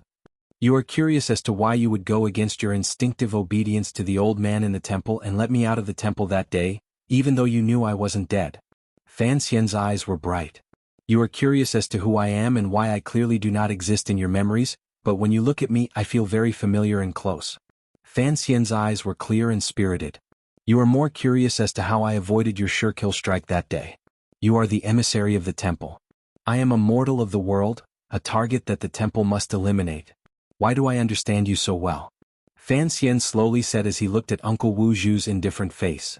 "Of course, please believe me. In this world, no one knows better than me what your greatest curiosity is right now. You are curious as to why you feel a sense of familiarity and closeness. What you are most curious about is why you are curious." 7 consecutive sentences about curiosity spat out from Fan Xian's thin and pale lips. There was not the slightest bit of obstruction or hesitation. Some of them gushed out and pressed forward step by step. Some of them only pointed directly at the cold heart covered by the black cloth. After the 7 sentences, Fan Xian immediately felt exhaustion wash over him. He couldn't resist coughing. After he finished coughing, his eyes grew brighter. The hope in his heart grew stronger. No one knew that when Uncle Wu Zhu's metal rod was so close to the cartilage of his throat, even if he moved a sliver, he would bleed on the spot, much less violently cough. The reason he hadn't died after coughing was because of the metal rod in Wu Zhu's hand. It was precise to an unimaginable degree. As Fan Xian's body trembled and moved, it moved forward and backward. To make a snail's horn in an instant was truly powerful. 13th Wang began to stare closely at Fan Xian's hand. When he realized that he couldn't change anything in front of this strange blind man, he began to watch Fan Xian's body nervously. When Fan Xian coughed, his heart also chilled. Immediately after, he realized that Fan Xian was still alive. This reality made him involuntarily admire Fan Xian to the extreme. He also finally understood where Fan Xian's confidence came from when he ignored his and Haitang's objections under the snowy mountain. But Fan Xian was not nervous at all. Was he not at all worried that he would be killed by this blind man with black cloth in front of him? 13th Wang didn't believe it. He clearly saw that Fan Xian's hands behind his back had been trembling slightly the entire time. 13th Wang took a few steps back toward the stone steps and increased the distance between him and the two of them. He saw Fan Xian's hand gesture and was worried that his existence would disrupt Fan Xian's plans and cause a change to happen to the blind great master. Fan Xian's emotions did not completely relax. He stared closely at the black cloth over Uncle Wu Zhu's eyes, trying to see the endless questions in his heart from his expression. A moment later he found that all of this was futile. Uncle Wu Zhu's face was still indifferent, and the aura between his brows was still unfamiliar. Being always icy could not be considered familiar. In his life, Wu Zhu had only smiled at Fan Xian a few times. However, Wu Zhu's indifference in front of the temple was truly unfamiliar. Fan Xian's heart sank slightly. His body also sank with it. Very naturally, he sat down in the shallow snow in front of the temple door. He did not care at all about the metal drill at his throat, which could kill him at any moment. Miraculously, Wu Zhu also sat down, sitting in front of the temple door. Sitting there alone, it was as if he was blocking all the prying eyes of the world and the howling wind and snow for thousands of years. The metal drill continued to stretch out in Wu Zhu's hand. It was as steady as his forearm, resting on Fan Xian's throat. Perhaps he could hold it like this for 10,000 years and not feel tired. However, Fan Xian felt tired, particularly as Uncle Wu Zhu sat coldly and did not speak. Perhaps there was some warmth in the heart of this icy body, but it still did not warm up. This reality made Fan Xian feel tired. He didn't know if he could wake up this closest family member. In his life he was most skilled in battles of the mind. His two most outstanding battles were against Haitang and the Emperor. In the end, Haitang had lost to him. Even someone as powerful as the Qing Emperor could not rest easy under the entanglement of Fan Xian's thoughts. Even though father and son had turned against each other, it still left wounds all over the Emperor's heart. Going to the temple again this time to try to wake Uncle Wu Zhu was, without question, a true battle of the mind. However, it was also the most difficult battle of Fan Xian's life. Uncle Wu Zhu was not a mortal. From his body to his thoughts, he was not a mortal. He was a legend. He was icy. He was a program. Most importantly, he had forgotten everything. He had forgotten himself and his mother. Wu Zhu sank into an eternally unchanging silence. It brought even more difficulty to Fan Xian's plan. Without conversation, how could he know the changes in the other party's thoughts? How could he take the opportunity to enter and directly strike at the heart? Look at the other party's expression and observe the expression? But what expression had Uncle Wu Zhu ever had in his life? You've been whitewashed. After a long silence, Fan Xian let out a sorrowful sigh. To think that you are a legendary figure in the temple. You are clearly of a higher level than the old man in the temple. How is it that you've been whitewashed? In Fan Xian's view, Uncle Wu Zhu, who had feelings, thoughts, and awareness, had always been a living person. Naturally, he was of a much higher level than the old man in the temple who controlled everything but still only knew how to follow the dog*T4 laws. However, it looked like the temple had a method of controlling the emissaries that went out that no one knew about. Otherwise, Wu Zhu would not have become an inhuman machine. Although Wu Zhu back then was not very human, Fan Xian was not very human. My name is Fan Xian. I told you that day. Although you have forgotten, I want to tell you a story. This story is related to you and it is also related to me. I hope you can remember something. Of course, even if you remember, perhaps you will not be able to break the chains on your heart. But we have to try. At least you don't want to kill me. This is probably something in your instincts. Isn't that good? Fan Xian followed the perfectly straight metal rod and looked at Uncle Wu Zhu's icy face. He wanted to smile but almost cried. He forcefully took a deep breath and calmed the emotions in his heart. He then began to speak. A long time ago there was a pretty little girl who lived with you in this temple. Do you still remember? The unmoving metal rod in Wu Zhu's hand moved in and out as Fan Xian took a deep breath. It was very miraculous, but it still stuck to Fan Xian's throat. Just like when Fan Xian's throat moved when he spoke, it also moved with the metal rod. However, this movement was very small, so small that it could not be clearly seen by the naked eye. Fan Xian did not care how much Uncle Wu Zhu remembered. Calmly and sincerely, he continued to narrate the story related to Wu Zhu, the little girl who had helped him escape from the temple. They had gone to Dongyi together. They had met an idiot and done some things. Then they had gone to Danzhou. They had met a group of idiots and a eunuch idiot. Then everything else, the snow in the sky slowly floated down. It brought an indescribable feeling of holiness and solemnity to the surroundings of the temple. Perhaps the old man in the temple was using a silent method to endlessly urge Wu Zhu to move. Fan Xian sometimes coughed and sometimes was silent. His unusually raspy and tired voice seemed to be the complete opposite of an order. It had Wu Zhu maintain his current posture and sit motionlessly by the door of the temple. Gradually the white snow covered their bodies. Wu Zhu was clearly closer to the eaves of the temple, but more snow had accumulated on his body. Perhaps it was because his body temperature was relatively low. The weather grew colder and colder.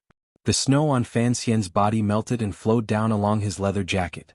The coldness seeped into his body and made him cough more frequently. However, his words did not stop at all. He continued to narrate the past, everything about Wu Zhu's past. The scene on that carriage seems to be rewinding. Fan Xian coughed and used the corner of his sleeve to wipe away his snot, which had already turned to ice. Although he was wretched, the light in his eyes did not dim at all. He knew that this battle of the heart was a battle against the temple's control over Uncle Wu Zhu. He did not have any room to relax. In Danzhou you opened a general store, but business was not very good. It was often closed. Your face was always icy, so of course no one was willing to look after your business. Fan Xian smiled sourly and continued in a raspy voice, "Of course I was willing to look after your business. Although I was still young at the time, you often prepared some good wine for me to drink." As he spoke, Fan Xian seemed to have returned to his childhood after his rebirth. At that time life in Danzhou was somewhat dull and tedious. His grandmother treated him strictly but kindly and refused to slack off in her studies.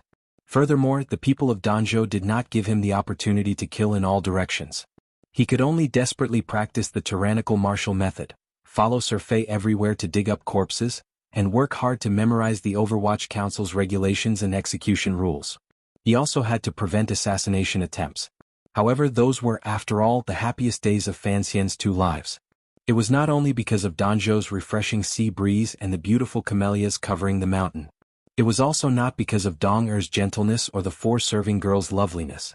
The biggest reason was because of that general store, that icy blind young servant, the yellow flowers on the precipice, and the education under the stick. As Fan Xian spoke, he was somewhat lost in thought. He thought of when he went to the general store to steal wine to drink as a child. Uncle Wu Zhu would always shred radishes for him to drink without caring how old he was. Involuntarily, a glimmer of warmth rose to the corners of his lips. Like a magic trick, Fan Xian took out a radish from his swollen leather jacket and then a kitchen knife. He began to chop at the green stone ground in front of the temple, cutting the radish. The green stone ground in front of the temple had experienced thousands of years of wind, frost, and snow, but it was still smooth. Using it as a chopping board, although it was a bit stiff, it had a certain crispness. The knife moved like it was flying. In just a moment, a frozen and crisp radish was cut into shreds of uniform thickness and placed neatly on the green stone ground. While cutting the radish, Fan Xian didn't speak. Wu Zhu tilted his head and looked calmly at the knife and radish in Fan Xian's hand through the black cloth. It seemed that he didn't understand what was happening in front of him. Cutting radish shreds in front of the temple, if Fan Xian could survive, presumably would be the most arrogant thing he had ever done in his life. It was more arrogant than jumping off the palace walls to kill Qin Yi, more arrogant than charging into the royal palace to slap the Empress Dowager, and even more arrogant than entering the palace with a single sword to assassinate the emperor. However, Wu Zhu still didn't seem to remember anything. He was just curious about Fan Xian's senseless action. Fan Xian lowered his head and sighed. He threw the kitchen knife to the side and pointed at the radish shreds in front of him. In a light voice he said, "Back then you always complained that my radish shreds weren't cut well. What do you think of my cutting now?" Wu Zhu straightened his head and remained cold and silent. A thick coldness grew in Fan Xian's heart. He suddenly felt that he was doing useless work. No matter what he did, it was impossible to wake Uncle Wu Zhu. Uncle Wu Zhu was already dead and would never come back to life again. The world was very cold. The temple was very cold. However, Fan Xian seemed to have only just felt it. His entire body shivered. He suddenly gritted his teeth with all his strength. He bit down until a trail of blood seeped out from the corner of his lips. He stared fixedly at Wu Zhu angrily. It was a long time before his emotions calmed down. In a dark voice he said, "I don't believe this. Don't pretend.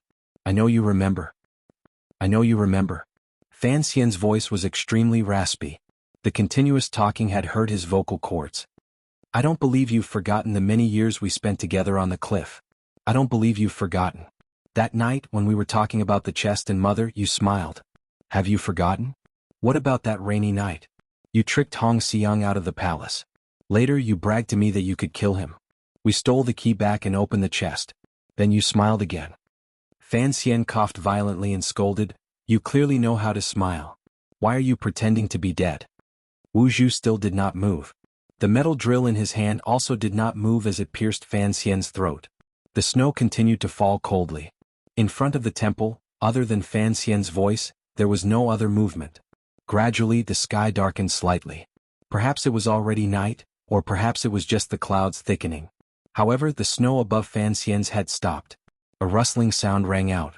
13th Wang's head was covered in sweat. He set up a small spare tent behind Fan Xian and then pushed it over Fan Xian's head, covering his entire body. Coincidentally, the tent's door was between Fan Xian and Wu Zhu, so he did not move the stable metal drill. The snow was heavy. 13th Wang was worried about Fan Xian's health, so he had gone through a lot of trouble earlier and rushed back to the camp as quickly as possible. He had brought a small tent to help Fan Xian block the snow. No wonder he was panting so heavily. Perhaps Fan Xian knew, or perhaps he didn't. He only stared unblinkingly at Wu Zhu with his absent-minded or lifeless eyes. In an unpleasant and raspy voice, he spoke with all his might. Fan Xian was not a chatterbox. The words he said that day were probably more than he had in his entire life. After 13th Wang finished all this, he glanced at the two strange people at the door of the temple with a complicated expression. He once again sat down on the stone steps covered in snow. Only 3 idiots could do such an idiotic thing. A day and a night passed. The metal drill in Wu Zhu's hand didn't leave Fan Xian's throat for a day and a night. It seemed that even he didn't know why he didn't want to kill this talkative mortal in front of him. Fan Xian spoke non-stop for a day and a night. It seemed that even he didn't know that his saliva had long dried up. The food and water that 13th Wang had brought had all been put aside by him. His saliva dried up and regrown. After his vocal cords were damaged, they were extremely raspy. In the end, the spittle he brought had even been dyed pink. His throat began to bleed. His voice began to become so ugly that it was difficult to hear what he meant. His speaking speed was already slower than that of an old man with one foot in the grave. 13th Wang listened beside this pair of strange people for a day and a night. He began to listen very seriously. In Fan Xian's bloody and tearful complaints to Wu Zhu, he heard much of the truth of the turbulent times in the land. He learned of many magnificent figures. He also learned of Fan Xian's childhood and life as a youth. When Fan Xian began to repeat his life biography for the third time and took out a kitchen knife for the fourth time to mimic the action of slicing radishes, hoping that Wu Zhu would remember something, 13th Wang couldn't bear to listen anymore. He hugged his knees and sat by the stone steps. Looking at the strange and beautiful shadows in the distance on the snowy mountain range, his fingers unconsciously gathered the ashes and traces of ashes by his side. It was Sigurd Jian's remains. When Haitang walked to the door of the temple, this was the scene she saw. She saw three idiot-like people.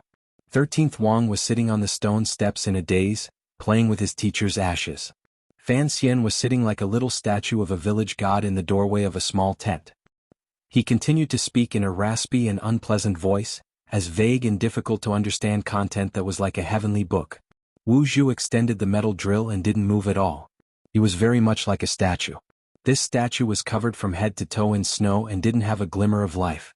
The metal drill lay between Wu Zhu and Fan Xian. It was as if it separated two completely different, untouchable worlds. Regardless of whether it was thrust out or pulled back, perhaps everyone present would feel much better. Yet it was this coldness and stability that lay between the two of them. It made one feel endless sorrow and pain. One person couldn't bear to leave, but the person who couldn't bear to leave still didn't understand. The most painful thing in the world was nothing more than not understanding. With just one glance, Haitang knew what had happened during this day and night. A bitterness that was difficult to suppress rose in her heart. It was not until now that she was certain that, for Fan Xian, there were always many things that were more important than his life. He's gone mad. Haitang looked in a daze at the clearly inauspicious red flush on Fan Xian's face. She listened to his raspy, slow, and indistinct voice. She looked at the specks of blood-colored saliva on the snow on Wu Zhu's body. Her heart felt a stabbing pain. 13th Wang stood with unusual difficulty. Looking at her in silence for a moment, he said, "You've gone mad. Otherwise, why wouldn't you listen to him and come up?" "I just felt that since he was going to die, I also wanted to see him die." Haitang glanced at 13th Wang and said with her head slightly lowered, "He won't be able to hold out for long. His injury has never healed. That day he was stabbed through and lost too much blood. Even if he wanted to pass through the icy plains and return south, it would be a difficult task.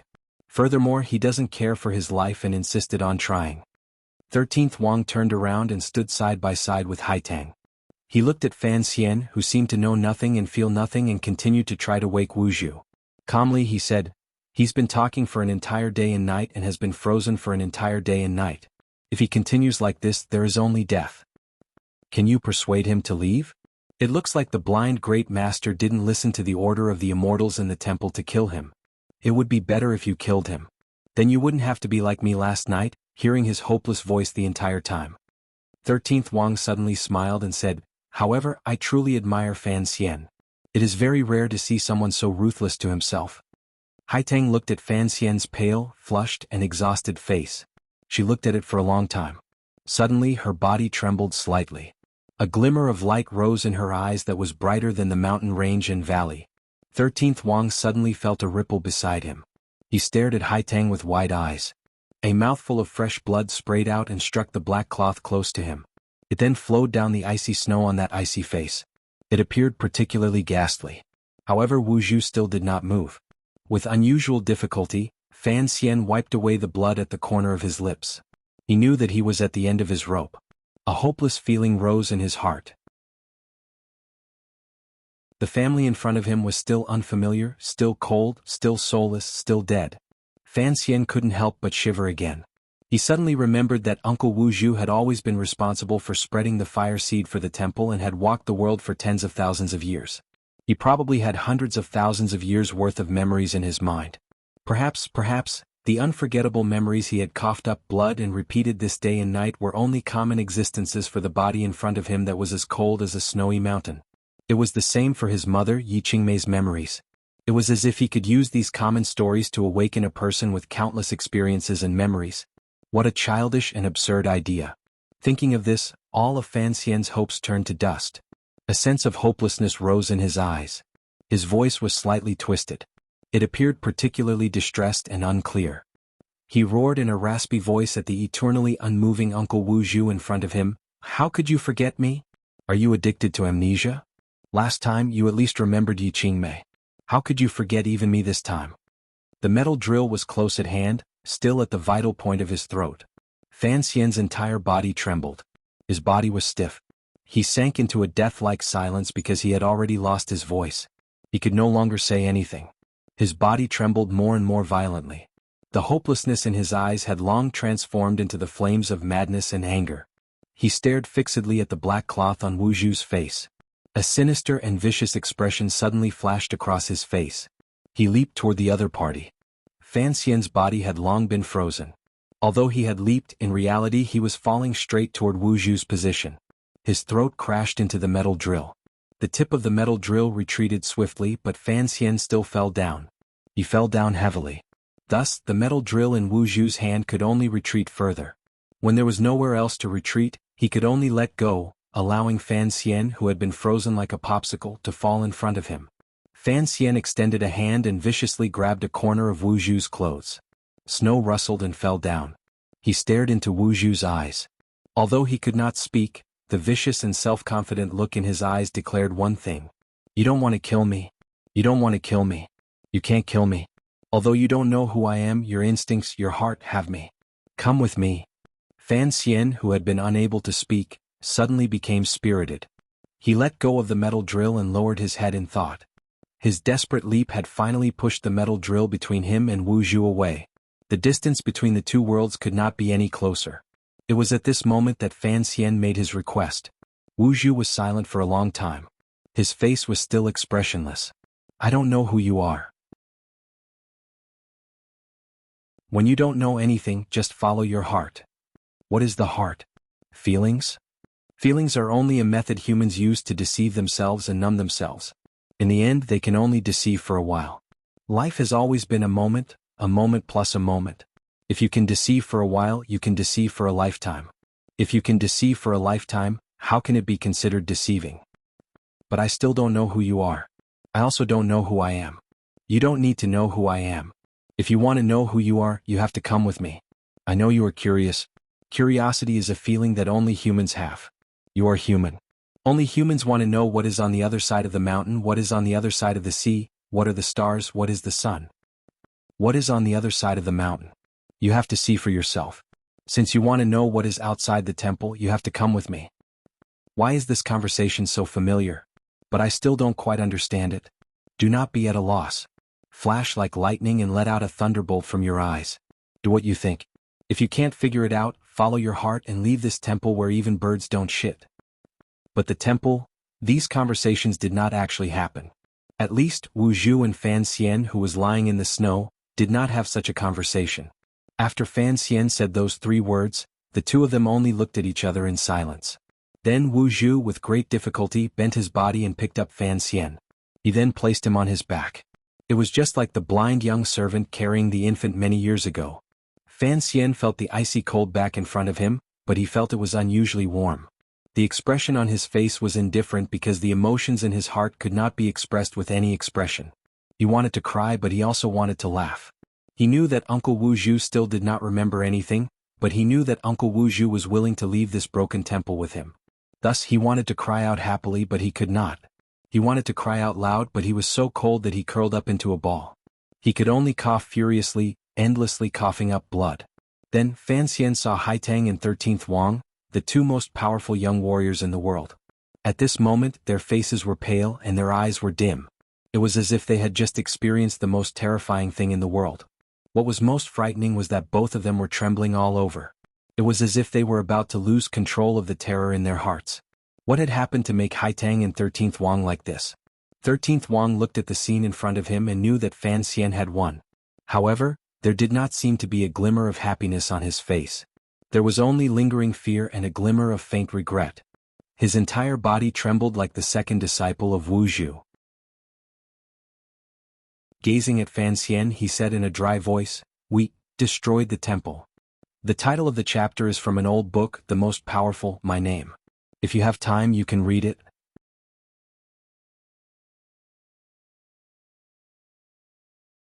Chapter 758. I have an important dinner tonight and cannot push it off. I have written less today. I saluted with my hands. Smashed the temple. Hearing these words come out of 13th Wang's trembling voice, Fan Xian couldn't help but shiver on Wu Zhu's back.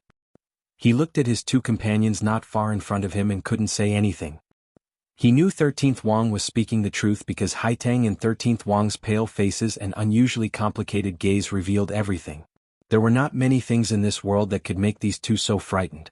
Fan Xian coughed violently and couldn't make a sound. He only felt his scalp go numb.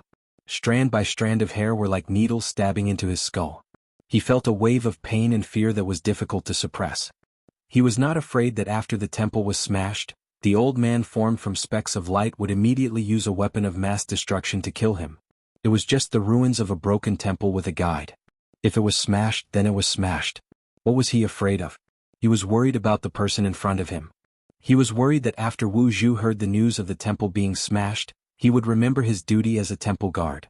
In an instant, Fan Xian changed his mind. When the temple was smashed, Uncle Wu Zhu must have known what was happening inside. He hadn't moved earlier. He couldn't possibly move now, could he? He had extravagant hopes in his heart because right now, his body and spirit were both extremely weak. He could no longer fiercely respond. He had spent an entire day and night, and in the end, he had risked his life to move the icy heart under the black cloth and persuade Wu Zhu to leave with him. If anything happened now, he might even have the heart to die. Fan Xian would not blame Haitang and 13th Wang. He knew that his two companions saw that he was about to die and couldn't bear to watch. That was why they had made such an unusually daring move. Perhaps it was because the temple had been smashed that Uncle Wu Zhu had one less spiritual shackle and had become a living person from a statue. Thinking of this, he felt even more gratitude toward Haitang and 13th Wang. He knew that these two did not have the knowledge and experience of his previous life. In their hearts, particularly in Haitang's heart, she had spent her entire life serving the temple. At this moment she had smashed the temple for him. A number of thoughts flashed through Fan Xian's mind like flowing light. He nervously watched Uncle Wu Zhu's thin and steady shoulders in front of him. Wu Zhu did not move. When Fan Xian coughed up blood in an attempt to wake Wu Zhu, Haitang and 13th Wang floated in through the slightly ajar door of the temple. At that time, Fan Xian's entire attention was focused on Wu Zhu in front of him and did not notice at all. Wu Zhu also seemed to have ignored him due to some fluctuating emotions. Thus Haitang and 13th Wang went in and smashed. After they were done, they came out like thugs who had confiscated property. However, their bodies were still trembling. The paleness of their faces had not improved at all. They had never thought that in this lifetime, they would not only be able to come to the temple to worship, but they would also be able to smash the things in the temple into a mess.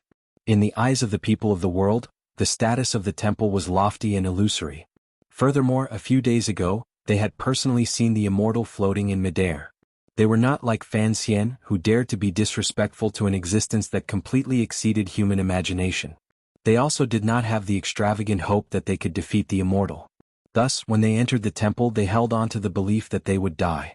They only wanted to disturb the spirits of the immortals in the temple and have Fan Xian find an opportunity to save the blind great master. Who would have thought that they would so easily destroy the temple? The immortal was frozen in the air. Haitang and 13th Wang thought they were blind and didn't look at him because they didn't dare to. The immortal's voice rang out beside their ears. They thought they were deaf and didn't listen at all because they didn't dare to. Trembling like this, they thought they were going to die. They went in and smashed randomly. In the end, the immortal disappeared just like that. The most wondrous and inconceivable thing in the world was this. As Haitang and 13th Wang stood trembling outside the temple door, they still didn't dare to believe what they had experienced in the temple earlier. Uncle Wu Zhu did not move. Fan Xian relaxed slightly and looked stupidly at his two stupefied companions in front of him. He thought to himself that the ways of the world were truly difficult to explain. A moment later, he used his saliva to moisten his throat. Feeling that he could open his mouth to speak, he said in a raspy voice, "You are very powerful. Cold snow floated down on the desolate snowy plains. The sky was so gray that it was impossible to tell whether it was day or night. Only the endless wind and snow swirled and moved between the icy plains and snowy hills, blocking out most of the light. Amidst the deathly silence, the occasional not very loud barking of a dog could be heard, startling the thousands and tens of thousands of years of silence in the snowy plains of the extreme north. A few sledges were moving with difficulty toward the south in the wind and snow. On the sledge at the very front stood a young man holding a wooden stick. Facing the wind and snow, he narrowed his eyes and looked in that direction. The second sledge was arranged particularly tightly. In front of it was a snow canopy that blocked out the wind and snow. On the sledge, a pale-faced young man was half lying in the arms of a girl. However, the girl was wearing a fur coat, so it was impossible to see her figure. At the back of the sledge procession was a youth wearing cotton clothing. His eyes were covered with a black cloth. He followed at a moderate distance. Pulled by the snow hounds, the sledges moved quickly. However, this blind youth took steady steps. He did not appear fast, but in reality he was not pulled down at all. Fan Xian gently turned his neck and turned his head to glance at the back of the procession, at Uncle Wu Zhu, who was walking step by step in the ice and snow. A faint sorrow and disappointment rose in his eyes. However, he didn't say anything. He closed his eyes again and began to use the yuanqi in the wind and snow to heal the injuries in his body. Most of the dozens of snow hounds had died on this difficult journey. Only 11, led by Ada and Aer, remained. These snow hounds had probably never been to such a northern and cold place in their lives. Their animal instincts made them fearful and uneasy. That was why, under 13th Wang's suppression, they still couldn't stop themselves from barking a few times at the gray sky. Fortunately, this was the second time they had been on this path. Otherwise, who knew if these snow hounds would be scared stiff by the unmelting ice and snow and the lifeless world. After coming down from the snowy mountain, Wu Zhu still maintained his coldness and silence.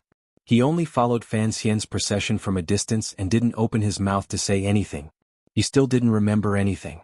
Perhaps, it should be said that he didn't know anything. He was just an icy shell. Yet, because of a speck of light in his soul, he descended the snowy mountain, left the temple, and began to follow the sledge procession south, if Wu Zhu had a soul. Thus, Fan Xian was sad and disappointed. He didn't know how long this situation would last. He didn't know if Uncle Wu Zhu would wake up. If he truly couldn't wake up, this Wu Zhu would still not be the Wu Zhu he was. A snowflake was picked up by the wind and floated into the sleigh in a strange curve, covering Fan Xian's eyes. Haitang was slightly startled. She was about to use her finger to brush the snowflake away when unexpectedly, Fan Xian opened his eyes and looked at her with a slight smile. There was an indescribable feeling in the warmth of his smile. Haitang avoided his gaze and looked at 13th Wang standing in the snow in front of her. Her face blushed faintly. It had been a number of years since the two of them had first met. She rarely showed such a girlish side in front of Fan Xian. However, this time they had gone deep into the snowy plains of the extreme north, visited the temple, and experienced things that mortals had never experienced in countless lifetimes. Haitang Duoduo's heart was no longer the same as before. Fan Xian saw her avoid his gaze, but his smile did not fade. On the contrary, he felt warmth in his heart. The matter of the temple being smashed had the greatest impact on his emotions. He knew that at the time Haitang and 13th Wang had gone with the intent to die. Most importantly, the two of them had to suppress their innate reverence and fear toward the temple. This kind of friendship was rare in the world. His eyes narrowed slightly. His gaze pierced through the wind and snow and landed on the snowy mountain far behind him. Logically speaking, the snowy mountain should have long disappeared from sight. However, he always felt that the snowy mountain was there and the temple was there. The day before, in the snowy mountain, Fan Xian had entered the temple again in the end. He also saw the messy state of the temple. His emotions were unusually complicated. There was also a faint sense of sorrow and pity. After all, it was the last remnant of his world. If it was truly destroyed in his hands. Fortunately, as Fan Xian had expected, the spots of light condensed again. The gentle but actually emotionless old man of the temple appeared again. Perhaps the temple had already determined that the first and last emissary in the temple had already broken free of control, so it did not say anything about clearing out the target again. Even Fan Xian had not found the center of the temple or the last military museum. Haitang and 13th Wang had probably only destroyed a few ancillary facilities. In the temple, Fan Xian and the elder had a final conversation. As for what they talked about, only Fan Xian knew. After this conversation, Fan Xian resolutely left the temple and left the old man alone in the snowy mountain. I'll leave you for a lifetime and wait for the temple to regenerate itself. You'll be able to survive and die alone. This was Fan Xian's revenge against the temple. He believed that in such a world of ice and snow and without the support of resources, the temple could not cause any trouble. If it truly had such power, it would not have watched as the emissaries in the temple died one by one without being able to do anything about it. Besides, there was still Wu Zhu in the world.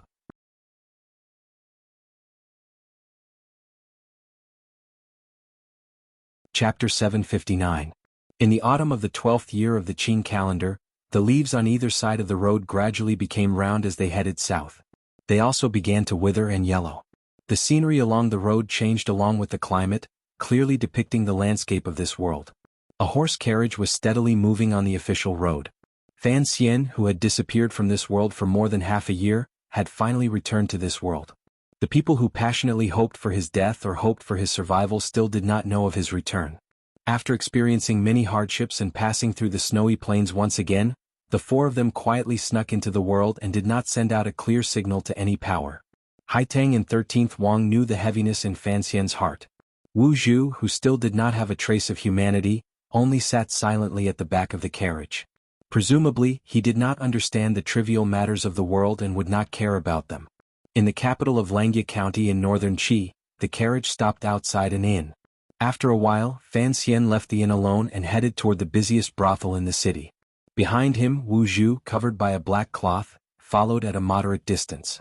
It was not Fan Xian's intention to come out with Uncle Wu Zhu. However, he also did not understand. Uncle Wu Zhu clearly did not remember anything and knew nothing, so why did he continue to follow him? In a secret room in a branch of Baoyue brothel, Fan Xian saw Shi Chanli, who had already waited for a full 4 months, as well as Wang Qinian and Deng Ziyu. Under the powerful pressure of the Qing Emperor and royal palace, there were not many loyal subordinates who still stood bravely by his side. Other than the 3 in the secret room, there was only Xia Qifei who was struggling to survive in Jiangnan. Seeing Fan Xian alive and well, the faces of these 3 loyal subordinates all revealed expressions of disbelief and joy. The entire world knew that Fan Xian had gone to the temple. In reality, everyone, regardless of whether they were Fan Xian's friends or enemies, thought Fan Xian would certainly die in the temple. Who would have thought that he would be able to return alive? After a moment of excitement, Fan Xian smiled and had everyone sit down. He had no time to talk about this journey that was not very pleasant and that even he could not explain clearly. Wang Qinian squatted to the side and smoked a pot. Deng Ziyu placed all the important intelligence reports in the world in front of Fan Xian. Fan Xian glanced at it. The worry in his eyes grew stronger and stronger. Shi Chanli glanced at the blind youth beside the secret room. For some reason he felt a chill in his heart. He didn't know who this person was to be able to come to such an important place with his teacher. He swallowed and said, "The Qing Kingdom's northern camp will break camp on the 3rd of June. The first contact between the 2 sides will be 7 days later. Why is northern Qi so defeated?" Fan Xian's expression became heavy. Looking at him, he asked, "Furthermore, in Langya County, I didn't sense much fear from the northern Qi people. The northern Qi side retreated 300 li strangely. According to our investigations, Shang Shanhu was not on the battlefield. Instead, he chose to defend the city of the Song Kingdom." Deng Ziyu stepped forward and replied. He then spread out the map on the table. Pointing at the battlefield, he said in a heavy voice, "This position is in the middle of the spine. If the Qin Kingdom's border army directly invades the north, Shang Shanhu will use the momentum to come out and directly attack the spine. Although this famous general has chosen to be on the defensive, his defense is unusually dangerous.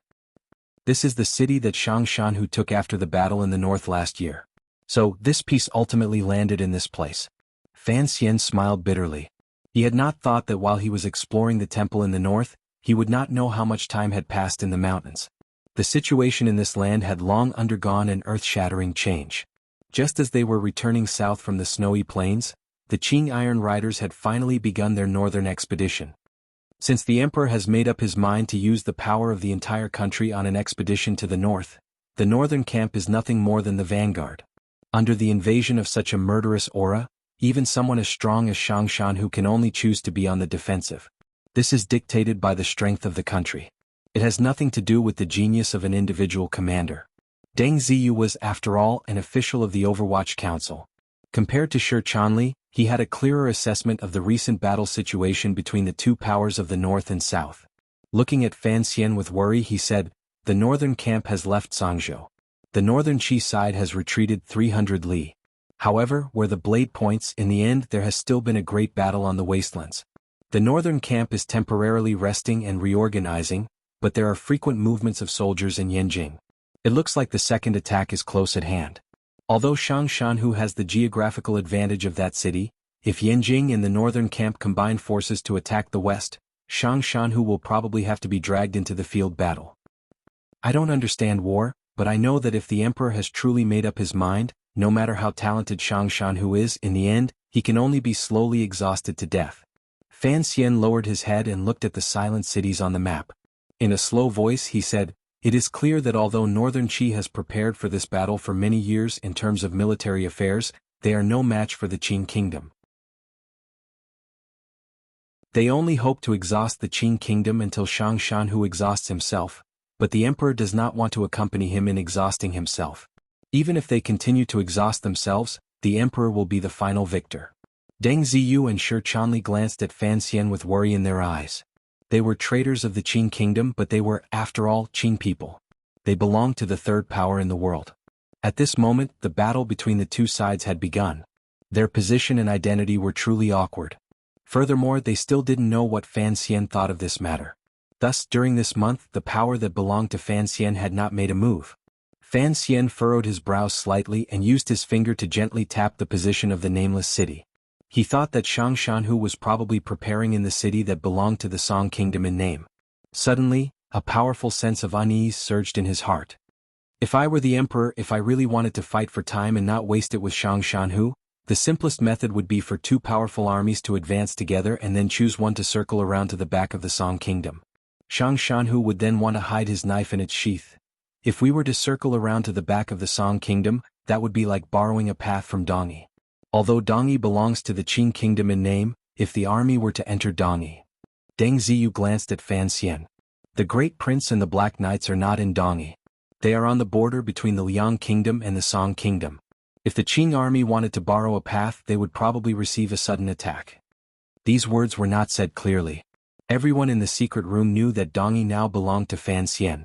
In such a battle that involved the entire world, what kind of attitude Dongyi would display?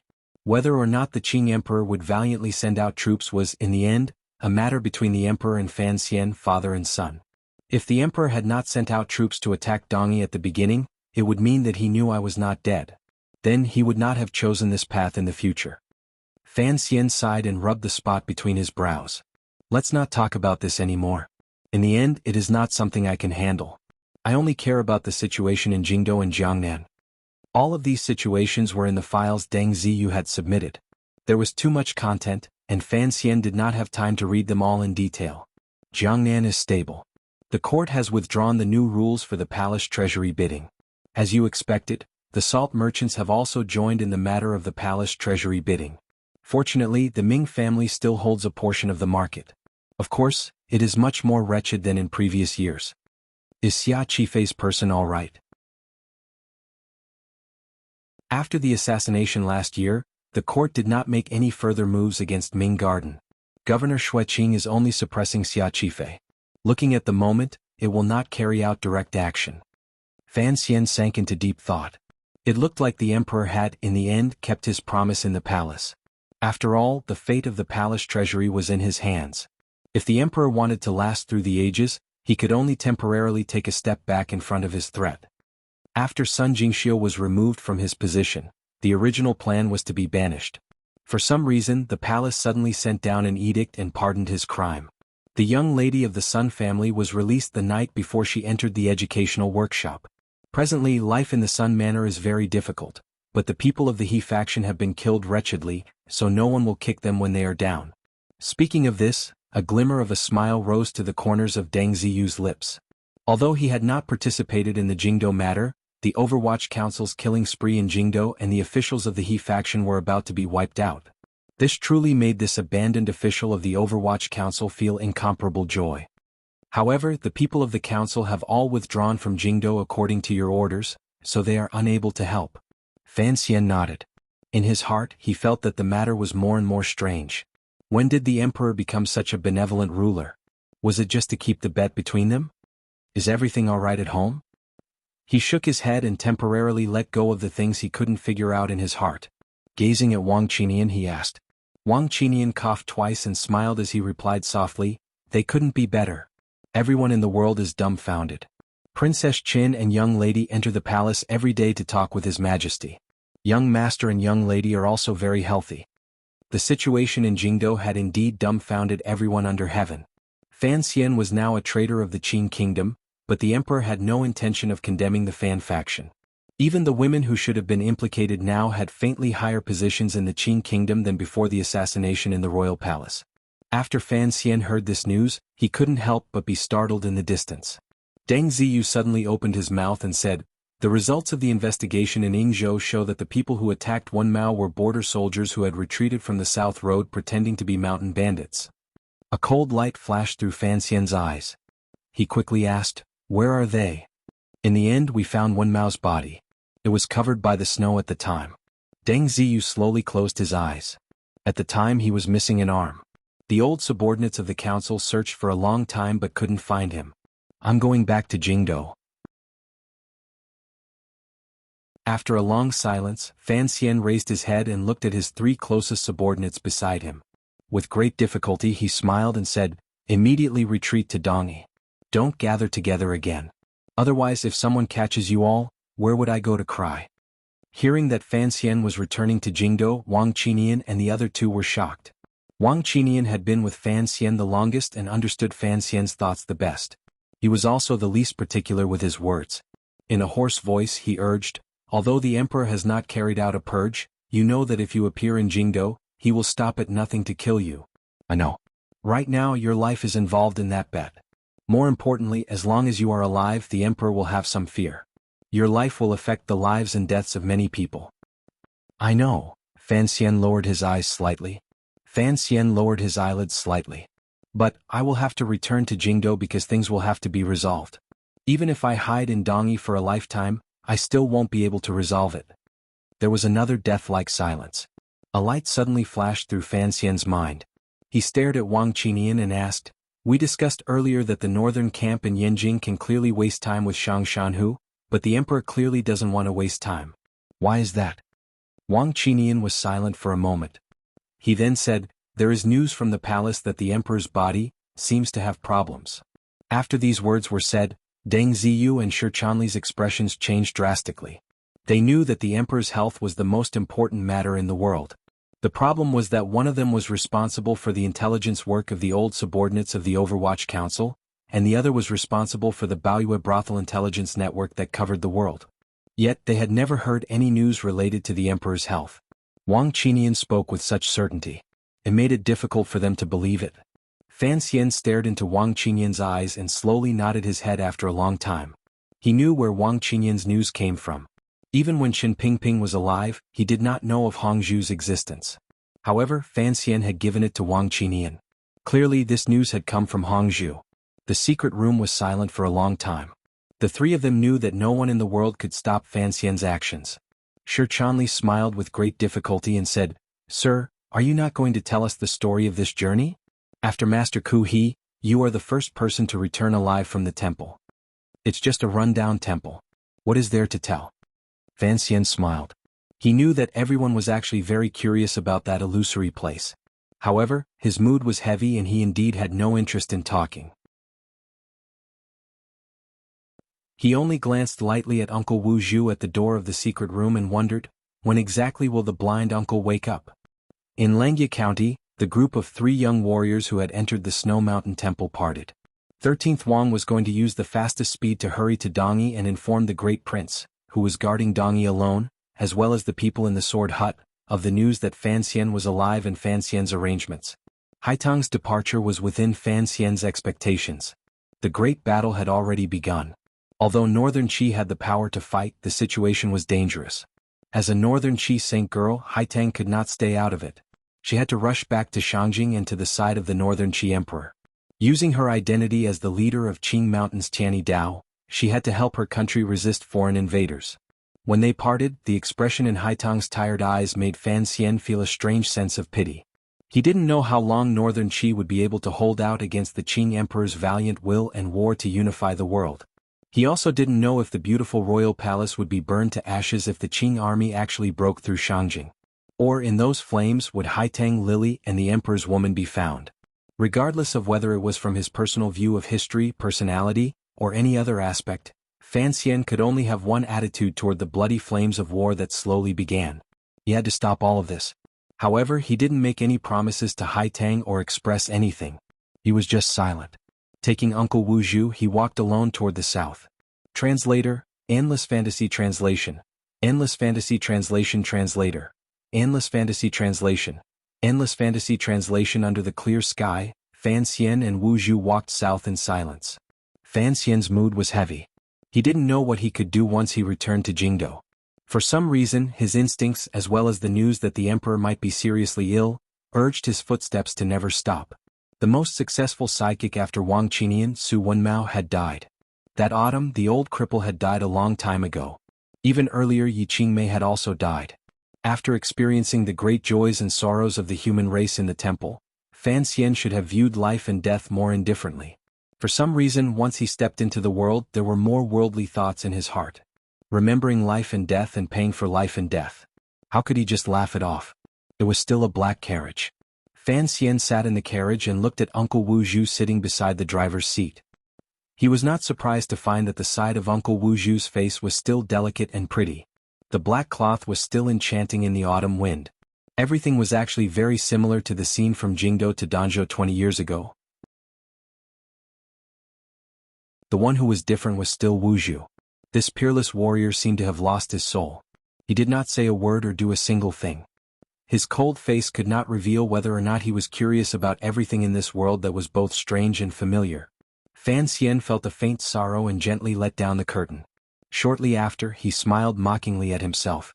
Back then, Uncle Wu Zhu was blind. Now he had become a mute. What had his mother done in the past? What should he do? After the carriage reached Nanling County, it did not go any further. More accurately, the driver did not want to go any further. Although the Northern Qi court had long tried to downplay the war in the south, war was not as easily covered up as the scandal of the royal family. Everyone in the world knew what had happened in the center of the land.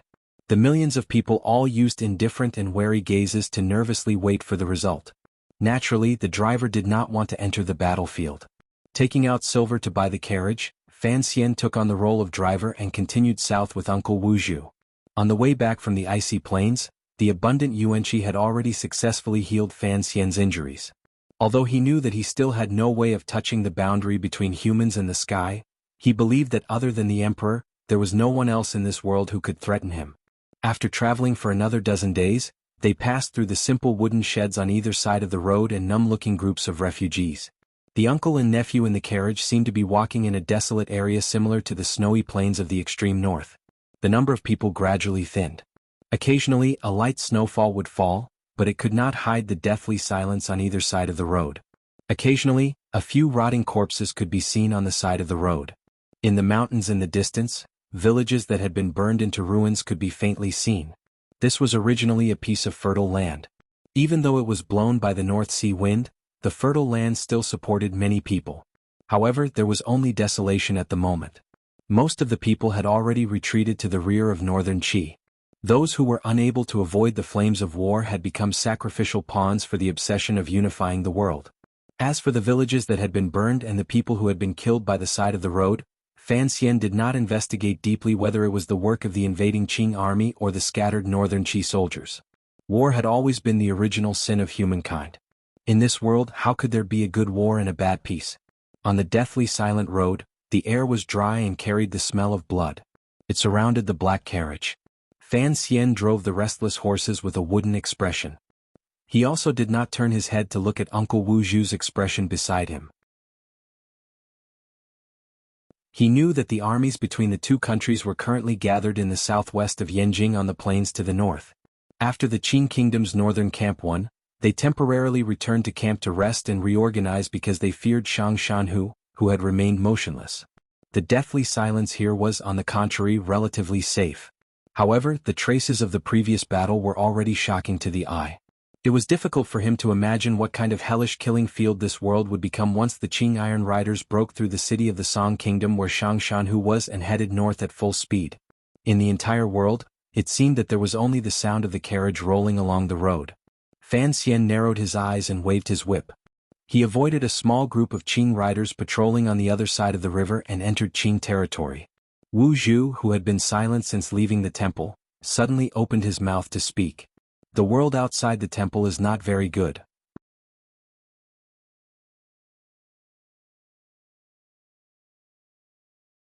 Chapter 760.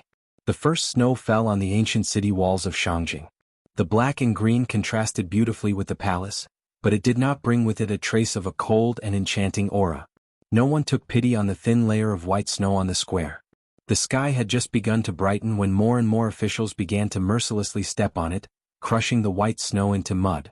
These officials had serious expressions and hurried movements. They did not have the leisure to admire the snow. Battle reports from the south flowed endlessly into Shangjing and came to the Hall of Governmental Affairs beside the royal palace. The Hall of Governmental Affairs was completely enveloped in a tense and oppressive atmosphere. Fortunately, it was not very chaotic. The sky was very dark. The northern Qi officials in the Hall of Governmental Affairs were arguing about something. Then a low voice stopped everyone's argument and made the northern Qi cabinet recover its silence. In the silence they quickly decided on a response. Concerning this battle, the northern Qi court had made many years of preparations. When the news of the Qing army's brazen attack came, no one was surprised. The methods of control and response during wartime quickly spread from the royal palace through the Hall of Governmental Affairs to this seemingly young but actually already lasting for thousands of years. In a short month, all of northern Qi was mobilized. A bright yellow royal carriage left the Hall of Governmental Affairs. The officials did not send it off from the back. Instead, they threw themselves back into the busy military and political affairs. In such a dangerous situation, if there were still officials who dared to show off their ability to flatter, they had to be careful of whether or not their heads would be chopped off by the furious emperor. The royal carriage came to the front of the Hall of Governmental Affairs. The northern Qi emperor, with a gloomy expression, swung his hand and jumped out of the carriage with a few thuds, scaring the eunuchs and serving girls beside him. He did not have the self-awareness to worry about his dragon body being injured. He turned around on the stone steps in front of the hall. The commander of the brocade guard beside the royal carriage, Wei Hua, and the other three important officials scolded in cold voices. The Qing kingdom's internal strife has dragged on for a year. Now that things have come to an end, you are still in such a panic. Why do I keep you useless people? A few important northern Qi officials felt a chill in their hearts. They knew that the emperor was not in a good mood. The battle report from last night, which had traveled thousands of li, stated that the Qing army in Yanjing had already begun to move. The Qi army stationed in Nanjing had been defeated again and again. Yet the commander-in-chief Shang Shanhu was not in Nanjing. He was just hiding in that small city in the Song Kingdom and had not made a move. After some thought, the officials did not know where the emperor's anger came from. Was it because of the panic of the officials in the Hall of Governmental Affairs? Was it because he was afraid of the Qing kingdom's hundreds of thousands of soldiers? Or was the emperor's suspicion of Shang Shanhu's deliberate silence? Wei Hua's body was very low. The present northern Qi court had long become an iron plate in the emperor's hands. No other faction dared to challenge the dignity of the royal family. Even Master Ku He's death 4 years ago did not change this trend. Furthermore, with a great enemy before them, no one dared to underestimate the authority of the northern Qi emperor. Wei Hua was a relative of the Empress Dowager and the emperor's trusted aide. He knew what the emperor's earlier words of internal strife in the Qing kingdom meant. To be able to delay the Qing kingdom's invasion for a year was completely because of the successive rebellions of the Qing Overwatch Council's last two masters. Wei Hua knew that regardless of whether it was the dead Qin Pingping or the unknown Fan Xian, why they would betray the Qing emperor, probably only the emperor knew the truth in all of northern Qi. Thus he didn't say anything. Of the three officials, the old minister of war could no longer stand. He bravely stood out and tried to calm the emperor's anger. He was worried that the still young emperor would truly doubt General Shang Shanhu's loyalty. Presently, the Qing army was aggressively launching an invasion. If there was doubt between the ruler and officials, the result of this battle would be known without asking. As the nominal commander of the northern Qi military, this official could not just watch as there was any problem between the pillar of the northern Qi country, General Shang Shanhu, and the emperor, who used his maturity and steadiness beyond his age to calm the emotions of the officials in court. Thus, he prostrated himself on the ground and admonished endlessly. The Northern Qi Emperor's expression gradually calmed. He waved his sleeves and had the officials withdraw to deal with the urgent military reports from the south. He himself led Wei Hua into the main hall. Beside the dragon chair in the main hall, behind the bead curtain, the Empress Dowager, who had not listened to politics behind the curtain for many years, was waiting for their arrival. In front of the bead curtain, the Northern Qi Emperor bowed slightly. Wei Hua also bowed. The Northern Qi Emperor's expression had completely calmed. Looking at Wei Hua, he asked in a cold voice, "Are there any new movements from the Qing court?" Wei Hua was slightly startled. As the head of Northern Qi's spy system, he was responsible for gathering intelligence from the court to the military. However, this intelligence had been delivered to the emperor's royal study early in the night. For a moment he didn't know how to answer such a question. What exactly did the emperor want to ask? Pondering his words, Wei Hua furrowed his brows and said, "The Jingdou garrison of the Qing court is still Shifei, but Xiao Jinhua has been moved from Nanzhao back to the northern camp." Adding to the fact that Wang Jikuan has been stationed in Yanjing for generations, the movement of the Qing generals is not surprising. The Northern Qi Emperor furrowed his brows slightly and said, "Xiao Jinhua was once the deputy of the great prince of the Qing court. His performance during the Jingdou rebellion 4 years ago was mediocre. Additionally, his relationship with the great prince, so he was banished to Nanzhao by the Qing emperor. It is truly strange that he was moved back to the northern camp. What do you think of Wang Jikuan?" Wang Jikuan does not reveal himself. No matter how the Qing court changes, he still sits firmly in Yanjing.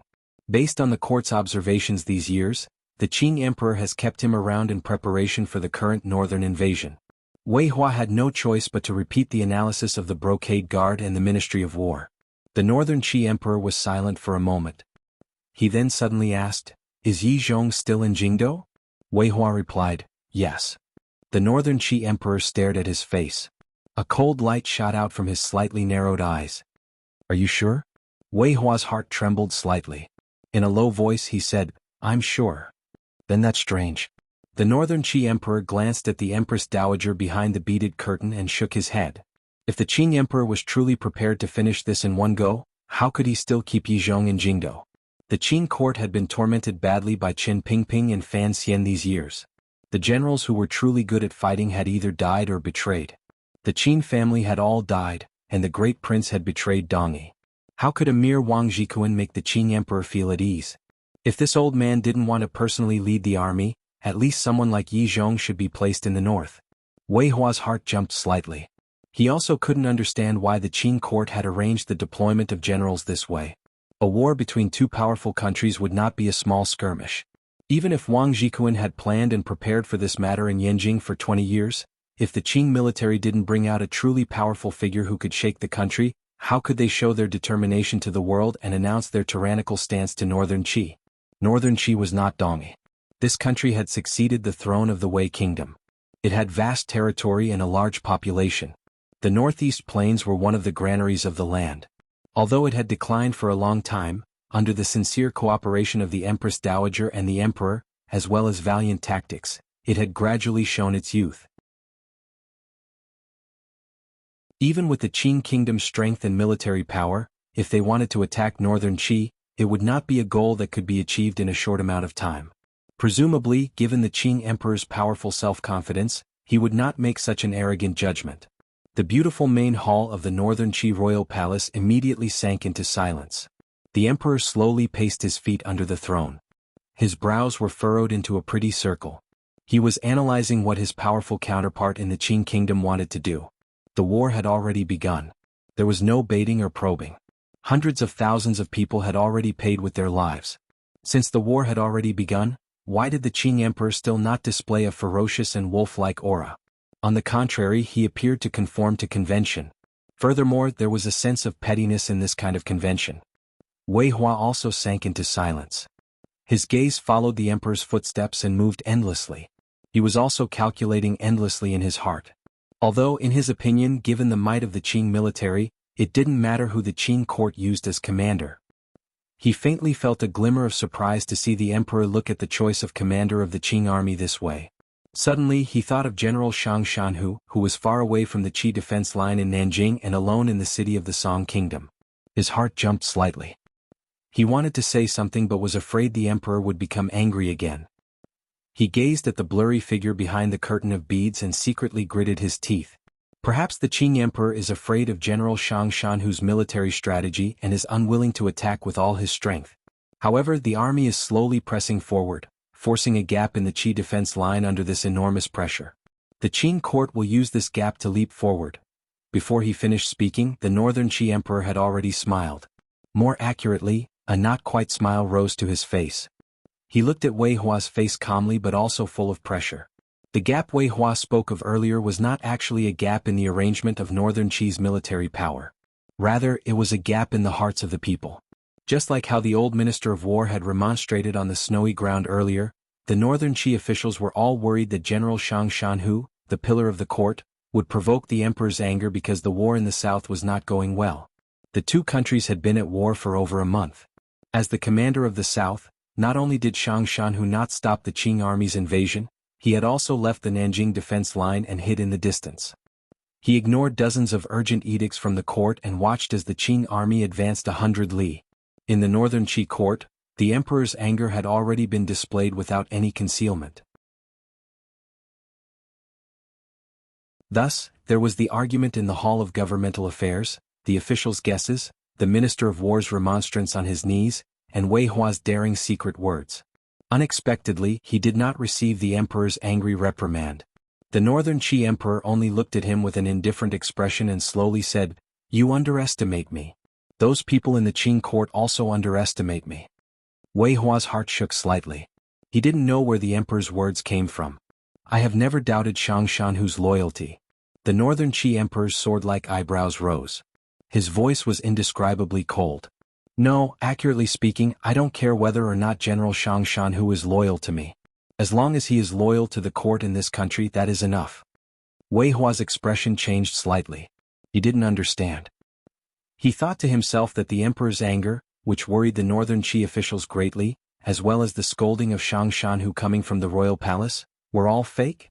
If the Qing emperor truly thinks that I would make a mistake under his pressure, I can only say that the Qing emperor is far from as powerful as I imagine, the northern Qi emperor said calmly. The northern Qi emperor calmly said, "All of this was done for the southerners to see.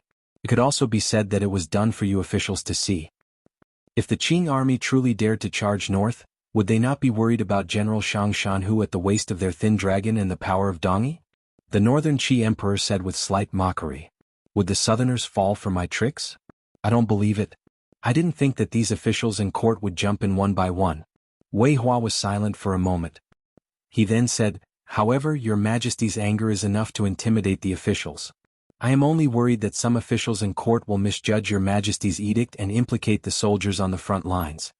War was always about logistics. The general bathed in blood at the front while the officials played with the emperor's heart at the back. It was often like this in the world.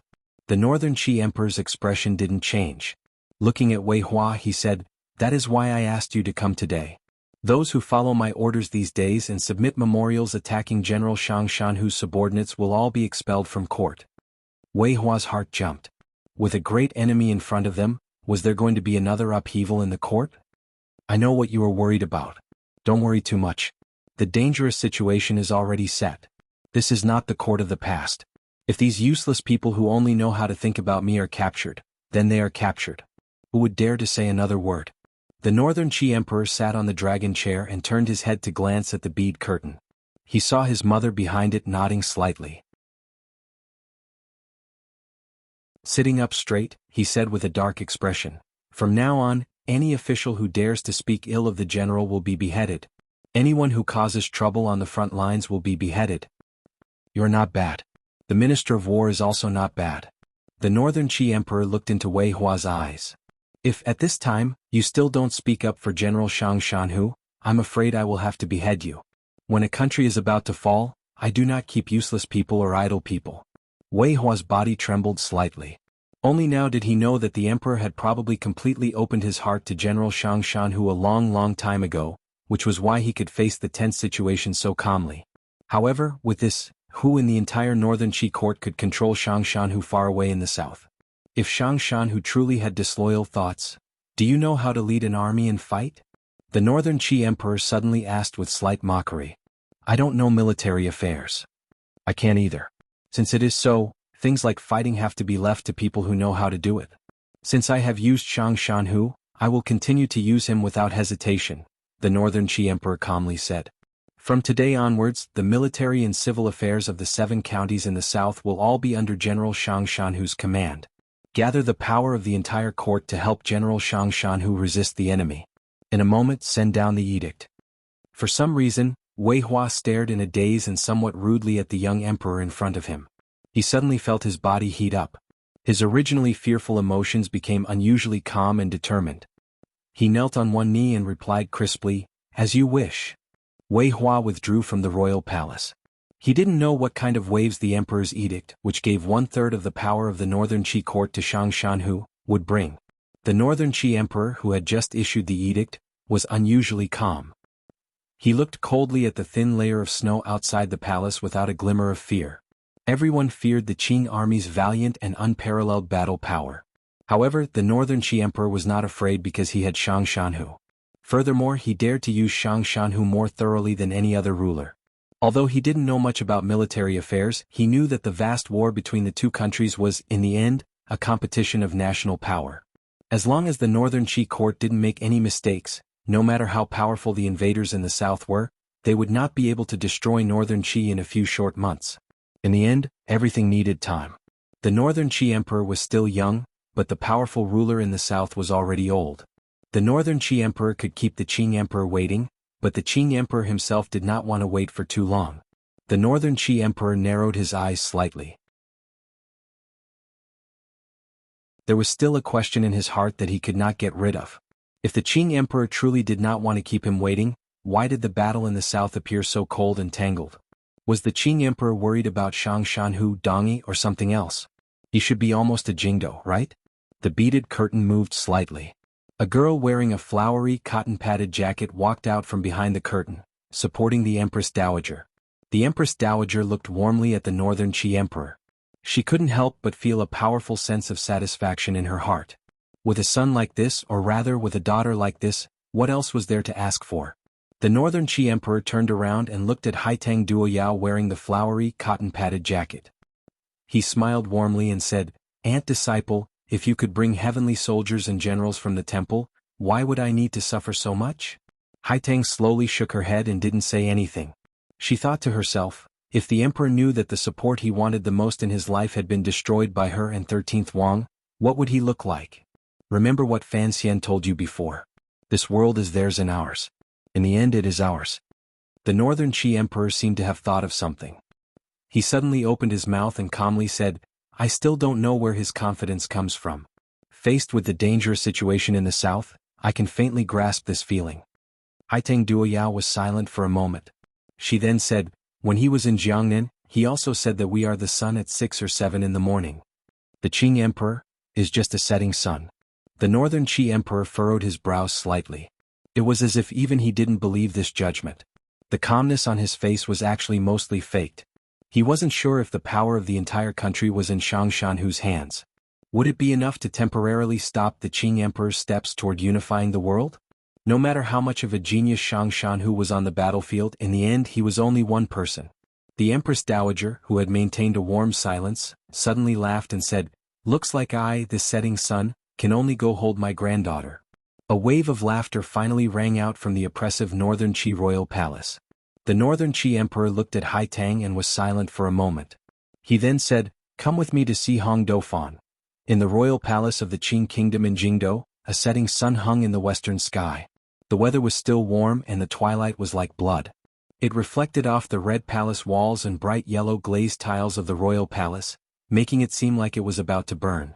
The Qing emperor, with a slightly tired and haggard expression, lay on a reclining chair in front of Taiji Palace. His fingers slowly combed the fur of a large, fat white cat. The fat cat seemed to enjoy the service of a powerful ruler.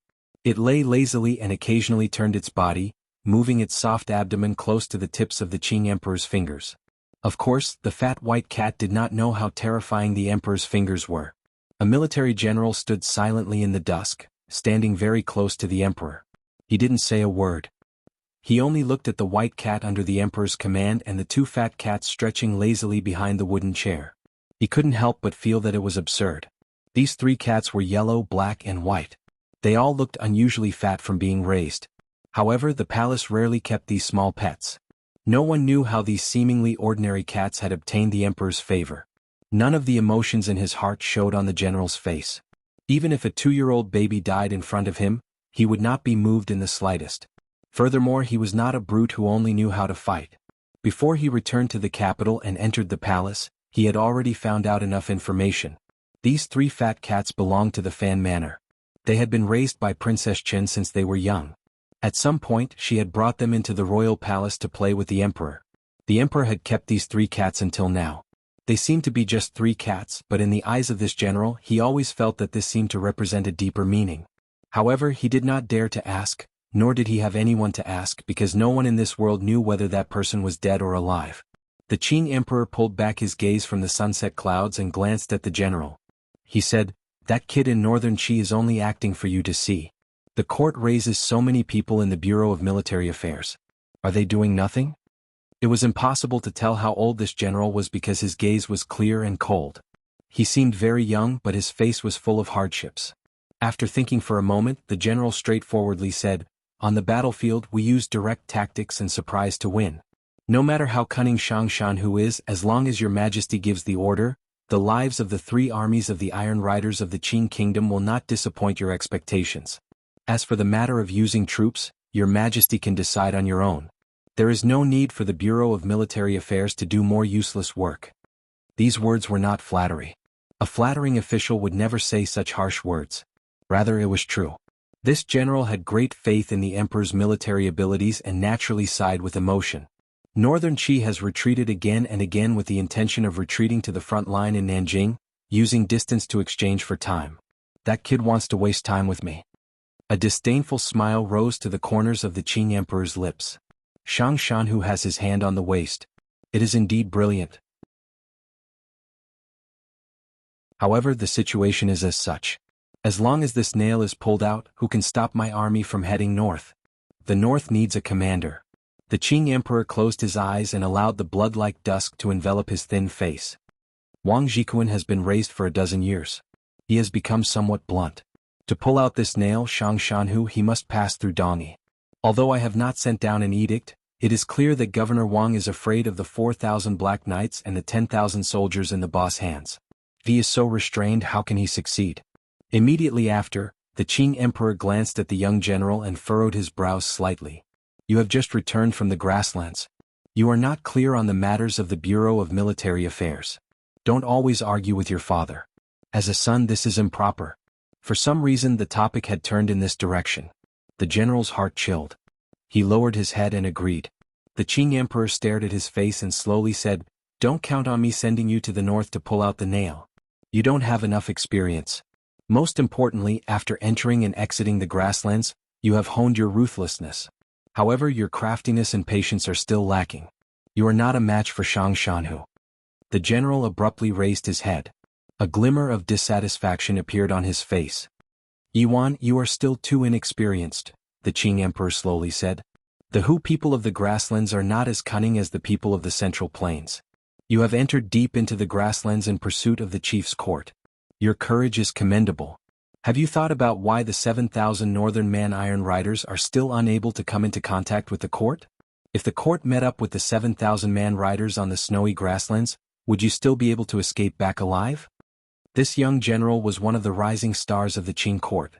He was the son of the head of the Bureau of Military Affairs, Yi Zhong, and the commander of the Qingzhou victory, Yi Wan. After the Qingzhou victory, Yi Wan had led 4,000 Qing elite Iron Riders in pursuit of the remaining soldiers of the chief's court. He had earned a fearsome reputation on the grasslands. In the end, he had returned alive from the grasslands. Although there were only 800 of the 4,000 Iron Riders left, such an achievement was a remarkable matter in any of the Qing kingdom's military operations. However, the Qing emperor's light words struck a certain corner of this young general's heart. It also startled the faint doubt in Yi Wan's heart. Why was it that during the months of dangerous pursuit, Chief Su Bida's remaining soldiers of the court were still unable to make contact with the 7,000-man riders. Yuan's heart trembled slightly. He looked at the emperor's face, which was gradually showing signs of age. He wanted to seek an answer. Although Fan Xian took Haitang Duo to the temple, he still did not forget to set up a contingency plan on the grasslands, the Qing emperor said with an indifferent expression. Martial arts are always outside of poetry. Victory and defeat are also outside of the battlefield. When you understand this, the commander of my northern expedition will be you. Yuan stood silently by the emperor's side. His heart felt slightly heavy. Victory and defeat in this world is actually outside of the battlefield. Within a year, if Fan Xian dies, I will have won. If I die, the people in this world who do not like me will have won. It was as if the emperor was narrating the matter of someone else. His fingers tightened gently and lifted the fat white cat into his arms. He gently combed its fur meticulously. You're tuning in to the Han Li's Wuxia Chronicles YouTube channel. We're so grateful for your support, and don't forget to subscribe to join us on this incredible journey through captivating stories. Your generosity through donations truly makes a world of difference, as it's the primary source of revenue that allows me to expand and enhance this channel for you. Thank you from the bottom of my heart for being a part of this adventure.